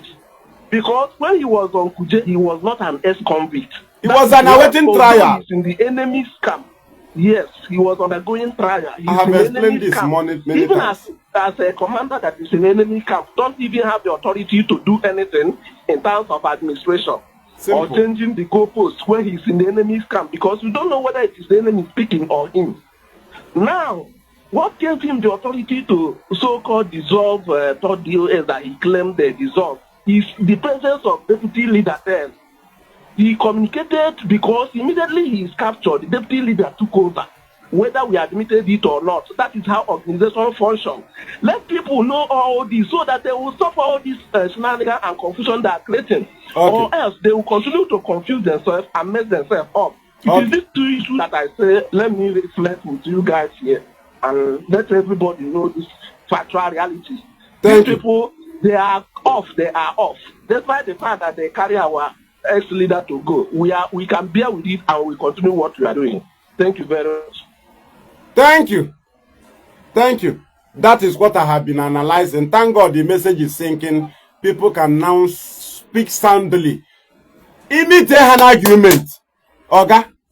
Onye na bia na broker aside here. Elala. Olagini. since one Mazi Nnamdi Kanu anaghị sign a memo of expelling or suspension. If we go to court, I will put the whole suspension and expelling IPOB. Let him show us his signature.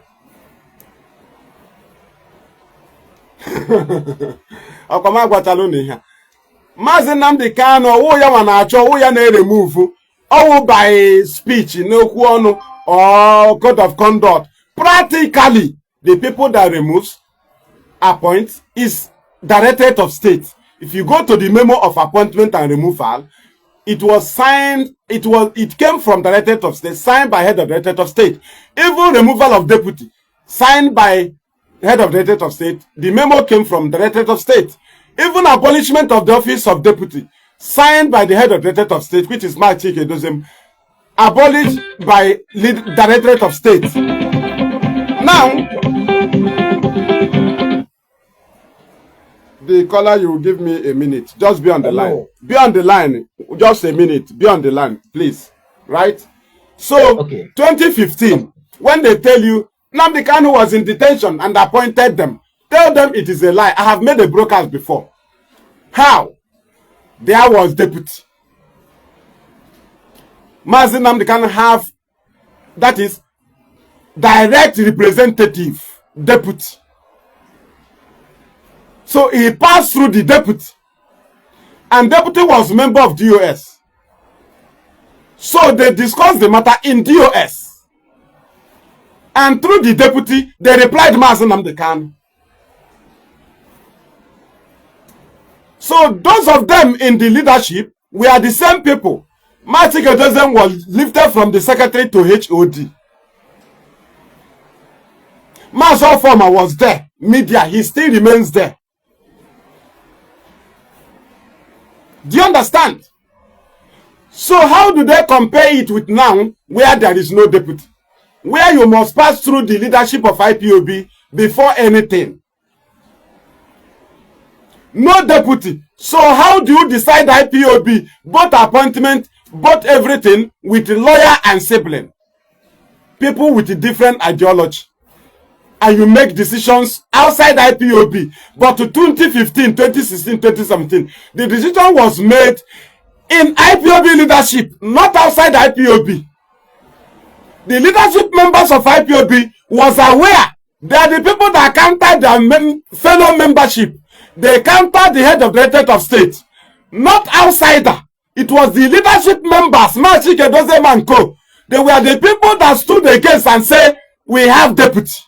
Therefore, you cannot run the office of leader. We have deputy. You must respect the deputy. The same Mazi Edoziem. So there is no deputy. Nnamdi Kanu decided with the people and start removing people without any record kept. Every removal and appointment in IPOB, the leadership has the record. Mazi Kanu does not keep record of appointment and removal. It is not in his office. It is the leadership that will submit it to Biafra government, not him. So those that keep record and those that signs memo, issues memo, are the legitimate people to appoint and remove. Not only Kunano. Go ahead, the caller. You are welcome to the program. Yes, thank you very much, Mazi Madabuchi. Thank you. The people need to know about that very woman, in Israel. That woman has been a fraudulent woman for some time. Okay, the Rachel was. Mazi, do you remember the? Hello. Go ahead. Okay, Mazi, do you remember a certain time that we were having you were creating signal groups of before it was dissolved about 4 years ago. Do you remember? Okay. I was once in. Yes, immediately that those platforms were dissolved based on the directives. So now, another 6 months later, a brother formed the WhatsApp group, and then this woman was added. And that brother from that WhatsApp group, I was there before every woman. About 6 months before she was added there. So all of a sudden, that brother has a problem. He lost his phone and got injured. But that was a highway, an express side, an accident. You understand? But the injury was just on the leg. So immediately he came back. He contacted me that I should tell this woman to add him back because she was made the admin. Do you know that this woman, I read her, this brother, there was a person that formed this platform. This woman, that was how she hijacked the platform, the WhatsApp group, and started. If you just talk about anything contradictory to what Allah is doing, she will just blast and remove you. That was how I know that her intents are very is a fraud. That woman is a fraud. The woman is well. So people should disregard this their shenanigans. She hasn't been. You look at what they post. This format has expired now. We've gone above this, so let them continue dancing naked in the market square. So, but I believe that the institutionalized IPOB being headed, we know what we're doing, and we must put a stop to whatever being fraud or whatever being something. We've taken enough of these deceits, or people should wake up and open their eyes. IPOB is now on the right track because the number of years that wasted just frivolously on lifestyle and the Nnamdi used that very period to tell us back. So Mazi, that's what I want to say. Thank you and God bless you. Remain strong. Thank you. Thank you. That is it.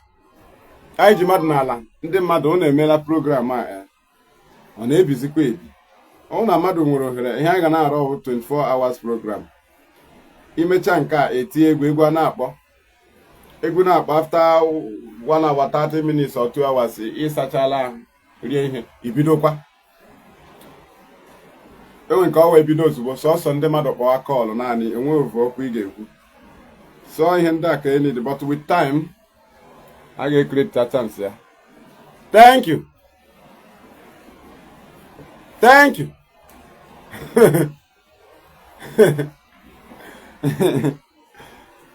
Check ebe onye ọcha na-eti gị. Ohe Biafra. Ọkwa diplo onye consultant.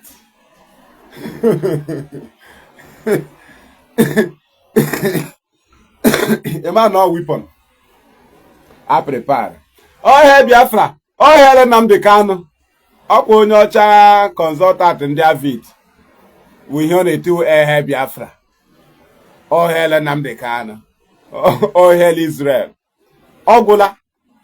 Otu ọ na-awụ ịganye police bribe. Ya jide mmadụ. Isi ya kwuo onye a ihe make you suffer this guy. Police na like ime nke ahụ n'ihu gị. Ozugbo ejide onye a n'ihu gị, ama ya ụra gba ya slide down. 100,000 again. The main matter can on you. But me magi, iga man ega he mega spy. So again you one yawo, all hail Biafra, all hail Nnamdi Kanu, all hail Israel. Ogula. Police are pego mad account. Buy a slide down. One ego gagola. So after some time okwa. Police are posing one nyere ego ka akwa mad ihe. Jogi, that man, you know him too well. Kabia say, yes, I know him. I know. Police are saying, you know him too well.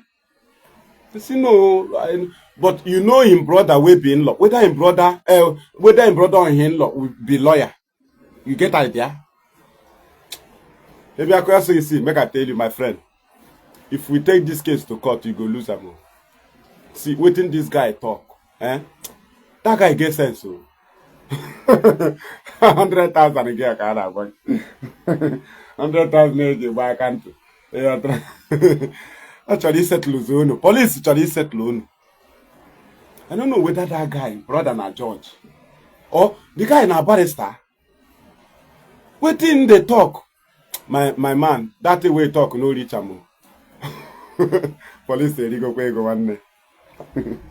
I can't tell you. Oh my God, no, I can't do it. Kowata. All hell Biafra. All hell Nnamdi Kanu. All hell Israel. Egalago.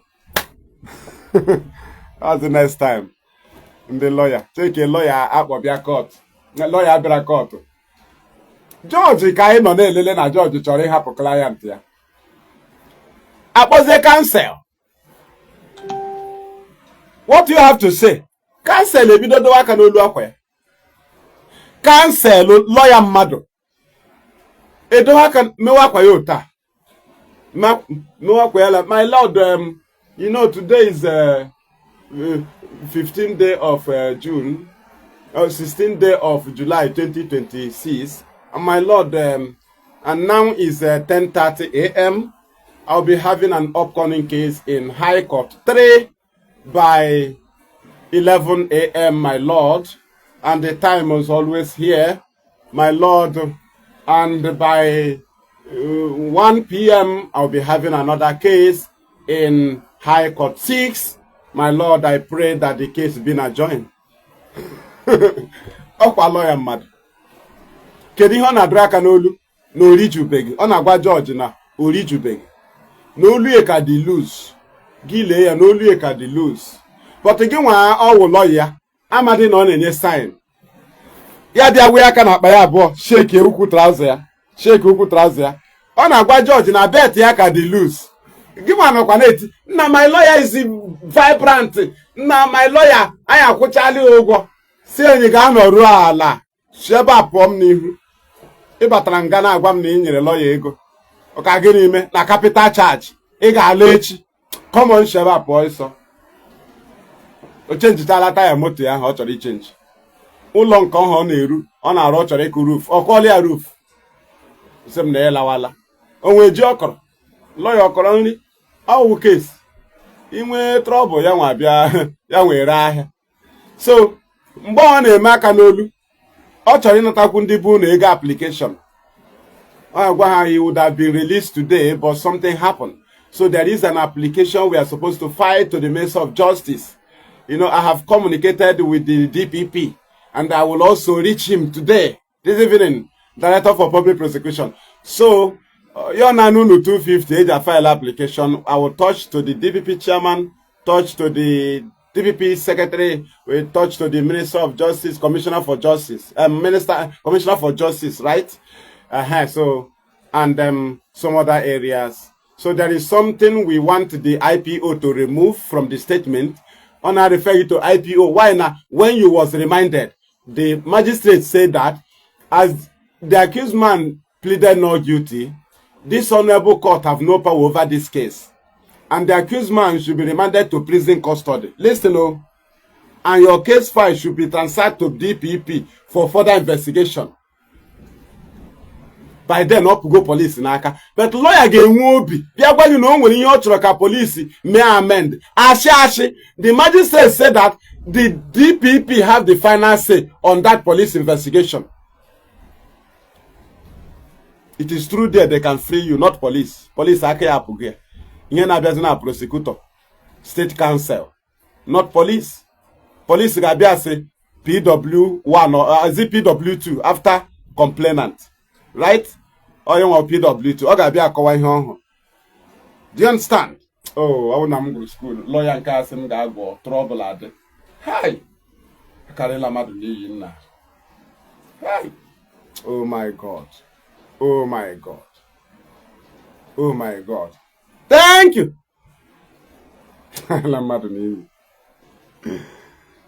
Right? Police, our lawyer nacha go I file the application. Lawyer man mba chọrọ ihe hapụbe. Ọ makwa ụbọchị a ga-atụ gị nga. Okay man man. Ọ manụ na. O nwere ka ọ bịa court na yo chọ ka o play a game. That day ka ọ ga-etuechazi bik n'obi ya. Bik black na bik blue. Ọ ma na a ga-atụ gị nga ihe o ji tie. Ọ chọrọ iji eyi obiko. Ọ ga-ewepụta nke black ahụ. O wepụta ị ga-ama na George na-ele ya anya n'aka. Ọ mepụta ya kpam ya ọdọpụ isi. Jide ofu isi here. Jide bik ahụ here. Ọ na-ayị ya tamper justice with mercy. Gị nwa akwụkwọ onye nọ na-ele anya. Ịkpọ na atọ na-ebi ọkwa ya. Ya ma na a na-atụ gị nga. Lee George na-ele ya. Lee George glaasị ahụ nọhịa ọ na-ele ya. Ọ dọpụla isi. Ọ dọpụla bik isi bik black. Ọ nga. Bik black ahụ ọ dọpụrụ isi. Nwa obere gị ihe ga na-anụ tamper justice with mercy. Ọ na-egosi ya biko ya gbubite ya obere. Ya gbubite nga ahụ obere. Ọ ya ka ị na-egosi m Rachel Nwosu. Thank God nunu nwegodo driver na nke una. Ndị nke ọzọ water pilot no driver. But mgbe Alesi setri, a gwara na unu nwe driver. Ejidekwe driver. Nke ugbo unu ji aka unu kpọọ driver. It's not easy iji page convict on terrorism were na-aga ihe. It's not easy. Try to go on. Unu ga try ya. Akwu na represent AVID na ambassador because unu chana ya amaghị. Were go aha Nnamdi Kanu ahụ ga-atụgodu njem. Ịga international community, ịga ma ịhụ gị the reason eji convict ga mara na ọwụ mmụọ. Ichera gọọmenti na-egwu egwu. Conviction inye gị boundaries. Prosecution of IPOB ọkwa ịma inye IPOB boundary. Ọ maka I fight. Prove her wrong. The statute change you go the statute with conviction whether it was illegal or not illegal. All that ka he na illegal ka ga eleba anya okwa ya. Mgbe ha na elebe anya the pronouncement na rugodo ọrụ. The pronouncement of the judge is already at work. The government of Nigeria took that very ruling judgment to different parts of the world and also make a written backup with it. SB that was not shown in the court, they also back it. So you thought they presented only the judgment to international community. No. The same SB they sent to judge that pushed him to convict you, that they did not show in court, is the same SB that they presented to government of the world. Mega begega amata. Mgbe imove were aha start to convict ga ka ị ga-ama ihe a na-agwa gị. Chena claiming na ịnọ na Facebook page gị na-eklem. Iklem chade ị ga-eji anya gị ahụ ma nwe ha na-enyere ọda. So ị ga na ịgwa gị na a convicted terrorist no ya remove no dissolve IPOB unu nabata. Automatically unu adịgo useless. Ka m dozie gị anya ma ịma gị. Asị gị na convicted terrorist no mere somebody appoint. Automatically gị nwa adịgo iwu ordinary. Before international. Makiro they say I was appointed by Nnamdi Kanu Mbone 2027, 2026 under conviction.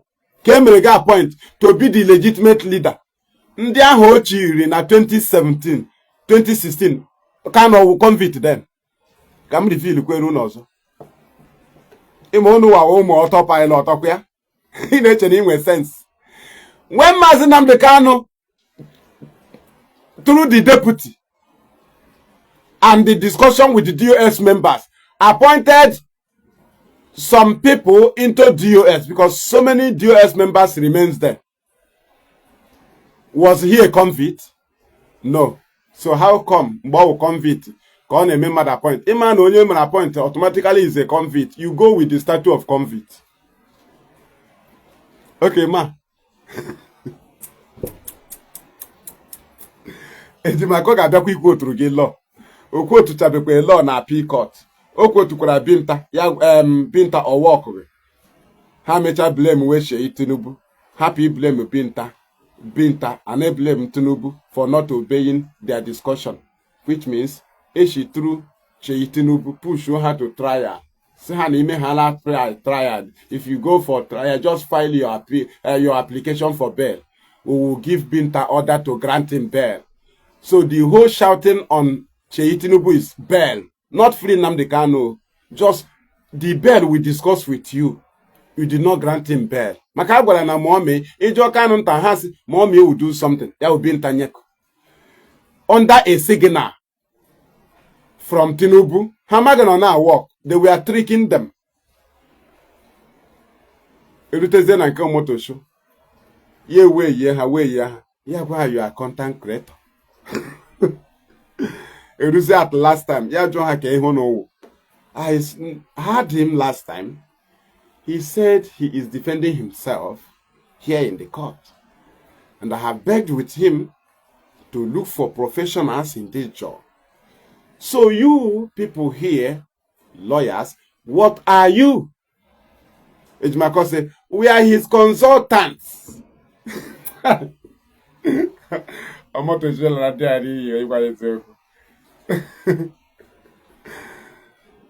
Consultant ka anọkwa enwekwa ụbọchị ọzọ Nnamdi Kanu bịara again sitai they are now my lawyer. Ọkwa consultant ka anyị nụrụ na court of law last, which means lawyer ha na-eme now claiming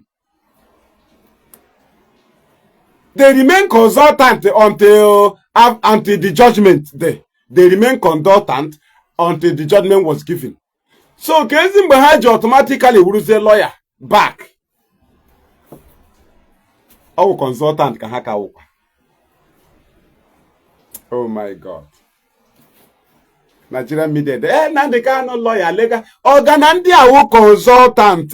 Ekwurie na court ha kwete. Ha wajigodo ọnụ ha kwuo ya.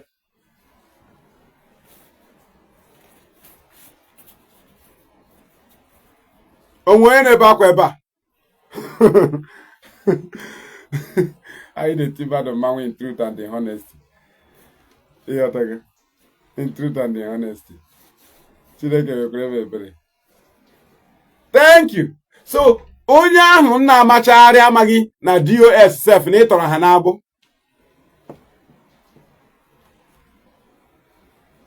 So, ka otu si dị gị ka convicted on terrorism. Convicted on terrorism, or the normal language.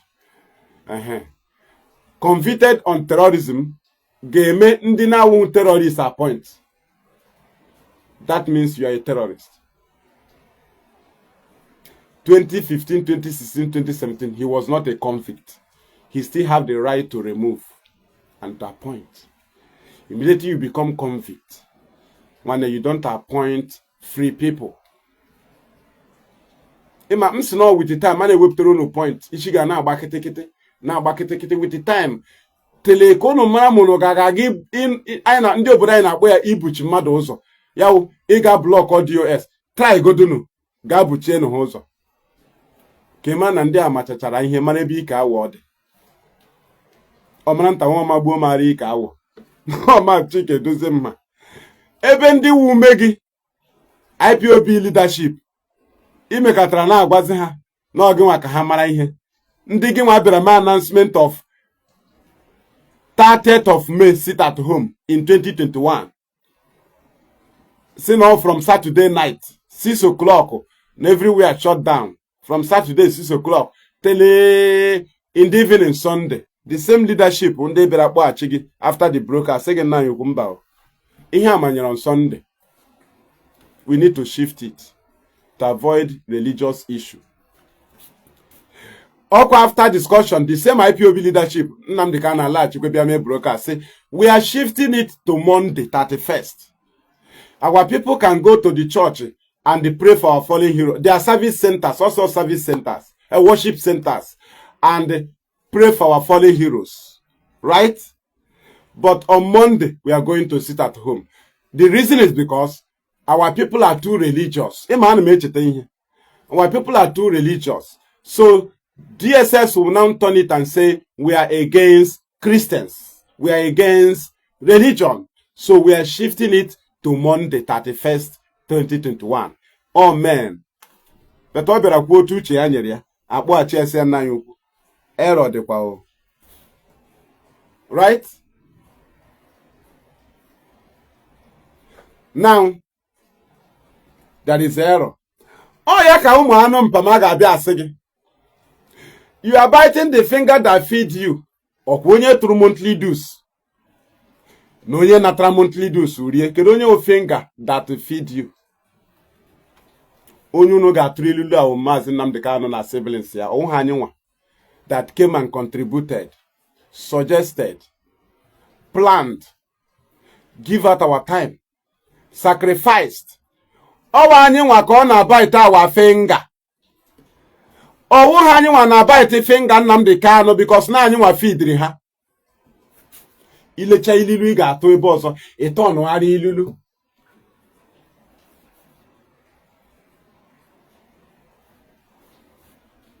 Do you understand?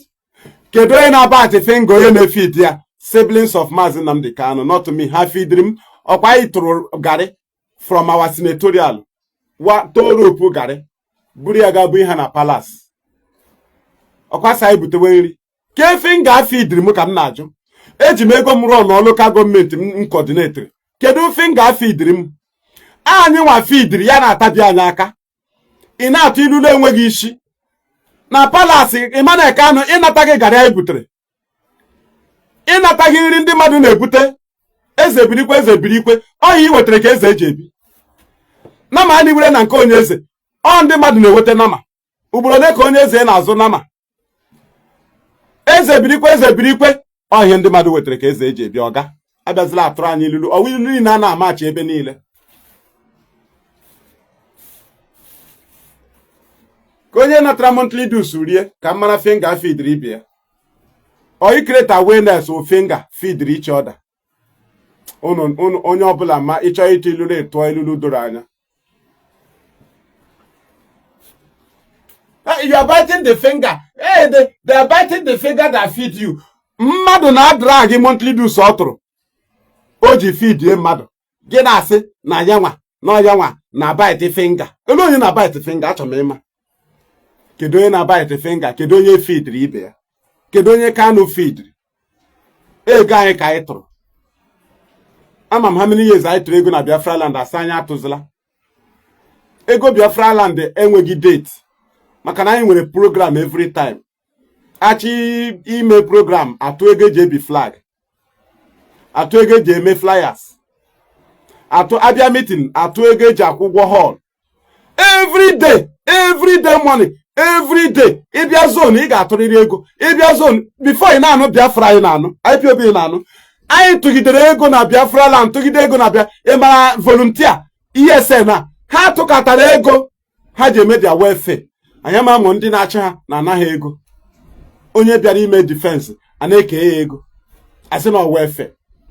Ha lọta zone ha gwa anyị ebido tụwakwa anyị ga-asọpọtụ na ya ESN member ị ga-asọpọtụ na ya ka enwee ike defend ya ala anyị ka anyị mere ihe a mecha esizie m na ọka anụ finger that feed me anyị nwa na-atụ monthly dues nna akụkọ unu na-echi ike o which finger feed each other?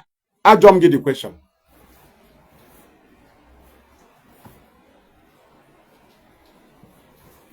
Ọkwa ndị anyị feedri for years na-asị m na finger feed me finger feed me finger feed me nna akụkọ unu chiri ike o finger that feed you finger that fed you finger that feeded you. bekee ndị enweghị isi.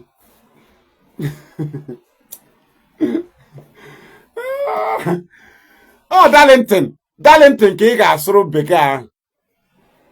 Darlington enweghị ihe ọ nọ na palace na-ese foto. Darlington ọwụ m nwa na-arụta ego m kwụọrọ zonu m ụgwọ rute ego m gbara ndị mmadụ ego moto rute ego m dashie mmadụ ego ọwụ m nwa ka ị ga-asị m finger that feed you. Ọwụ m nwa ka ị ga-atụrụ dị ilulu ahụ. Oh, somebody should say ga alọta gaa na palace gaa nọ na-ese foto o jide kamera ọ wụrụ onye ndu ose foto.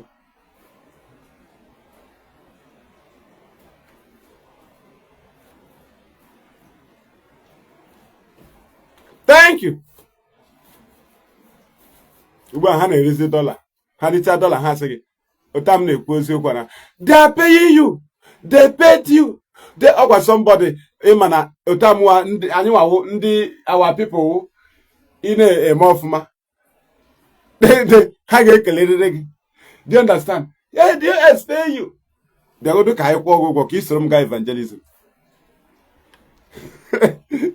Ịgbaraga Lagos ị ga-arịọ dị Kanu nta ha na-enye gị dọla gasị ya fede ihe. Ọ ya mere unu ji agba mbọ ka shop unu continue. Ndị si ka anyị hapụ agitation mgbe Nnamdi Kanu pụtara ọ ha nwawo karịa duto ha chọrọ ka nwee position a ga-enye ọkwa m prichichara ya unu n'ihe onye ọbụla na-edifend opposition ọ bụrụ na anyị chere 20 years ka Kanu pụta ihe amawo ọ pụta ọ ga-enyekwe m position they continue a na-akpọ ya career agitation.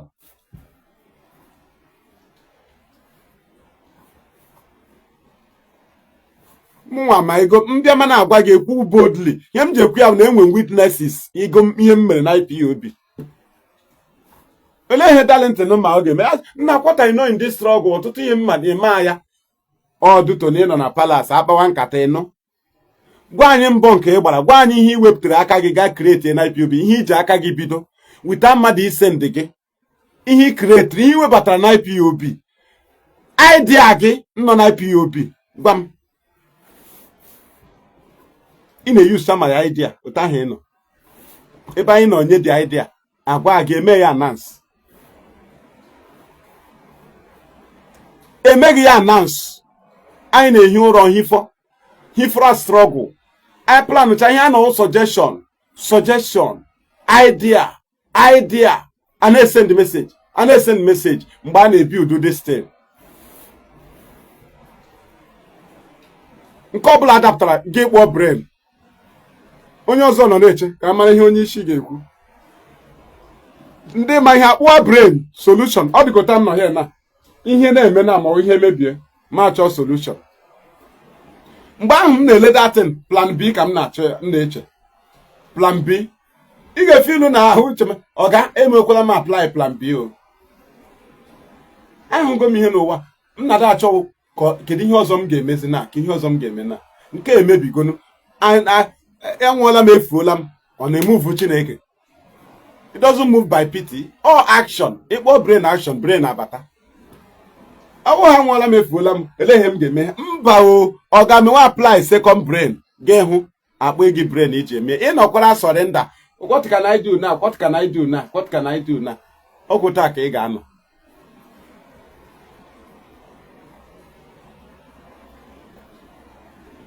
thank you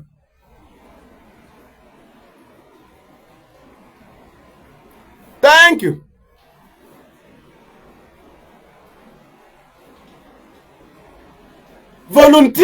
volunteer na-atụ ego volunteer 2,000 5,000 3,000 ego ekere ha volunteers ịnọkọta ebe na-amachara m ọnụ na-asị m nka volunteers ma akwa ya otu ego akwa nwaanyị anyị na-atụta ego ahụ a ga-eji eme ya anyị abịa na zonu si na zonu na-enye volunteer ego